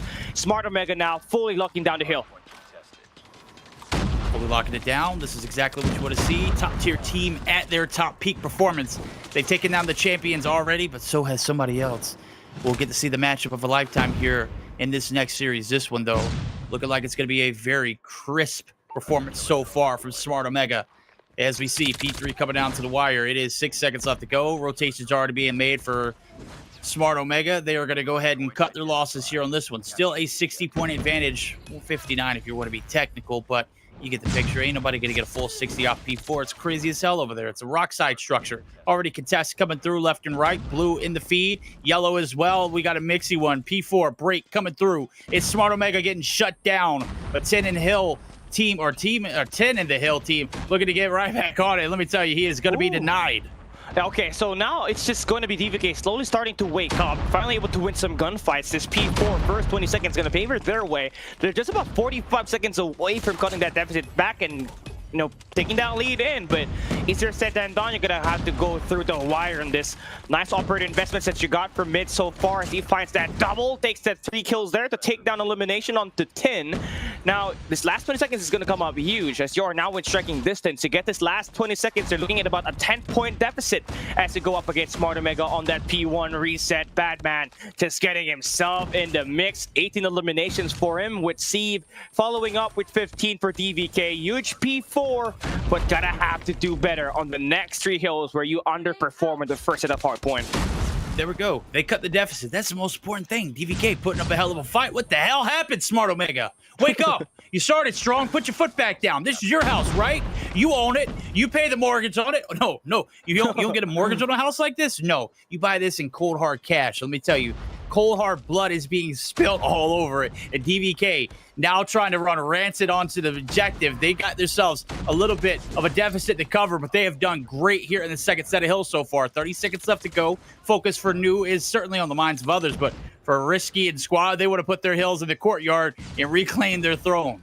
I mean, JP now from a sniper, he has brought himself back in that Odin setup that he's got here on this Asenda Hardpoint. So starting to play a little bit more serious as they definitely have some team that's just really able to win their gunfights on that P4. Now putting in some respects to it. Heading on to P2 in just 10 seconds. This crap time just going to be held down by Smart Omega. You got 2 players from Smart Omega now. Whoopi will be the first one in onto P2. That's going to be a 50-50 battle there. That will be won by Mids as he's got complete control of that shore side. Well, they got Wadu just playing around checkers to get the elimination in. And now have to check Thropy here this time, but Epoch's former teammate going to get that elimination. And with all that being said, even so, it's the front side alignment that we just see now is the setup looking solid. It did not look like Smart Omega was going to be able to open up with it, but unfortunately for DVK, they have. They locked in and loaded it. 3 players onto the objective. In the front side of the rocks, they got Whoopi and Risky looking for the collection of some more time as well. 10 going to be able to pop the operators. They are going crazy. DVK letting this one slip through their seams in the money hill. Yet again going to be collected. Rent is due, and guess what? DVK have not yet collected. Big P2 yet again for the boys over at Smart Omega. And they're going to continue on with the lead with C being the last hope here for the break. It's a money heist that we just see here for them right now, right? DVK just trying to control the damage. They get the last 10 seconds on this. They also have number 5 in mids. Just trying to get the setup onto office building, with Jello just following up on that open at that second floor on that mid map, right? But eventually he's not going to have any successful attempt on that. It is still going to be 50-50 battle though on that next hard point as it opens up as we got not team really having a better setup at this. Right, it's just completely all about gunfights at this point in time. Epoch's able to get some caught down there. Risky takes down Badman on your kill feed. And they're going to be able to open up here through fences, shutting down the players at that 10. And now they get themselves a great run on just trying to break it free and score another money hill on this P4. On this. Let's see what they can do. Fences locking down so far for Smart Omega. This is where they lacked at, and this is where the dream came back for a comeback for the boys over at DVK. Dumping everything out in the kitchen sink. Here comes Mids. Ooh, only going to be able to find one off of it and going to get shut down. Whoopi wreaking havoc in the top side of office. Locked down here in P3 as the contest is going to come through. It's going to be eliminated. P4 rotations now going to be on the minds of the players over at DVK as they are down, but certainly not out. They can reel themselves back in. They had a marvelous set of hills, or a 4th hill in that last rep, but they also had a pretty good P3, and now they're not going to be able to chain it. Let's see what they can do with a little bit of diversity. Some operator available here right now for Omega, right? Jabin has got himself that Gravity Vortex. Whoopi has got himself a nice angle at this to try to cover that 3D and get that flank going in for Smart Omega. Jello gonna get completely flushed away. Batman for DVK just trying to play with this life. Gonna get cut down there by 10, who brings out that spark to find a 3 eliminations on the feed. DVK, despite that early rotation, gonna get completely broken through. You need these kills from Jello to work, but you're just gonna get flipped on. Omega able to get that break, finds a great setup on office building, and Epoch's there for the caught down to earn himself 29 eliminations. You're looking at about a 100-point lead Omega's able to build up, and only needing 34 points to win this match. Big turnaround here in P2, or second set of hills rather. DVK trying to keep their dogs in the fight. Badman Man, I can't read right now. Nonetheless, it's DVK who was there for the contest. As we get set up there for the P1 rotation now. This one could be where it ends. Only 29 seconds needed to be collected by the boys over at Smart Omega. DVK doing everything to keep the dream alive. Bad man onto the objective. He's got 27.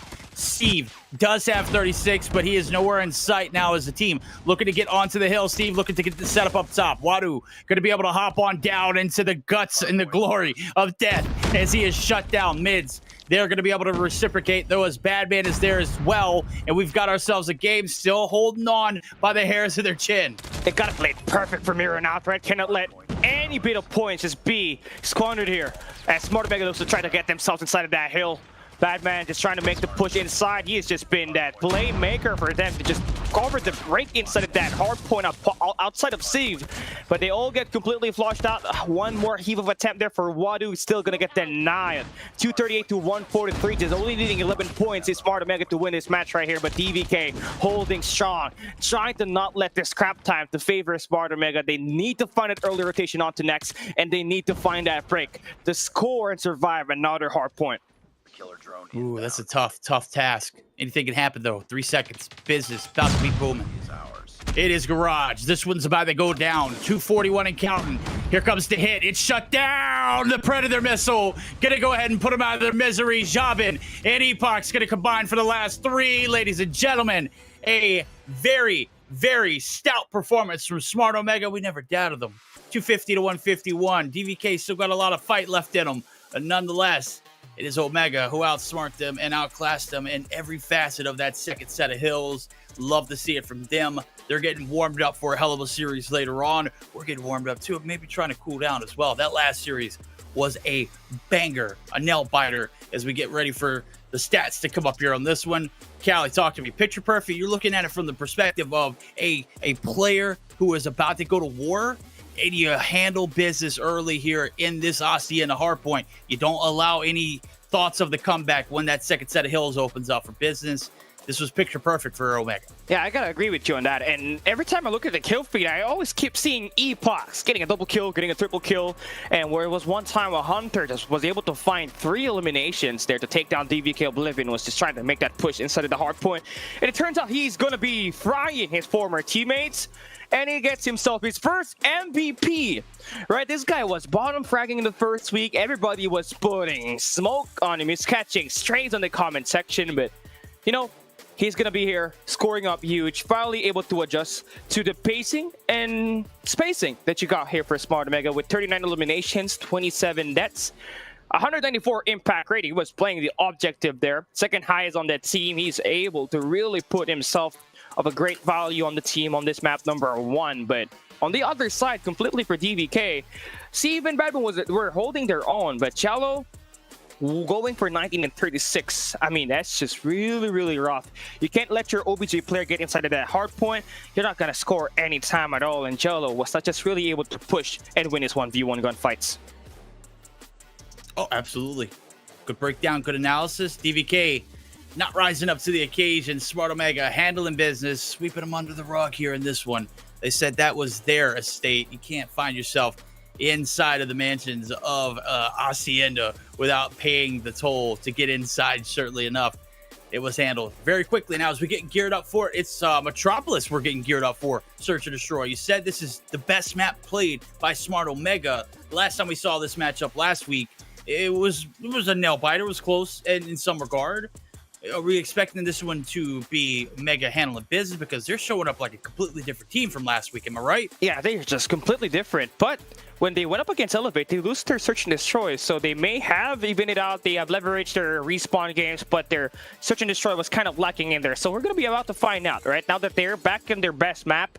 They did win this up against DVK last week, 9-7. But, you know, that was with Whoopi scoring 20 kills. Obviously, that's going to be a tough replication, and DVK going to have to come strong here. You lose at map 1, going to have to work with it. Find those first blood if you're C, because you were just lacking when you went up against Jai, up against 8 Thanatos earlier. Ooh, baby. What happened? A meltdown, a breakdown, A-side hit. Not so fast, my friend. Steve is here, and he is continuing to put up some shots as well. Mid's going to be able to find 2. And surely enough, this one's dead in the water. 2 left here for the clutch. Jello, Sieve, and crew, they are running around crazy like they know what's up for grabs. They want this win just as bad as we want to see it happen as well. We want some bitter blood in this rivalry. Obviously, you got to be able to put a round on board off the rip as well as a map under your belt to do so. Nade shot. Oh, Sieve, he says, hello, I got something. He didn't get the connection for the nade to go off, but we know you're there, buddy. Come out, Risky. Risking it for the biscuit. Good God. Oh my God. Nice kill for him right there. Mang Janelle gets himself the elimination. This is Epoch's and Risky combination back when they were playing in Team Creamy all the way back 2021. So it's nice to see them be playing under a big org. Never would I see that day, but DVK still has got themselves a number advantage. They can play for threes. Bomb is going to be at the A site. You got a triangulated defense there from DVK. They should be able to find this trades. Risky does check the corner. Jello's going to get taken down, and Risky now swings to find that another elimination to Batman. No and way. a potential 3-piece for him. Wadu is in deep water, and he gets taken down. Risky with the 1v3. Okay. Smart Omega says it's never too late to reel it back in. Wow. They lost 3 off the bat. And let me tell you, it all started with Risky finding that first blood. Risky gets the ace. Give it to him, chat. What a marvelous performance from him. Really? Opens up with that first. I mean, that was a hell of an ego chow, too. I mean, like, you're literally in a 2v5, and that's the chow you want? He got it. He's got a balls of steel, man. But this is definitely looking different, right? Usually for Smart Omega, when they're trying to play the attack side, they will just smoke that courtyard. But they're hitting Kurahana Avenue every time on this last 2 rounds. Mids had to back away from his initial position. He knows that was a 4-man stack. Whoopi taking down Wadu. That will be the first blood. Early 4v5 here in favor for Smart Omega. And it is a good little angle here for Whoopi. Nobody able to cross this little avenue without him trying to get a little headshot in. He knows, hey, the jig's up, buddy. You're going to have to come out at some time, bad man. Of course, I think he's got a shotty at this particular angle, so maybe he's just waiting for someone to make one wrong move. Not going to pay off, Whoopi. Just erasing him off the map. And just like that, we continue where we left off from last round. Okay, Jello. Oh! Finds a nasty 2-piece, but is going to be eliminated. Whoopi. He's him this round. 3 on board for him. Only 1 left standing in mids. Bomb is going to be collected. Should be planted over here at the B side of well. Mids now going to have to be playing on the back burners of a 1v3. Yo, it's completely tough when you got Jabin just on your lane. And when you enter inside of that bomb side, right? You got Tin about to face you with that shotgun. Not to mention, Whoopi has got 3 eliminations on this round so far. But, you know, if there's any guy you want down at the final guy standing on your team for DVK, that's got to be Mids there. He's known to really clutch things up for his team. But the day he does not stand strong as Jabin completely gets that elimination. Off to a great start on the attack side is Smart Omega. DVK could have played that one a little bit better and just played for a retake, but not going to happen there whatsoever. And Smart Omega's going to try to capitalize on that in every way possible. This is just too calculated. Like, there's no way you can counter Smart Omega. They've played it perfectly so far, even when they didn't play it perfectly. Jello going to be able to open up the first blood there on to Epoch's. Badman going to get naded out, and just like that, domino effect, everyone falling. Jello peeks the corner, gets shut down. Only 1 player left, and Steve trying to see what he can make something happen. Did nobody see him? Okay, there we go. Jobin finally going to be able to shut him down. I swear, bro was like right in the middle of everybody, and everybody was looking everywhere but where he was at. Sometimes it's just like that, Ran. Garena Metropolis is that kind of map where every angle is just going to be a pain to check. And honestly, for Smart Omega now, I mean, you're just heavily stacking left and right. You have not gotten any of that attack from that mid-map, which is your go-to attack on this one when you play on the attack side. So they're definitely trying to hide strats on this one. But obviously, DVK gonna have to work for what they got. Jabin gonna be able to take down mids on High Street. They're pushing up Kurahana Avenue. Steve needs to find some eliminations here to even up the odds of winning this. Good little nade check. Nobody in that corner. They think they got the bomb site here over at A completely covered. Well, this is a little bit of a detour, chat. We're going to go left, right, all the way through. You said Kurahana Avenue. Wow. Whoopi owns that street. He owns half the map, too. My God. 6 kills on board for him, Risky and Jobin. 10 gonna go ahead and put the trophy system out of its misery. Badman sitting on a donut and a dream. R9 in hand, doesn't even have the good skin, man. I'm sad. I was looking for like a hopper. You know what I'm talking about. Something. Yeah. You're on the esports server. You should be able to have that skin locked in, Batman. Yeah, right? Yeah. Now it's you're gonna lose out on this, and you don't have a legendary gun to work around. You're not gonna have effects. That's not gonna be enough. But a 1v1 on the courtyard, he wins it up against Tin, pushing up against his former teammate. That is Epox. Shows around the corner. He swings. Oh my days! Nasty flick on that, but 14 seconds is left on a 1v2. Jibin there to spoil that clutch, and another round win for Smart Omega. It has not been looking good. DVK just falling flat every time. I mean, if it's not mids needing help on that A site, it is whoever is holding B that needs some backup, and another stack, a full stack for Smart Omega all the way through back alley here this time. They got 2 stacking it. They got 2 in the middle of the map, too. Oh, they're demons. 10. We know what he can do with a shotty. Movement, 2. Finally going to get shut down. Badman getting 1 involved as well with Wadu. And just like that, that's going to push everybody back from Smart Omega. They're going to go ahead and fall back. We don't want to lose a round. We want to be a flawless victor. Steve in the middle of the map. He has the right idea as soon as someone makes a wrong decision. And Whoopi looking to clean the backside. And some bad timing here for mids if he peeks this corner too abruptly. Whoopi not going to peep his corner, rather. And it is Steve who is going to be able to cut him off in the middle of the map. So great mitigation of damage to that backside. Still 2 players left to deal with. We know how instrumental it is for this Omega roster to play together. And surely they've already clutched 1 2v5. Can they do a 2v4? Okay, Epox, you have not been locked in on the first 4 rounds. You got 0 kills. What in the world happened to you? But, you know, you're back with your teammate, that's Jibin, that has got that sniper. You've already won a 2v4 just a little bit earlier. Now, the A side is completely wide open for them to plant that bomb, as TVK is looking to try to play for a retake if ever there's a case that the A side will be pushed up. Jibin just taking his time, just getting this information. Doesn't really need to fully lock in this close range. That sniper is just really going to get you that information at long range. Bomb is about to get planted. 2v4 retake. Now you got every number in any way possible here if you're DVK Oblivion. You should be able to get this straight. It's working your side. Good lineup, good shot. Jobbing. Doing work. Bomb plant down. 30 seconds and that bomb will go boom. Jabin now is looking for the redirect. Shots hidden. Wadu dumpstered. Put him on a that's a plate, nice shot. homie. Serve him up. Woo! Dead into ice. Look at this. Woo! Oh my God. Whoa. No. Device check him. Get him out of here. We don't want him here. What the hell was that? There's no way he clutches that. Oh my God. All right. Okay. A little bit of a heart That's attack. what you get. Hey, that's what you get for being so damn cracked, my guy. Crazy shots there for Whoa. Jibin, man. It was on the smoke, too. It was a blank shot. Could have been a nasty elimination. I think that's the second time we see a blank shot just turned up into a hit mark. But nonetheless, you know, we were robbed off a great clip there. But TVK Oblivion, at least able to finally earn their round win. That's very needed to not give that snowball to favor Smart Omega all the way. And it's just trying to play it smart, right? If you cannot really win your 1v1 gunfights, try to just stack in one bomb site, then play for a retake. That has been the answer.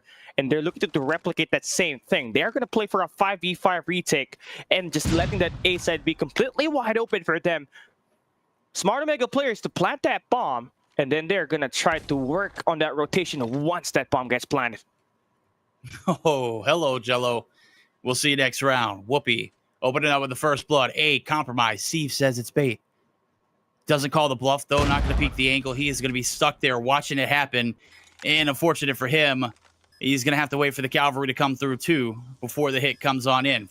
35 seconds here for the retake. 4v5 styles. We did see Jello drop dead gorgeous there in the opening of the round. Nonetheless, it's Epox looking to hold off the push. Here they come. The cavalry's here. The gunnies are here as well. Jobbin going to be able to find some shots on the back line, but he is going to get shut down. Mids for 2. Is he going to be good for the 3rd? No, it's 10. And we know what he can do. Not going to be able to do it again, though. Risky. Going to go ahead and shut it down. 5-1 flip sides. Let's see what they can do on the defense. Okay, so there's only one angle DVK took on that retake, and that's right through the trucks. And when you try to stack that point, you're just kind of leaving yourself in one area on the map and leaving the rest wide open for a team like Smart Omega to flank that, and just kind of elapses there. Now we switch sides though. This time DVK trying to hit that attack at the A site. Smart Omega will try to play for that retake. They won't be able to make it on time on this rotation to fully cut off the players rotating there for DVK at the A site. Now they got some nades to cover down their tracks. Jello should be the first one in, but he's going to be the first one out. Omega quickly attacking. The onslaught and the cavalry has arrived. Yep. Oh my god. Nate said, I don't care if there's a trophy there. Let me just go ahead and eat. Hoo-hoo. Okay. Everything getting tossed on him. Obviously, that round quicker than we've seen all night long here in Garena. This one about to be done. 6-1 match point. Obviously, we're still going to see the control, but this series could be completely done as far as an L goes. Let's see what they can do. Whoopi's been gods here with the openers this time around. No one's going to be in sight. Only one player holding that A line of sight for the time being. Nade shot's going to come through. Trophies are down as well. We've got a quick little run over towards that A site and a quick plant to go along with it. This is it. Oh, yeah, good setup. Oh my god, Omega's just gonna completely try to run over Kurahana Avenue. DVK has to stand their ground and play for these angles, but Tin has already made the opening pick on this one. Risky there for the 2Ps, and Jello's gonna get flanked, and that is going to be Omega with a full house. 5-0. And that will make it a 7-1 on the scoreline. Game, set, and done. Omega wins the series, but one more game to go. That will be Control right up next. A full masterclass on the Garena Metropolis, and it still stands. Verdict. Garena Metropolis still going to be the best map that Smart Omega has to offer when it comes to playing Search and Destroy. I mean, damn, dude. The first round was just, I mean, an epitome of how well they're going to play it. A 2v5, you're telling me you can still make mistakes and absolutely pancake teams like that? 7-1 victory. I put them in. The absolute backburners looked in the rearview mirror. No, they never looked back. Let me tell you, Smart Omega handled business from the beginning to the end. A little bit of a glimmer of hope there for DVK, but I mean, I think chat just saw where we saw the hit marker come through the smoke where it was like just a blank shot. And that just pretty much tell you how, I wouldn't say lucky, but how that series is going or how this series is going. It's just no stopping Smart Omega here. DVK just don't have an answer now as we take a look at it. Post-game report. And I'll paint you a picture. 10-3 for the top three. Good God. Oh, my. Risky, Whoopi, and Jabin coming through. What a freak of a performance. And it's, again, the snipers, they're just combining it for Smart Omega right now, man. Jabin and Whoopi combining for 20 eliminations, and we mentioned that Whoopi has just been the first Blood Reaper on this rounds and on this map itself, and it just didn't help completely what DVK wanted on this map. Steve had at 3 and 7, and when you don't have a backup sniper, there's not really much thing you can do here because there are some long lanes, especially Kurahana Avenue, which is on the left side of the map. If you don't have any sniper there to cover your grounds with Steve out of the gunfight, there's really not much you can do outside of just using an Odin, but that's not going to completely really give you enough chance to win those gunfights, knowing that the sniper is just going to completely obliterate you at the longer ranges.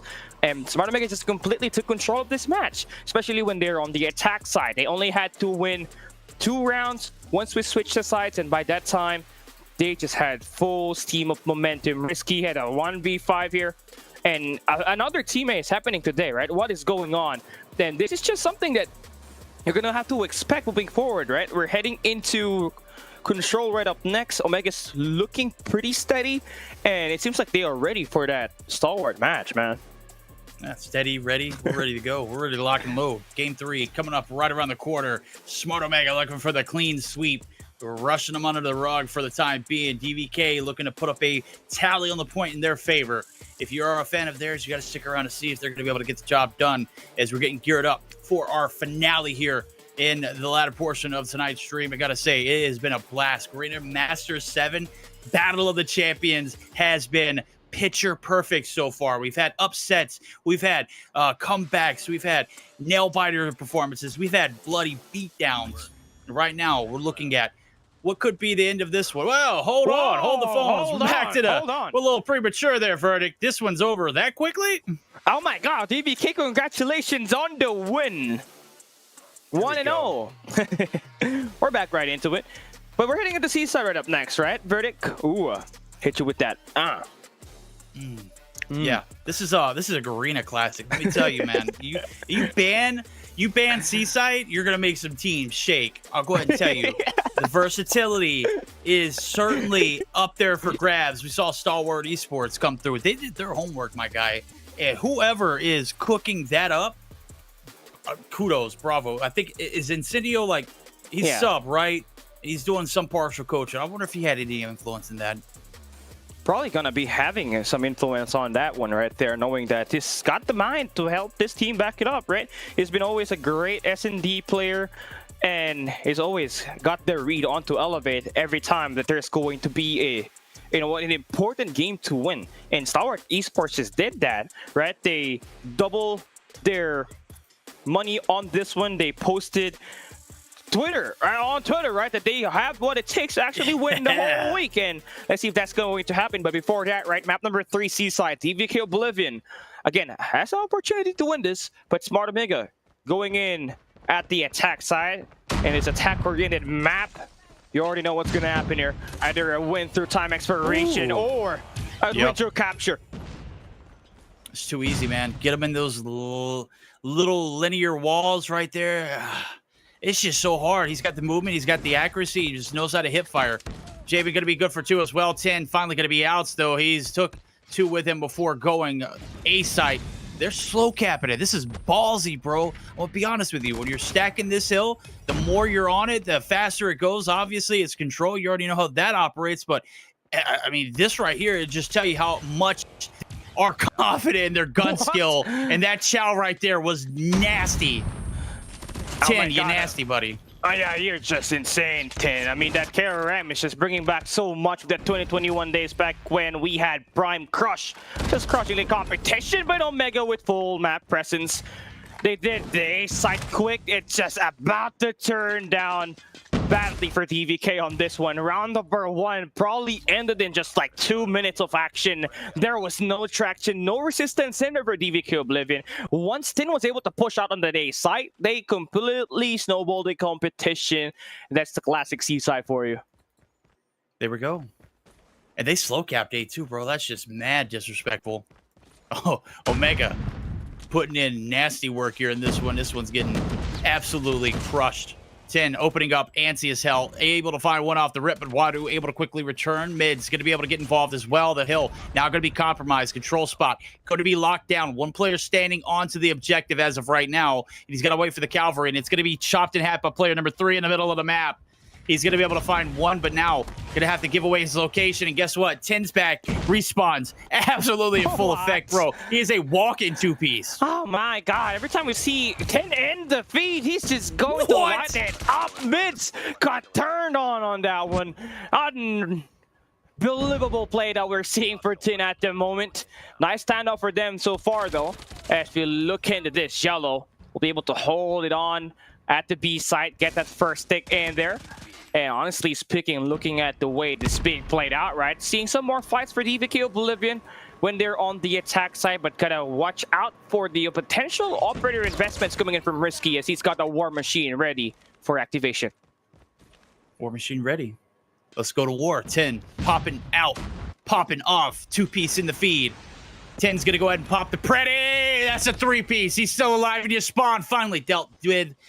Damage is done. 2 ticks of progress on B, 1 on A. 10 gonna go ahead and pop the paper plane to go along with it. Jello, very, very scared to come out of that spawn. Let me tell you, it is a difficult time to be a DVK member with the members over at Mega just absolutely piecing you. Oh, bro, don't let him live. Thank you. Woo. Okay. That one would have been ugly. That would have been nasty. I mean, yeah, that would have been a complete snowball for Smart Omega, but Batman's still in a nice position here, but Epoch's there for the shutdown. Oh man, Risky just on the spawns with the War Machine, and everybody's just filling it DVK down to their last 2 players. They only got 18 seconds left, and at some point, do you want to get that time expiration, or you just want to get beat down on Batman? Back against the wall, Whoopi with an equalizer. I don't think he got any odds of winning that. And just like that, Omega up to 1-0. Quick and easy. 2 rounds. I blinked and we're already 2 rounds in, chat. What is going on? These rounds just, disappearing from our eyesight. Yeah. Omega just absolutely running the tables as of right now, and they want to go ahead and get to their main course. They're done with the appetizer. Warm-ups out the window. Jabin going to be able to open up with a hit marker. Does find the first. The second just drops as well. Jello going to be able to find another as the trade does come through as 10. Doing exactly what he does and what he wants to do, and that is to cause complete mayhem, chaos, carnage, heartbreak, upset. Everything, right? Just put it in the mix, man. 10 is just getting away with so much of these eliminations, and he's doing it with the KRM, and he's just gonna get more eliminations here. 3 stack already in, and finally it took them out, but Whoopi combines for 2 with the Hunter Killer drone, and now Smart Omega 3 stacking their way at the A site. Steve needs to find a good value on this. He finds 1 elimination. Whoopi going to be able to get that slide chow in there, and Smart Omega are gonna have their attack halted down by Batman. With the Purifier investment, huge play to just cut off the first wave on that A site. But you gotta have to stand it for the next 2 minutes or just win through elimination here. I'm getting pandemic vibes right now. It's 2020. I'm just kidding. It's 2020 life count. Dead even. This is the closest this one has been yet. Right now, we're holding on to dear life if you're a DVK fan. Nades chucked on out. Intel's going to be caught. 10 going to be able to collect 1. Jabin's going to be able to pop the Annihilator. They are right in front of you, buddy. Go ahead and take them. Oh, turns around, gets them, burns them. Dusted Steve is going to be able to finally shut him down, but it's Whoopi who's going to be able to get the last of that laugh. Mids, gunning, bumming, right in the middle of the map's going to get shut down as well, and this is it. Floodgates over towards this A site is locked down. Only 1 player to deal with. All right, then, Epoch's here right now. He's going to be able to find 1, sees 2, but not enough to get that full conversion. But he has done his deed, man. He's able to delay that push. And Omega 3 stacking the A site. The push now going to be a lot faster. They got a Spiral there to work it from 10. And now the the control points are going to be contested. Whoopi slides in, finds the triple. Oh, my God. But shallow there for the shot down. The slide in there going to be working. And DVK able to hold on. Mega finally starting to work for it. We start to see sweat off their brow. They are trying to close it out. 2 ticks in. Bam. Control Alt Delete. Destroyed them. Absolutely erased. Epoch's gonna be able to get involved. Whoopi, the last shot. It's only fitting. DVK fall. 3-0 in the series. 3-0 in the control. And Chet. Smart Omega. Undefeated so far tonight. Will it continue on as we get geared up for our last series? That one. Very much so a speed run of a series there. Quickly handled. Just very well mastercraft. Gunnies are absolutely clicking tonight. I'm ready for some more action. The main course is ready, Verdict. The appetizer are spinning and up, devoured, right? And it's just Smart Omega, just being Smart Omega. This is insane knowing that they don't got AG in here anymore, but they are still frying, right? Team was able to step up huge for this team, and he's been that guy. But Jabin, I don't think there's much more player that has just been consistent all throughout Garena Masters history than Jabin, right? He's just been that MVP for this team. And there's a reason why he's regarded as the winningest player in Garena Masters, but has never stepped foot into a World Championship stage, apart from that Eastern Finals win that they got back when they were representing Blacklist International Ultimate. But I think this roster stands a great chance from the looks of it, as they got everybody locked in. You got Epoch's Verdict already fully able to adjust to the pacing of Smart Omega. And when you have some guy like Epoch that is just very talented and was just able to will through DVK Oblivion back in last season, you already know you are in a great spot to have your winning ways back into it, right? Let's take a look at the post-game breakdown, see what happened on this one, as we got a quick 3-0 served by Smart Omega. Not just on this series, but on this match itself as well. That's right. That is right. Served us on a silver platter. Omega handling business, did not linger in this control. They want the heat, they want the smoke, they want the big dogs, they want Stalwart Esports coming up. Surely enough, 10 getting the gunnies hot. We saw him running rugged through the middle of the map like a madman, sprinting at everybody. There wasn't really a retaliation to it. 21 and 10 with 2 assists. Whoopi absolutely plowing through them as well with a respectable 18 and 6 triple KD. Love to see it. Jabin 16 and 12 locking it and loading it. Epochs as well. You said he fits in like a glove. Absolutely running the tables too.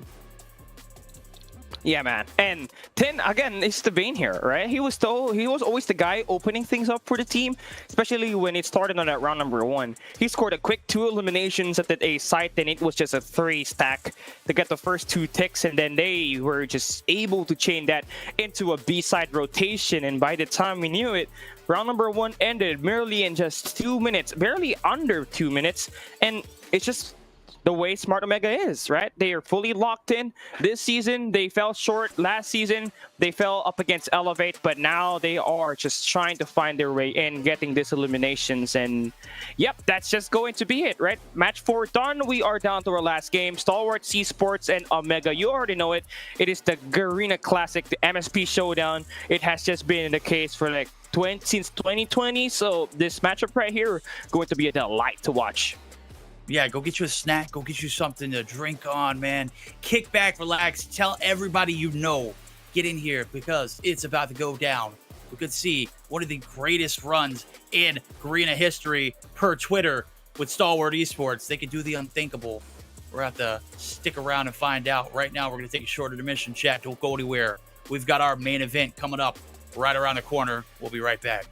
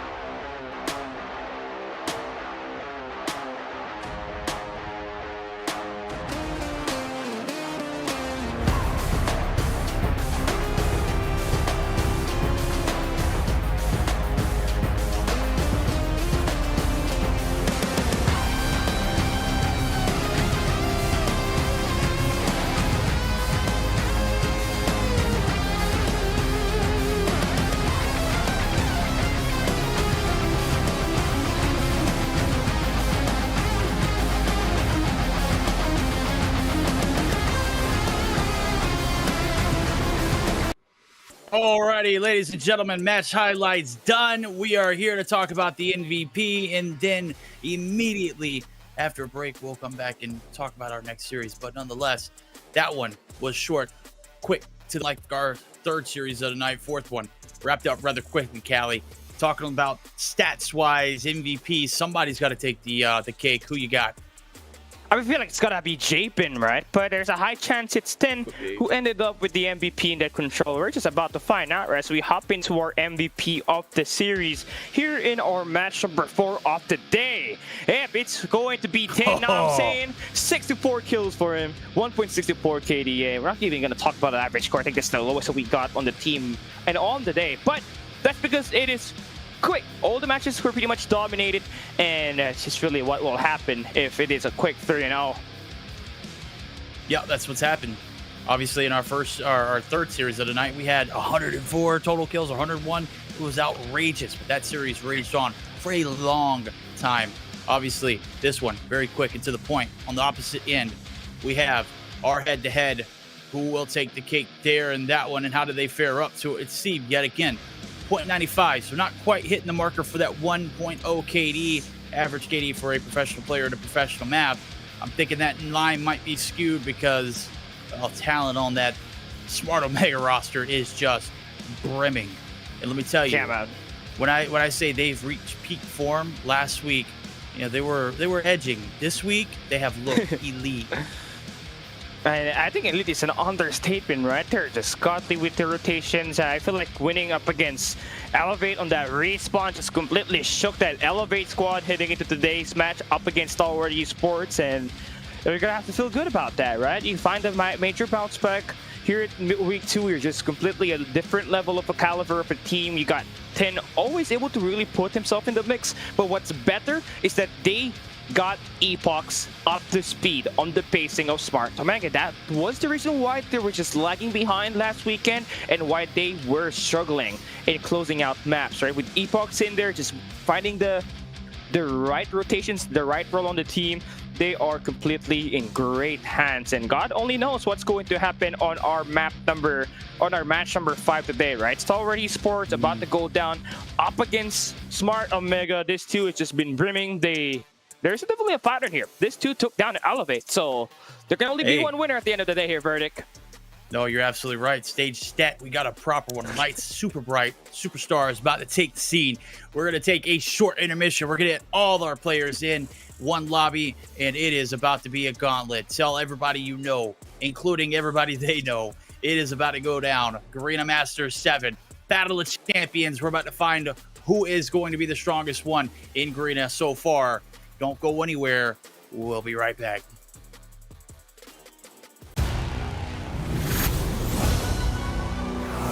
The Synthwave Showdown is coming. Here's your briefing for Season 6.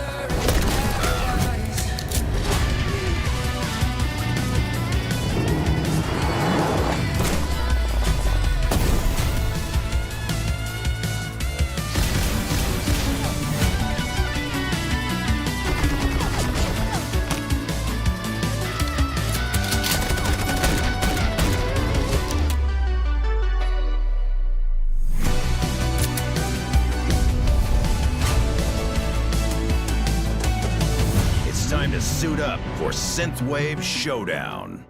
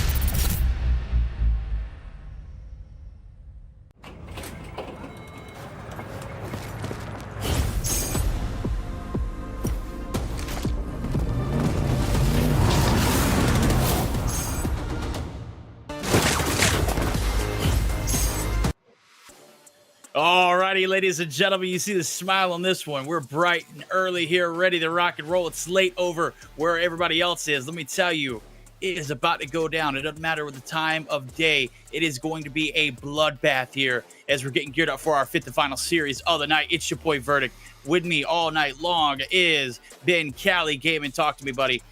This one's about to live up to the hype. This one's about to deliver. Somebody's going to be going down. Somebody is going to be champion. Yeah, I mean, at some point, right, you're just going to have to compare these two teams, and they got similarities. They are able to beat Elevate on their last match up against them, right? So there's definitely a bit more of a power upgrade for them heading into this week and starting this team lineup possession that you got, right? You're looking at a squad that's just been looking pretty good to start the day off. A quick 3-0 up against DVK Oblivion. They made it look like it's a warm-up on the rank, right? Smart Omega, they got J-Bin, Tin, Risky, Epoch, Swoopy, and Young J. And the biggest difference on this team lineup that they got right now is Epoch's finally up to speed with Smart Omega. He's able to top frag on the Asenda Hardpoint, and he's made a couple of big plays to eliminate Elevate the last time they went up against them. Oh, absolutely. This roster is absolutely stacked to the brim. 10 was your MVP from last series. We've said it in and time out. There's a pattern here in Garena. When your shotgunner is fragging and frying, your series tend to be a lot better. Will that be the case here in this one? 10 is a menace. Let me tell you, movement is absolutely cracked. Shotgun is just absolutely crazy in his hands. But let's meet the opponents who they got on board. We've seen them once already tonight as well. It's Stalwart Esports. Skurd, Clove, FDX, Shot Up, and Eji. Eji has been the man with the plan and an absolute demon. But Clove today has been prime form. Of course, I'm not going to forget Incendio. He has just been the sixth man and behind the scenes, coaching, doing a little bit of mentorship. I'm not 100% sure how much involved he is, but with someone that vetted into the game, being still involved in a roster like this, you already know that's a recipe for success. And he's one of the most smartest players that you got in Garena, right? And has kept this brand from all the way back to Divinity, from Almighty, from Powerhouse, now known as Stalwart Esports. Incendio has been a part of that success, and he's been able to help his team find so much of an opportunity to represent Garena as a region, on the Garena region on the world stage. And Incendio, gotta have to give credit to him, man. He for sure had a number on what kind of maps do they want to play up against Elevate earlier, right? And they managed to just really earn it up and get those wins, but not gonna give credit more to that, right? Because Clove just played out of his mind on that search and destroy. That firing range, man. 30 eliminations, the highest by any player so far in this season. And if you can play the same kind up against a great S&D team like Smart Omega, you're gonna have a great chance at winning this. Oh, you're absolutely right. Obviously, we're looking for the best foot forward. We want the best overall product. We want the best Stalwart Esports. We want the best Smart Omega. We want to see the absolute most cracked matchup. And we're only going to find out here as we get geared up for the rotations. This is where it's all boiled down to. I've already made my predictions, but I'm just like Cali. I'm not going to let it be known until we see where we're going to be playing at. It's Asenda, Tunisia, and Arsenal. Oh boy. Oh my. Okay. What do we got here, Cali? Talk to me. I mean, you're looking at a great map ban for both teams. Smart Omega just took away Apoc as well as Hackney Yard, which is going to be spiking up so much of a heavy snowball for Stalwart Esports. And same thing can be said, right? Summit, it's not really the thing for Stalwart Esports right now.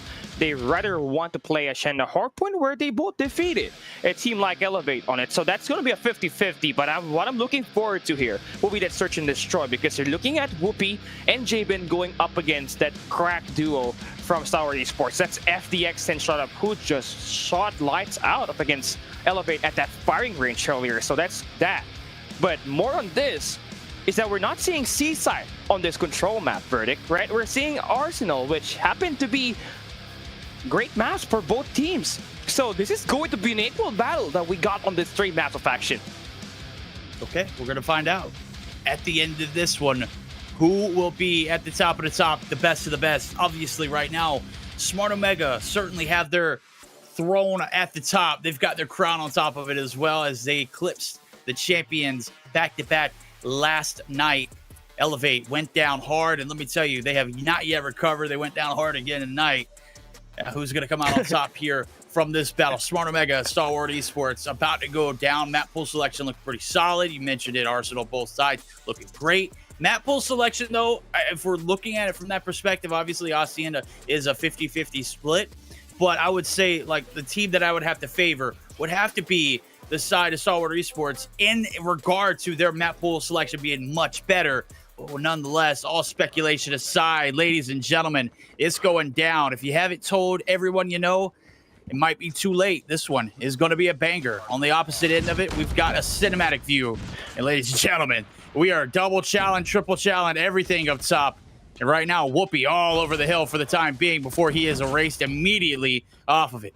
I mean, starting it off, right? You got great map control and mid-map presence for Stalwart Esports. You got this second floor already locked in with Clove playing inside that hard point. I mean, you're talking about Clove has just been, a great SMG player all throughout this season, and it's just continued to improve with that R9 locked in some of those maps that it requires a lot of this close range engages. So far, it's been pretty back and forth.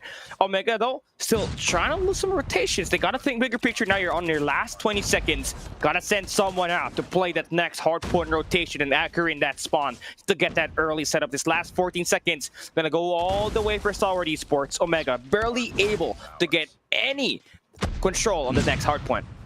Oh, this is not good. Good thing is they've got a lot of kills that came through, and right now is a seam right here. Skurd, rather, going to be the only one here. Finally, Clove going to be able to get involved, as well as the McLaren is absolutely locked and loaded. They're going to be able to take down two, though. Eji still holding on for dear life. The hit coming through, opening initial point. Going to be in favor of the boys and gals over at Stalwart Esports. Break looking like it's going to come through the front. Through the smoke, we're going to find plenty of kills. And it's shot up to last hope. He's going to be cut down. And now the spawn's being flipped on out. Oh, my God. We've already got a war machine. Eji already getting the break there, too, with Clove. The collapse is here. Stalwart Esports, locked and loaded. Yeah, driveway only the point of attack for Smart Omega. Should be easier shots for Stalwart here. Clove finds that two-piece to cut that off. And now they're just going to be able to lock down the hard point at the moment, with Clove just playing out of his mind. 5 eliminations in a row for him to stand inside that point. Also got himself that claw online and ready to be used. That will be very important as you look into that next hard point where your team is going to be late on this rotation. That break might just be the game breaker from that early setup that you got for Smart Omega. Oh, you got to pace yourself in this one. Jabin, he paced himself for the shots there. He took the ones that he wanted. He's shutting them down now. Rotations over to P3. It's Omega. Starting off with a little bit of an advantage, but can't be too happy now as Skurd and team are there to shut it down. Shot up. Going to be able to get the wall bangs on through 10. Able to get the retaliation. Risky. Absolutely shut down. Inside the warehouse they go. Epox. Spit up. Swallowed. Absolutely whole. Disgusting play so far here from Stalwart Esports. Oh. Omega not really having an answer for it so far. They gotta bring out some operators here. Jabin brings out the gravity vortex. Does it find any value? Nope. That's not gonna cut it. FDX finds a double on that elimination with that equalizer, just hiding around 10. Now he's on an 8-man or 9-man or something, because that EMP system only needs one more elimination before it gets locked in. Predator missile gonna be brought out, and FDX is gonna take down Whoopi. Not only does that find some information, but also some better map control, as he got scared to set up an office as you tried to rotate from P3 to P4. You got yourself in a nice spot, a great lead, just to be able to put this in a snowball as you head into that P4. This is it. This is where you got to turn it around if you're Smart Omega. Whoopi trying to lead the pack there. Oh, baby, 2 right in the feed there as they open up with the advantage. Whoopi going to be able to find some more. They're coming up the staircase. Yes. Hello, he's home. Daddy's in his office. He's ready to play. Let the games play out. FDX going to be shut down as well, as we see Whoopi continue to plow on through. Epox finally going to get shut down to Skurd. Going to be able to find a 2P for himself. How the hell does he still have the equalizer? Finally, he's going to be gunned down in cold blood in Stalwart Esports. This is their mansion. Omega is just temporary visitors for the time being. They can't get a hold of rocks, and it is Stalwart Esports who are going to be able to rack up some more of the lead. But finally, Whoopi going to be able to shut down the bleeding for the time being. Can they get the remainder of the scrap? Yeah, nice control that you got there in the water just to get that push working through. You need this last 12 seconds if you're smart Omega to cut that deficit down to at least half of what you got for Stalwart Esports, which is 114 points. Now we're heading on to P1, right? Looking at the players you're gonna have to watch out for. Honestly, it has all been pretty consistent except for Risky for smart Omega, who's still getting himself up to speed. Only 6 eliminations on 4 rotation. Something's gonna have to work with your squad just to be able to put him back into it right now. Stalwart Esports gonna start this one with only 1 player in that mid map, and he's gonna get caught off. So a bit of a better presence that you're seeing for Omega right now, with Jabin locking it down. 7 eliminations for him, trying to build up with the AAP system.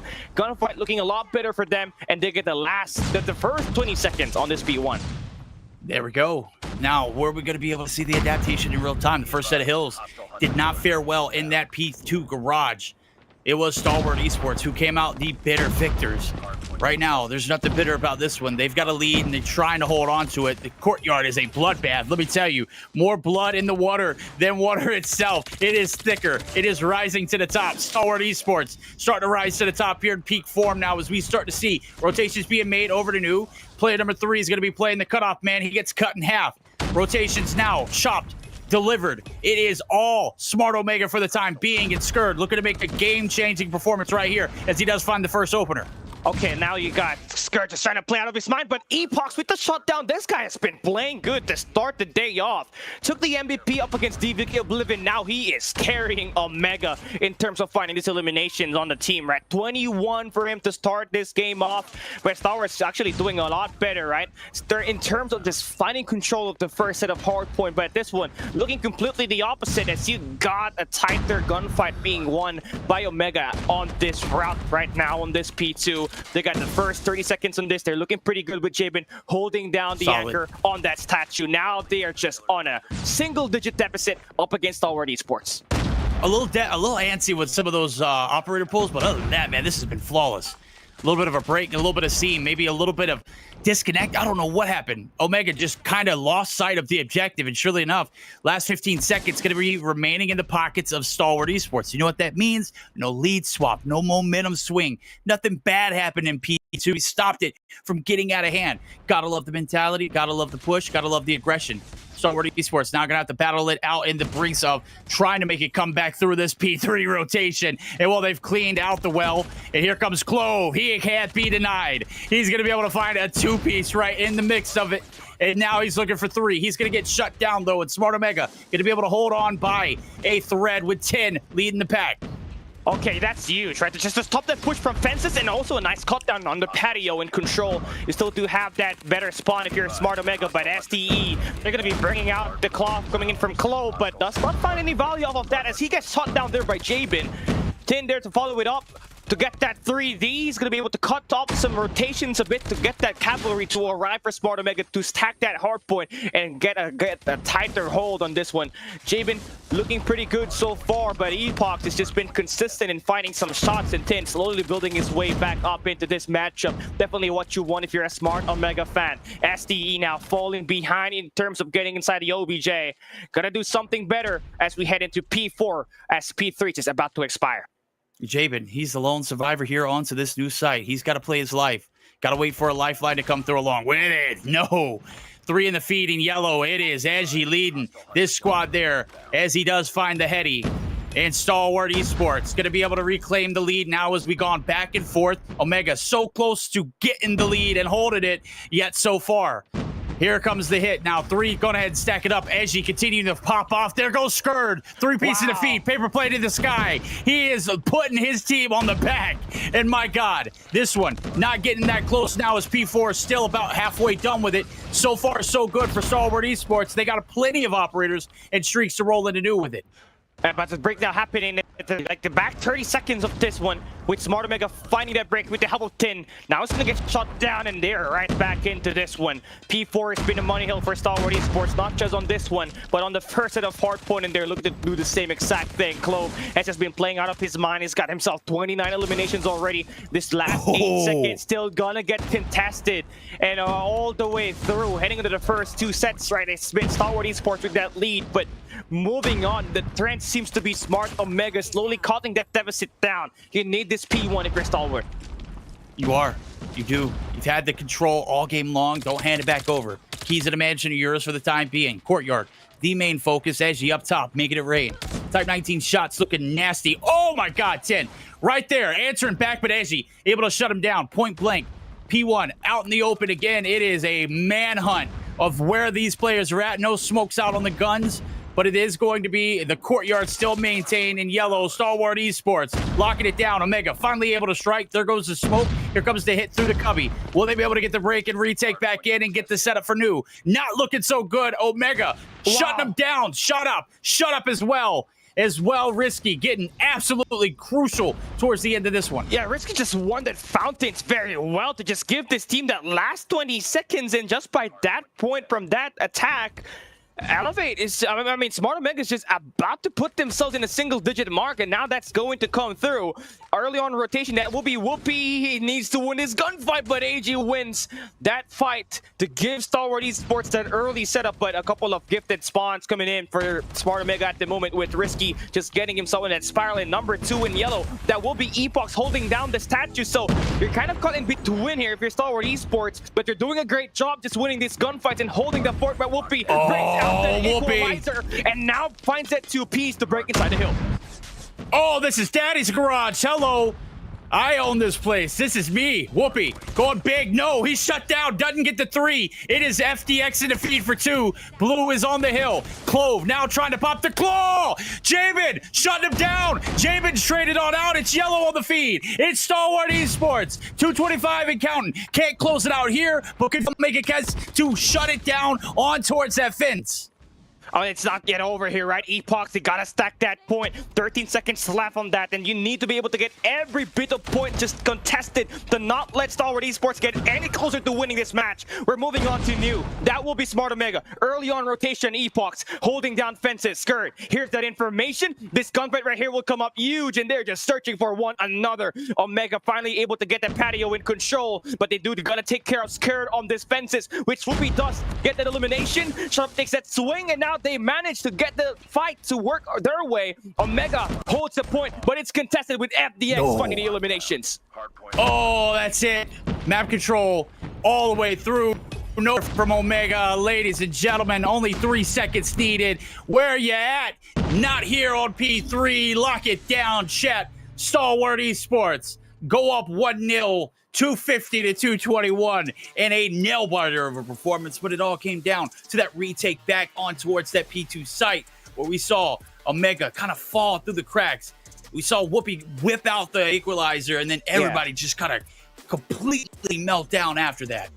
It was pretty back and forth, right? Big finish there from Stalwart. Yeah, it was pretty back and forth that we just see this matchup just go through. But one thing more than likely that Stalwart Esports did was the operator investment on that P2 to P3 just turned out very well in the gunfight. It's talking about Scared to take some players down and have Shut Up just get that information to erase the players on that fences. Just managed to get them an easy break on that P3 to finally get themselves that win. Now we take a look at our post-game breakdown and see who managed to get the top form and the top MVP here on this match, because looking at it, right, everybody's just playing at a high level, looking at how Stalwart Esports played this match, and that's going to be Clove once again. The MVP of the match earlier, he's going to continue out that rally with 44 eliminations, a minute and 41 on the clock, and 195 impact rating, man.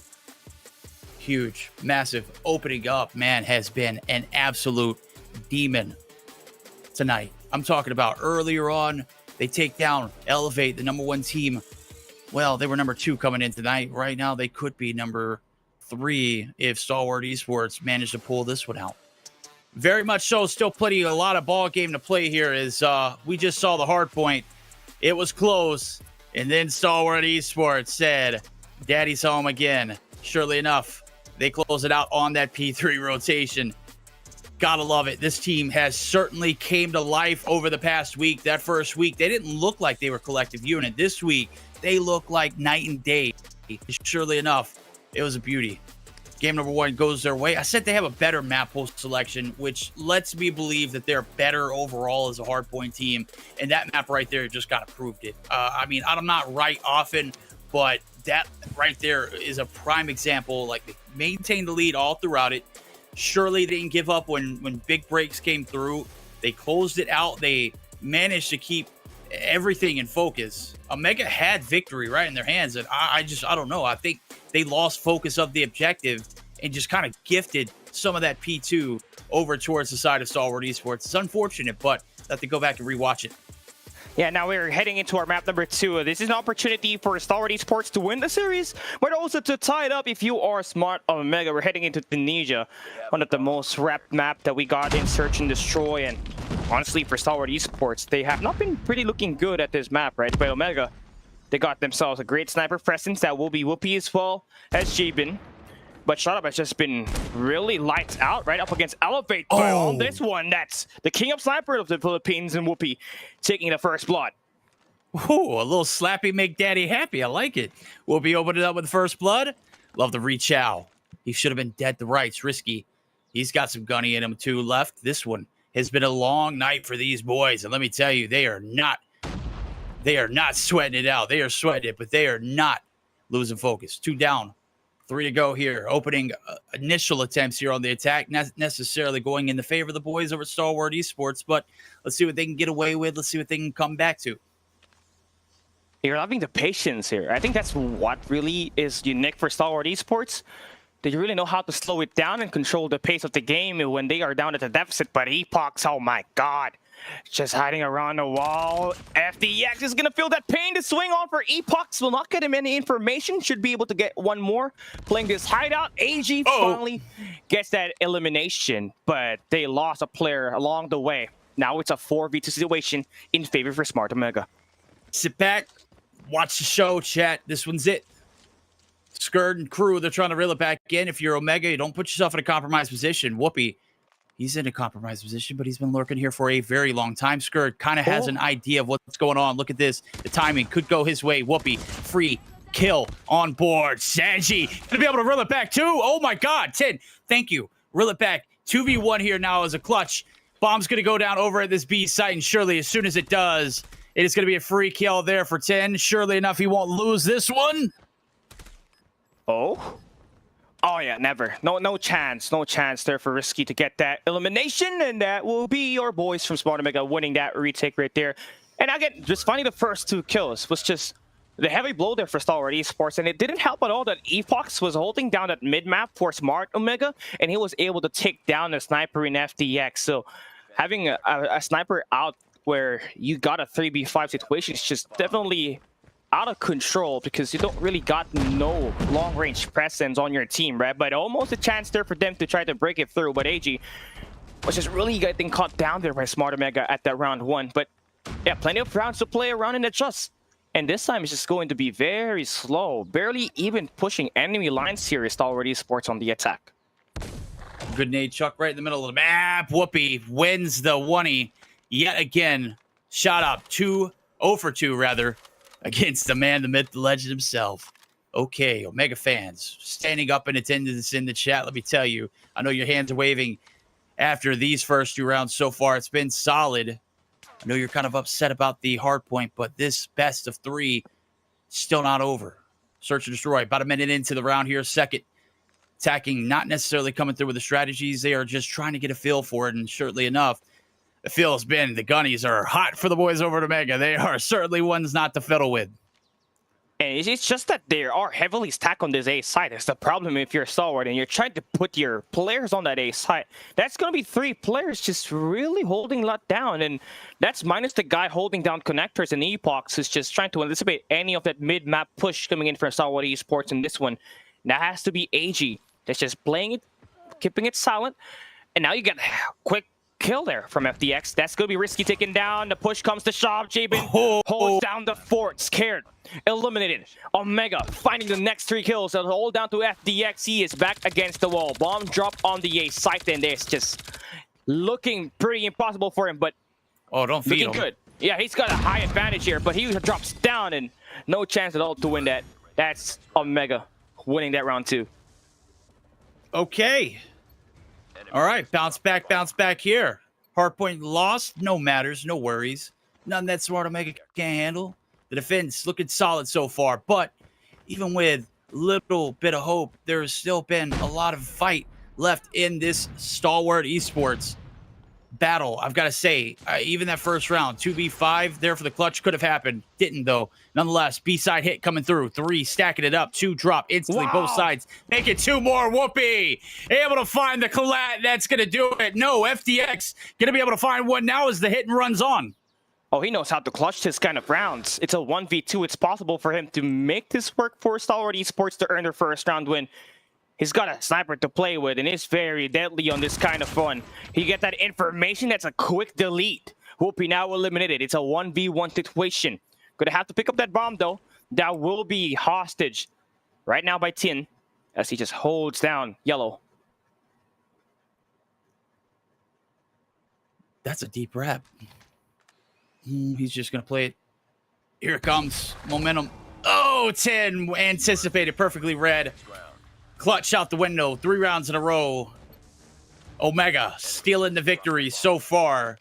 And the defense locked in, loaded. Gotta love it. Man, that one could have swung either way. FDX had the right intentions, read it proper, just was not ready for the hit. At this See point, what we can do back-to-back rounds. Yeah, at this point, you're going to have to hit A. But that's being read by Smart Omega as well. You can see them just overextending and getting some information. First blood by Whoopi once again. Oh my God. Okay, finally, Whoopi does find one before he goes. Trades are there. Clove clearing it out for the home team. Stalwart Esports looking to lock it in here onto this B site. And surely no one here to shut it down. Player number 2 in Epox. He's making the read on through, but the bomb's down, and nobody's in connector to shut it down. Player number 3 going to be able to find something on the back wrap. Is going big. It's Jabin able to find that one there for the retake. 4v3 now. All right, nice shot there for Jabin to cover the flank. Now it's a 1v3 with FDX. Again, the last guy standing. It's a redux of what he has, but does he have the chance to clutch it? No chance whatsoever. Only good for a 1 as Jabin gets the read on top Yellow to bring Smart Omega to a quick 4-0 start. And this is something that is very uncharacteristic for Stalwart, right? When they went up against Elevate, they were hanging in there, keeping it very close, but not on this game, right? They keep losing the first bloods to Whoopi, who's got 3 of the 4 first bloods, by the way. And if that happens, a quick 4v5 is gonna be hard to really come back into. Oh, wasted utilities right there. I don't know if we got to catch that one. I saw it firsthand. Nonetheless, first blood comes through. Epoch's going to drop dead. Bite the bullet. And we're going to see the first advantage here in this Search and Destroy opening up here for the boys over at Stalwart Esports. Looking like they might be able to strike here quickly onto this A site. You said it's open if they can take it. And right now, this is their best opportunity. Only one player in Jabin who is going to be locking it down. And man, he doesn't know. But there's the hit. 2 right here. You got to put 2 out and you're going to push it. That's kind of ballsy, bro. Surely enough, pays the price. A for free after Jabin gives it away. Bomb's about to go down. Trophy systems along with it. 45 seconds here for the 3v5. Okay, Whoopi, you got to be the first engager on this one, as you do have that sniper to play with, but then he's going to have himself a gunfight right exactly where Shut Up is located at, then that's through connectors, and 10 should have it easy, but FDX through Shadows get that shot connecting. A nice read there. Now it's a 2v5 situation, and there's just only one attack here. There's only one lane to be utilized by Omega, and finally, a tighter setup on the post plan, and that's going to lead to a converted round win. Stalwart finally winning a round after 4 rounds of losing in the attack side. Yep, hindsight's 20/20 on this one. You bum rush that A site, you get a few kills. Obviously, you open up with the first big one, and then you dedicate to make sure you get that A site cleared out. Obviously, there wasn't a lot of coverage on that one, so well adapted, well played. You'd like to see it a little bit earlier on in the Search and Destroy, but hey, do your best on the defense. This is your last round on the attack. Let's see what they can make of it. 20 seconds in, we don't have a single bit of commitment as of yet, and surely enough, we're going to have some shoulders thrown. Jabin is not playing around, chat. He's going to be able to collect the first souls. A big shot up. I think he's died at least 3 out of the 4 first bloods that the side of Omega's been able to take. That's very uncharacteristic of him. Actually, 4 out of 5. I mean, yeah, 3 out of 5, right? 2 from Whoopi, 1 from Javen. That's just rough. And when you got Shut Up, who's just been the playmaker for you in that Elevate match, you just get down every time. It's really not helping your case at all in just winning the numbers game in the round, right? And yeah, the snowball just happened here on this defense. Stalwart Esports is just being succumbed to that. It's FDX as the last guy standing, and Epoch with the 2 Ps to end it with a 5-1 split, with Omega winning this defensive side is just looking good for them. And how many times did we see FDX be the last person standing here? Probably a lot. Too many. I want to say at least 3 out of the 6 of those rounds. You know, you got to have a little bit better of a coordination, man. Give your mans a shot. FDX holding the team down. He's got 8 on board. We flip sides. Now it's the attacking strats coming through. Hey, we don't need that bomb. Leave it back there. We're going to go for the gunnies. Let's see what we can do. 1-2-2 split. As we do finally realize it, if you're Omega, let's go ahead and get that collected. Let's go ahead and get something going. 2 here onto the B side, as well as 1 in the middle of the map for the defense. So solid setups here for both teams. Let's hear everything. He's going to be chunked on out. The hits are going to come through. Looking like it might be wide open as the stuns do connect. Clove now with the huge kill to take down Epox. 10 drops down right through Shadows, just invades the position. Insane shots for Omega, but shut up through the smokes, gets 1. Makes this a doable situation. There is AG as he ties it up in the number count.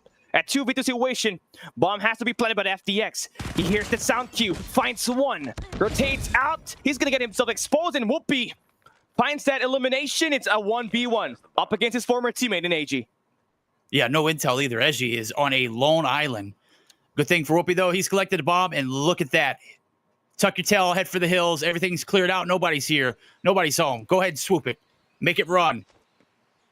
You ain't got to worry about sounding here, baby. Eji's nowhere in sight. There he goes. He's heading right for it. But Eji, now his time has collapsed. Anything can happen. He knows that something's going on. It's going to be a matter of moments. Bomb's going to go down. The timing could not be worse for Whoopi if he does not sit. Bomb's planted perfectly. Oh, Eji reads it to a T. And surely enough, Whoopi had the right idea, just could not cover all the angles. A nice adjustment there for H to not wrap around all the way from special force space and just wrap around through mid. Attack that mid doors where you're going to be able to anticipate where the bomb is at. And when Whoopi just got that bomb down, immediately he got taken down. Nice timing there for Stalwart Esports on the defense. And he started out with the first blood to favor their side, and that's going to be a nice on-point attack from them. Looking at the setup right now, it's going to be a 2-1-2 split. Again, a very default defense that you got to cover all sides on the defense if you're a Stalwart Esports. Shut up. Still needs to fully locked in. He has been having it rough in terms of this engages up against Jabin and Whoopi. Ooh. And there we go. Another first blood reaped by Whoopi to get this 5v4 situation locked in for Omega. Wait.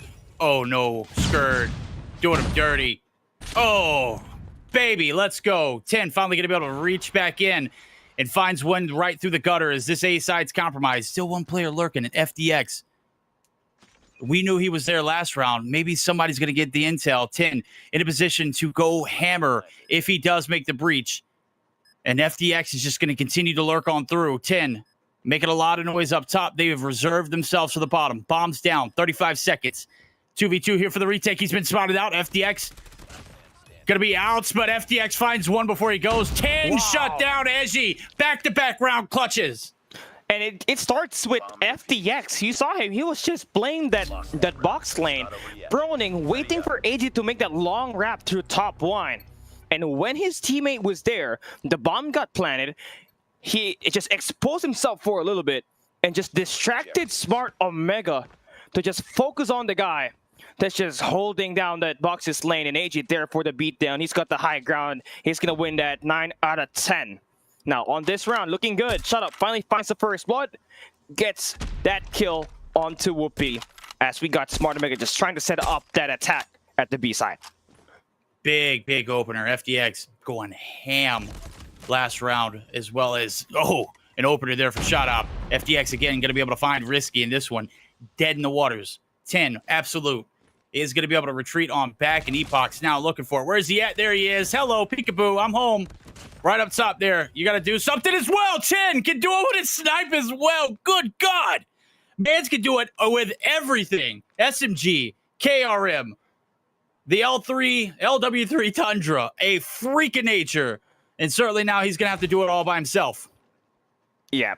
Unfortunately, does not get that kill there. That was a 2-stack that just came in there for Stalwart Esports, and they have won the last 3 rounds on the defensive side. You can tell that they're pretty much getting so much value from AG on this one, right? 2 of the 3 rounds that they won, it had to go down to AG clutching it up.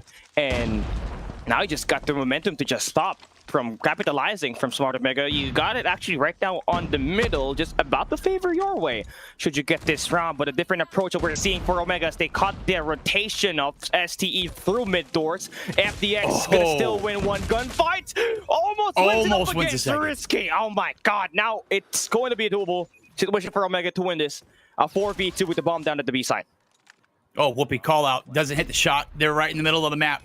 Player number 5 at Clove. Now the last hope here for the boys over at Stalwart Esports. He is making a deep one. And let me tell you, 35 seconds, not a chance in hell this one gets clutched. Clove, you'll be God, homie. We'll pay homage to you every time we play Call of Duty Mobile, if you do. Unfortunately, though, the jig's up. He's got to come out. Whoopi, going to be able to collect the soul. 6-4. We're on map point. We could be tied after this. And a great round there for the boys over at Omega. I mean, that's just the right change of pace that Smart Omega needed because they were hitting that A site, which was not working very well for them. They kept getting first blooded, and by the time they made the right push, oh my days! FDX with the wall bang takes Risky. That's information. And that's going to be a 2-stack there for Stalwart Esports. 1 player holding down the bomb site, and that will be AG. Ooh, call out center, FDX. He's got some help there, and SG, look at it. You said it. Boy, what a tag team duo. And suddenly, Omega now starting to retreat and really think about what the repercussions of this is. Oh my, I just can't see it. Oh, there wow. it goes, Whoopi. Threading the needle there with that shot.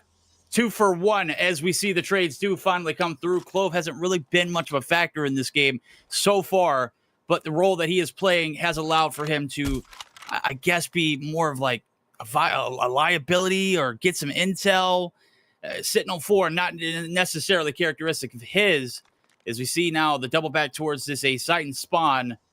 All 3 players spread evenly across the map. Let's see if they can divide and conquer. I mean, Whoopi is in a nice spot here, but with Jabin down, it's just rough to play this with no information whatsoever.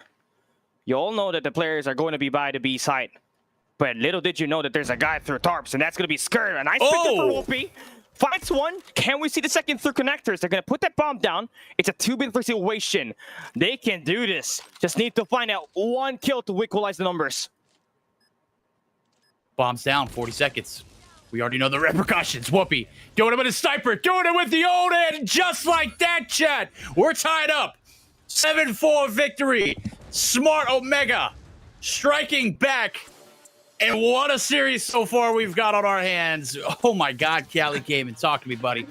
It looked like Whoopi had it coming. Hell of a search and destroy. Yeah, it looked like Whoopi had it coming on that last round, right? He was confident to push that A connectors in with no repercussions whatsoever. He found every timing right. He took down Skate that was holding down the tarps. They put the bomb down. He extended with that Odin at the connectors, found his way around the back to take down the guys holding down the boxes, and now it's going to be equalized there.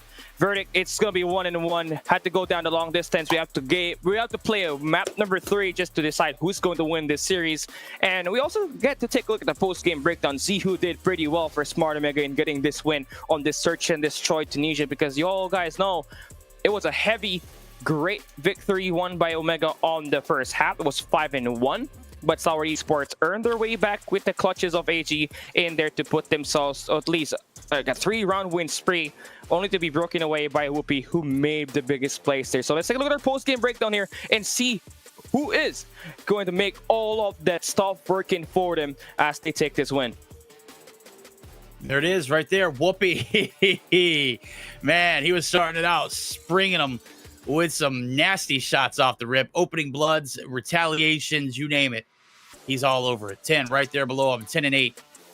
Calvary looking solid. Epoch's right there breaking even. On the right-hand side of the map, we had DX go 14-10 and oftentimes found himself in sticky situations. I don't think he made it out of too many of those, but some really, really patient plays with the side flip, paying dividends and some nasty defensive holds on towards that box site now as we see it on the right-hand side still shot up. That is not the kind of map that we anticipated out of him, especially after a solid search and destroy start against Elevate. I want to say he was the second in line below Clove, and just like that, Clove, second in line bottom fragger. And it just kind of tell you what kind of gameplay and style comes into play when we're talking about different maps like Tunisia and firing range, and what kind of gameplays we're expecting and anticipating. I will say this, Omega, regardless of the scenario on both fronts, looks solid. The attacking rounds, the first three, I mean, I don't think they were successful, but you can agree. Like, they got the bomb plant down. They had the right idea. They weren't hesitant. They committed. Some of the best qualities of a search and destroy team on that attacking side resided with those thought processes. Couldn't necessarily, turn those over into victories, but surely you strike the kettle a few times, it's got to hit hot, right? Yeah, and it just worked for Omega there to tie up the leaderboard now, and we're hopping into a map number 3 where it gets decided. Does the Stalwart Esports Twitter admin get to reap another blood and post another banger on Twitter, right? Or will Smart Omega just stop it? There's a high chance that we get to see a very close game here, knowing that this is Arsenal. And it's not like Seaside, right? You got a lot of stuff to worry about here, lots of nooks and crannies that you got to look into and just try to push and maybe take away those couple of spots. Now we started round number 1, Stalwart, starting on the defensive side. Oh my God. FDX. He can't run from it, bro. Just nades on nades on nades. Surely enough to clear the back line. That's 3 in the feed. Flawless so far. Make it 5. Everyone sent back to the spawn. B evaporated. This one gone. A very, very quick push. Stalwart Esports absolutely ran business on this map against Elevate earlier. Right now, they're getting ran through. Finally, a little bit of breathing room for themselves. They're going to be able to stop this cap there onto the B side, but 2 ticks of progress done quickly. Skurd looking to clear the back lines, maybe put a little pressure on the spawn. All right, that's going to be useful for them to cut it off because he just lost so much map control. So if you can deny 1 or 2 players, that will be nice to get your team some real advice on the point, right? And it starts here on this mid laboratories where it's just kind of an no man's land so far outside of Jabin, which is holding it down at the moment. 19 and 21 on the live count. Things has started to become a little bit more of a quiet approach on the A side here. Smart Omega just completely stacking this. They got some nades to back them up. They got the big window. Only 1 player holding it inside all this laboratories, and that will be shot up, taking a haircut, risky with the headshot. And they're going to be completely running over the A side, and that's nice because they only need 1 more tick to just get the capture on that B side. So they get this extra minute on the clock. They should be able to have more than enough time to win through a capture. Oh, these boys are Dexter in the lab. Let me tell you. Stalwart Esports might be DD. They looking kind of stupid right now. 1 tick of progress left. Here to capture this one. That wasn't a shot at the boys over Stalwart Esports. I just couldn't help it. When I heard laboratories, I got a little antsy. Right now. 1 tick of progress needed. 9 to 14 is the life count. 10 doing God's work onto the objective. And surely enough, it is still going to be up for grabs. Okay, this is the problem. Jabin just dropped in a Predator missile. That's extra information. Risky. Does have that war machine, but a nice cut down there by FDX who made that bay at the last time. And Jabin just going to get shot down there by shot up. So that's going to be an equalizer. It's 7-9. And might as well just treat this as another search and destroy with the way that's been holding out. Got a better position that you got for Stalwart. They got shot up holding down the cafeteria. Well, the problem here is that you got Smart Omega just holding down bottom. Look at that. Whoopi as well as Apox.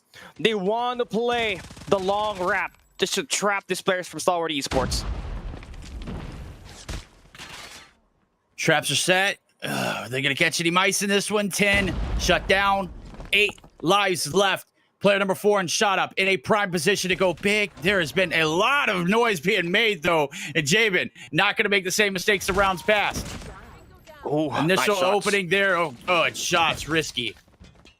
I mean, I don't know what to say, man. It's just a completely 1v1 gunfight. So we just saw there just being won by Smart Omega, and that's going to be a capture. Looking way tighter on the attack side. Love to see it. I mean, we saw earlier, Stalwart Esports knows how to play this map and just got completely bested. I don't know if it's the overall length of the night or maybe the focus isn't quite there. Maybe they're just holding back and trying to see what's going on. I don't know. We're about to find out. They're going to get a chance to toss themselves onto the objective. Everybody funneling on through. 10 Risky opening up with the first. 10 for 2. He's got a big one coming through with the Sparrow in hand. 2 down instantly, but one tick of progress being collected there by player number 2 in FDX, and surely nothing as of yet. Okay, there we go. 10 said, let me reel it back in. They spoiled that one at the 11th hour, right? When you're about to think that Stalwart Esports gets that first tick, FDX just get completely flushed away. Risky on defense, definitely not among us. He's definitely gonna get those eliminations scared. Just find some shots connecting. You need this fight, but Epoch absolutely slowed in for that shot, and it just worked. Oh, Mans is invincible, bro. He's got cat lives, 9 of them to be exact. Well, there's 22 still left on the right-hand side. Omega defense looking even better than the offensive strats, and let me tell you, they were solid on the attack. They won it by a country mile. Locking it in so far here as Risky playing it very, very conservative, playing for the intel, but the call-outs are coming through. The hits are now in. Middle of the map's locked down. Jabin through the walls. Skurd going to be able to shut down one, though, as Risky going to be out. Here comes the claw. It's wasted. Does find one and shot up, taking down Whoopi, but that is it. A very miserable second round here for the boys over at Stalwart. And now that they lost that second wave of gunfight, look what happens. Omega just tries to get as much as power position as possible, get this map control locked in. 10, it will be able to get some shots off the flank just to delay that push. But now it's going to be the last life of Stalwart Esports. They lose that B-side attack. They might just lose their time expiration. They got to bring in every operator available. Epoch's just shredding them. Nice shot to the Type 19. Swings out, flies through. AG there for that read. Clove still going to be able to make some plays, get this 2 ticks in, and that extra minute should be able to be utilized by Stalwart Esports to make their play at the A site. And look at that, they're doing double time. Clove, I don't know how the hell he's still alive. I'm sure someone has saw him at this point. Nonetheless, not going to be able to find a soul. Equalizer, kind of a bust. Nonetheless, the round is going to be progressed. Oh. FDX now, they're dumping the kitchen sink out and everything. They want the money. They want the glory. They want the W. Could possibly come through. 3 on the hill, make it 4. This one's going quick. You got to rush. You got to rush if you're Omega. You're not going to make it. This one snagged from behind. Stalwart Esports finally able to dig deep. Whoa! Yeah, man. What a comeback in that round. It started with that equalizer, right? They swung that on the B side, then immediately locked that through mid laboratories, right through the A site. So the double time really worked in favor for Stalwart Esports. When they were able to shut down the push from Smart Omega on the big windows, it was done. That was the last wave that they had to win to put that team onto a reset, and now they bring out their operators to hold down the laboratories, but only to come up with some deaths on it. And now that's going to be Smart Omega holding down the A site, doing some time and stopping that clock. A little bit of a life lead in their favor. Jabin looking to reach on into the cookie jar. What can he find? Is mommy gonna slap his hand? Oh, yes, he does. Got a little antsy, buddy. You gotta finish your dinner first before you go to dessert. Oh, but try to reach on into the spawn and reap the souls. Unfortunately for him, back to the spawn he goes. And surely enough, we got a little bit of 2 setup there onto that top side of the map. You see nobody passing through. Players number 3 and 2 in blue. Huge impacts. FDX and Eji looking to collapse on the map. A does go down. Minute added to the clock, and it is 2 minutes to be exact to be added there, or not added, but in total to collect the bounty. And 10, well, he wants to get paid. Oh man, he gets paid, right? But again, Stalwart Esports just did a great job holding down top media. They stopped that spawn trap from happening, and they still got that live count. It's a +2 for them at the moment on the defense, and they were able to reset Smart Omega back at their spawns. So they're back to square one, and you do have a bit more map control in the B site, where it's the only site that you have to defend. Oh my God. Oh my God. Chapin, that's criminal. That's nasty. Oh, baby. You said Jabin was going to be one of the impact players. Certainly enough, he has. Edgy taking out 2 before he goes. What a mountain. Everyone's climbed to the top here for this one. We've scratched even as far as the life count goes. Minute and 13 on the clock. Slow and steady wins the race. You're dealing the pressure there on the right-hand side, the top side of our map. And that's player number 5 going to continue to reap on in. Free kills for him. He's earned this one. No, Whoopi going to be able to shut him down. Nonetheless, it is still pressure up top. Nobody there in reciprocate territory to go ahead and shut it down. 10 going to be able to find one, and then a deep wrap there for player number 4, shot up. Looking for a crazy spawn trap. He's got himself an operator to play with, so every kill that goes through back at spawns, he's going to have a great time with it. If we switch back to player 4 in blue, he's going to have the spawn trap locked in, and Smart Omega's life just dwindled 4 eliminations before getting taken down. That's what they need to win this defensive side. And that's 11-5 on the lives. And Star Wars Esports should be able to win this 2 eliminations. Should. That's the key word. Asterisk behind it. Let's see if the execution can come through.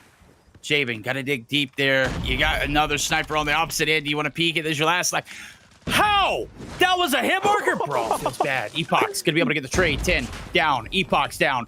Risky getting involved. Going to go ahead and throw his body on the line. Shut down. Shut up. In the vent he goes. Whoopee. Last death. 2-1. Hold the phones, chat. Stalwart Esports. 2 rounds in a row, making it look good on the defense. And the SDE admin, man, that admin is ready to upload something on Twitter and just, you know, he got smoke coming out of the fingers right now. Yeah, he's about to blow and not just elevate, but Smart Omega with this kind of lead, but it's never over until the fat lady sinks, right? Smart Omega, they're gonna have themselves another chance to force round number 5, win through overtime. But Star Wars just going in fast, not wasting any time at all to just get some captures on the objective, the B side. There's going to be double stacked there. 1 tick already locked in right now for them on this attack side. Trophy's doing overtime, right on the objective. 2 players there. It's going by rather quickly. Would be a little faster if there's a third, but hey, when you're winning your gutties like that, no need for it, right? Wrong. 2 ticks of progress is where it's going to be stuck at the third. Now going to be re-erased.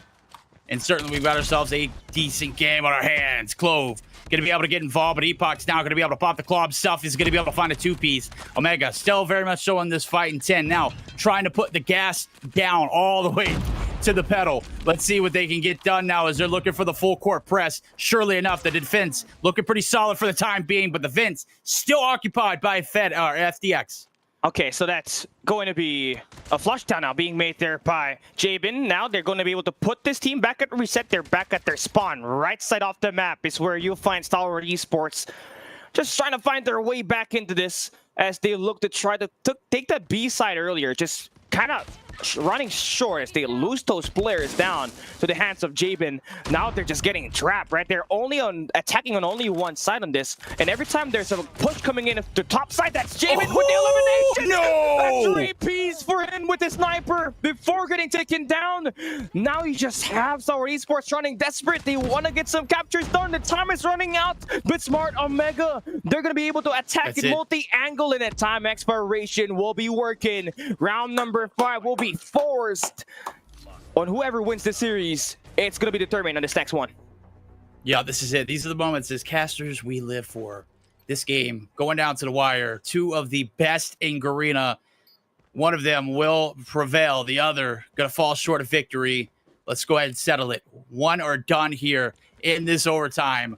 Attacking side Strats coming through here for STE. They couldn't get it done last round. Let's see what they can do and switch it up now as the defense looking to lock it in. Epochs and team. Omega looking to hold down the fort. Clove open up with first blood. A lot of operators being tossed too as well. A lot of waste going through. This laboratory is completely locked down now as everything's being cleared out. And Stalwart Esports striking really quick here in this 5th round. All right, that's just huge to find just the first 4 kills, put Omega back at reset, and just get yourself that time, which was lacking on your last attempt on the attack side. But the problem here is that you got someone in Omega just running loose with an operator. That's Jabin, number 3 in yellow with an annihilator at the spawns. So if you can just get some delays with, that should be done, but shut up with the takedown. Now it's their turn to get some spawn trap working. Scared with the 2 Ps. No way. Jabin about to fall down. Saved by the reload. Another crack at this and scared. 7 in a row. What is this guy on? He even got the reload off. He's dumping him. Somebody get the trade. Risky. Whoopee finally able to shut it down. Damage is done though. 21-17. It's not over to the fat lady sings. Let me tell you, chat, I don't plan on doing anything drastic tonight. But if it comes down to it, I will reek and shriek at the top of my lungs. Let's see. Minute 30 left to go on the game. Been done. and everything's starting to slow down here for the side of Stalwart Esports. They have no backside penetration, and they got no kind of spawn control, but big kill opening up for Clove as he does find his 17th. The problem here for Omega is that you got Stalwart Esports with 3 operators available. All it takes is 1 stack to flush out the players on the B site, and they can go for the capture. They got shut up playing at spawns. He's got a claw here, Verdict. Oh, he's got a claw, and play number 3 just went. I mean, he slapped him, Edgy. No, this is it. Oh, no. Oh, no. Got tier run for Stalwart Esports. Shot up. 4 in the feed. Ladies and gentlemen, Stalwart Esports looking to shut down Smart Omega. Might be able to do it here. FDX looking to reap into the spawns. They're just going to hop the hill. Nobody can get here to contest. Everybody's lining up. They're shutting it down. 3-2 victory. Stalwart Esports coming through for a hell of a week 2 performance, chat.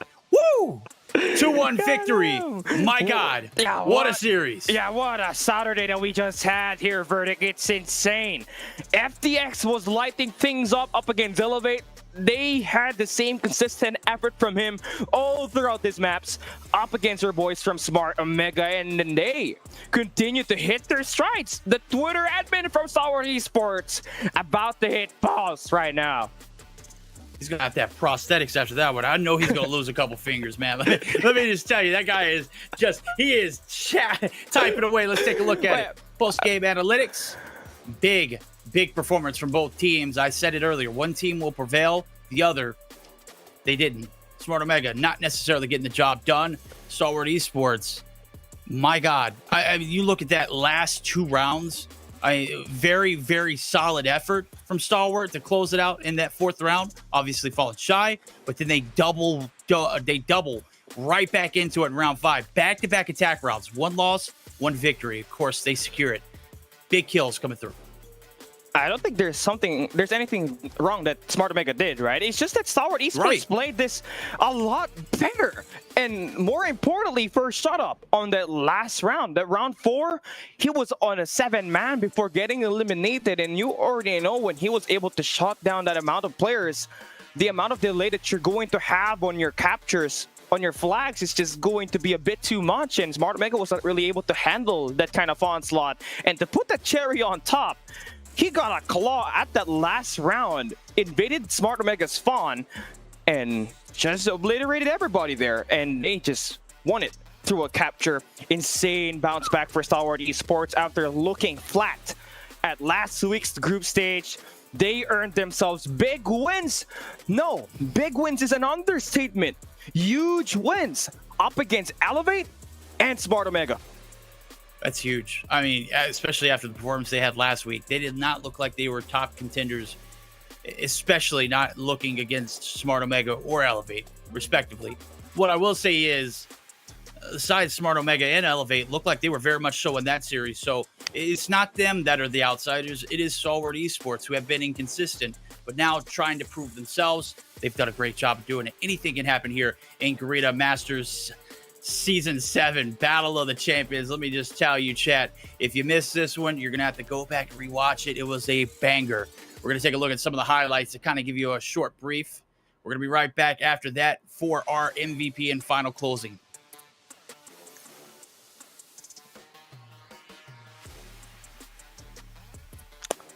We doing highlights? Yeah.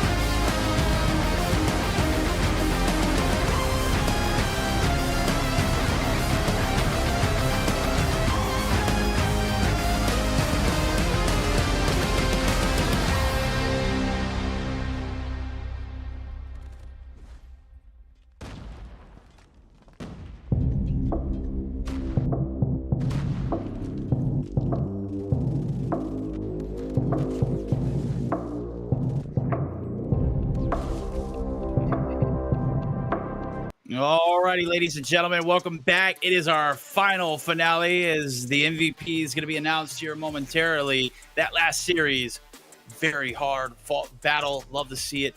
I wonder what's going to go on Twitter later, as everyone in chat's already talked about it. I already made a post. We've already had our fair share of some pretty funny examples of a Cali, man. That one was a freaking phenomenal finale. We've had back-to-back nights of just absolute bangers. And it's just going to continue getting better, right? Because we got one more action heading into next week that we're going to see Stalwart Esports go up against Elevate and Smart Omega on the same day, which happened to be Saturday as well next week. So if you guys are looking to tune in on that and see if there's going to be a different kind of performance from the other teams that we just saw today, just make sure you stay tuned and just follow us on our social media. But our MVP should be announced anytime soon. And what better way for us to have Stalwart Esports going ham, going ballistic, and just like what we were saying, FTX has played consistent up against Elevate. Now he got the MVP here. He was just lights out on that search and destroy, and not to mention, he was just really keeping up the pressure with that sniper when he played that Arsenal control just a little bit earlier, right? With 70 eliminations, 1.11 KDA. That's how are you going to expect this kind of KDs to be performing because of how intensely close this match was? Oh, it was supremely intense. I don't know if this one could have ended on a better note for Stalwart Esports. They had their ups, they had their downs. They maintained focus all throughout it. They didn't let one thing get to them. It just all came down to the ending where we saw a massive round 5 overtime victory. Now, as we take a look at the head-to-head, on the flip side of things, we got to pay respect to where it's due. Jabin, a monster in this one. Jabin doing Jabin things, a 122. Surely the stats are better, but those numbers don't add up. 22 kills versus 27 deaths. That's not how math works. I'm no professor. I'm Dexter. You know what I'm saying? I just, something ain't right there. Yeah, I gotta agree with you. Hopefully, great thing about this is that you got a young Sheldon in your... That's right, that's a .81 KD for Jabin. 0.81 for Jabin. And it's just kind of rough, right, for Jabin to not be performing to his very best here. But that's Stalwart Esports that you're going up against with. They just steamrolled Elevate after losing that Asenda Hardpoint. They won the next 2 maps, and here they kind of just did a pretty amazing job at just keeping their respawns fixed, and the Asenda Hardpoint paid out the dividend as they managed to completely get over the Comeback Kings in Smart Omega. You're absolutely right. That's going to lead us to what standings we have after week 2, day number 2, technically day 5 in the run. We still have got plenty of more action. Who's on top? Not much change. Smart Omega started the day up there. They end the day up there. Regardless of the L, the head-to-head count is tied, but that map count is different. 7-2 as far as the series count goes. 21 maps won. That's the difference. 2 to be exact. Smart Omega still extending themselves by a little bit and able to maintain that victory. And what I said earlier, Callie, in the night was this could happen, and it did. Stalwart Esports jump above Elevate and pretty much put themselves in that contention for a guaranteed playoff spot. And just one more win, that should be able to seal it heading into the next week's group stages, right? I mean, they just really light things up in this week. And although they were kind of performing very poorly at last week's matches, they really knew how to get the adjustments done. And having to bring out a different control map, I think that was the game breaker on this matchup right here. I feel like the Arsenal map, it's just going to be something that other teams needs to ban out if they're going up against Stalwart Esports, because they were pretty solid with the way they rotated, they attack, and they capture on that very sad map itself, Verdict. Okay, well, Stalwart Esports made a tweet earlier in the week, and we'll talk about it more as the night progresses, as this one's coming to an end. We'll continue to talk with it as long as it's relevant.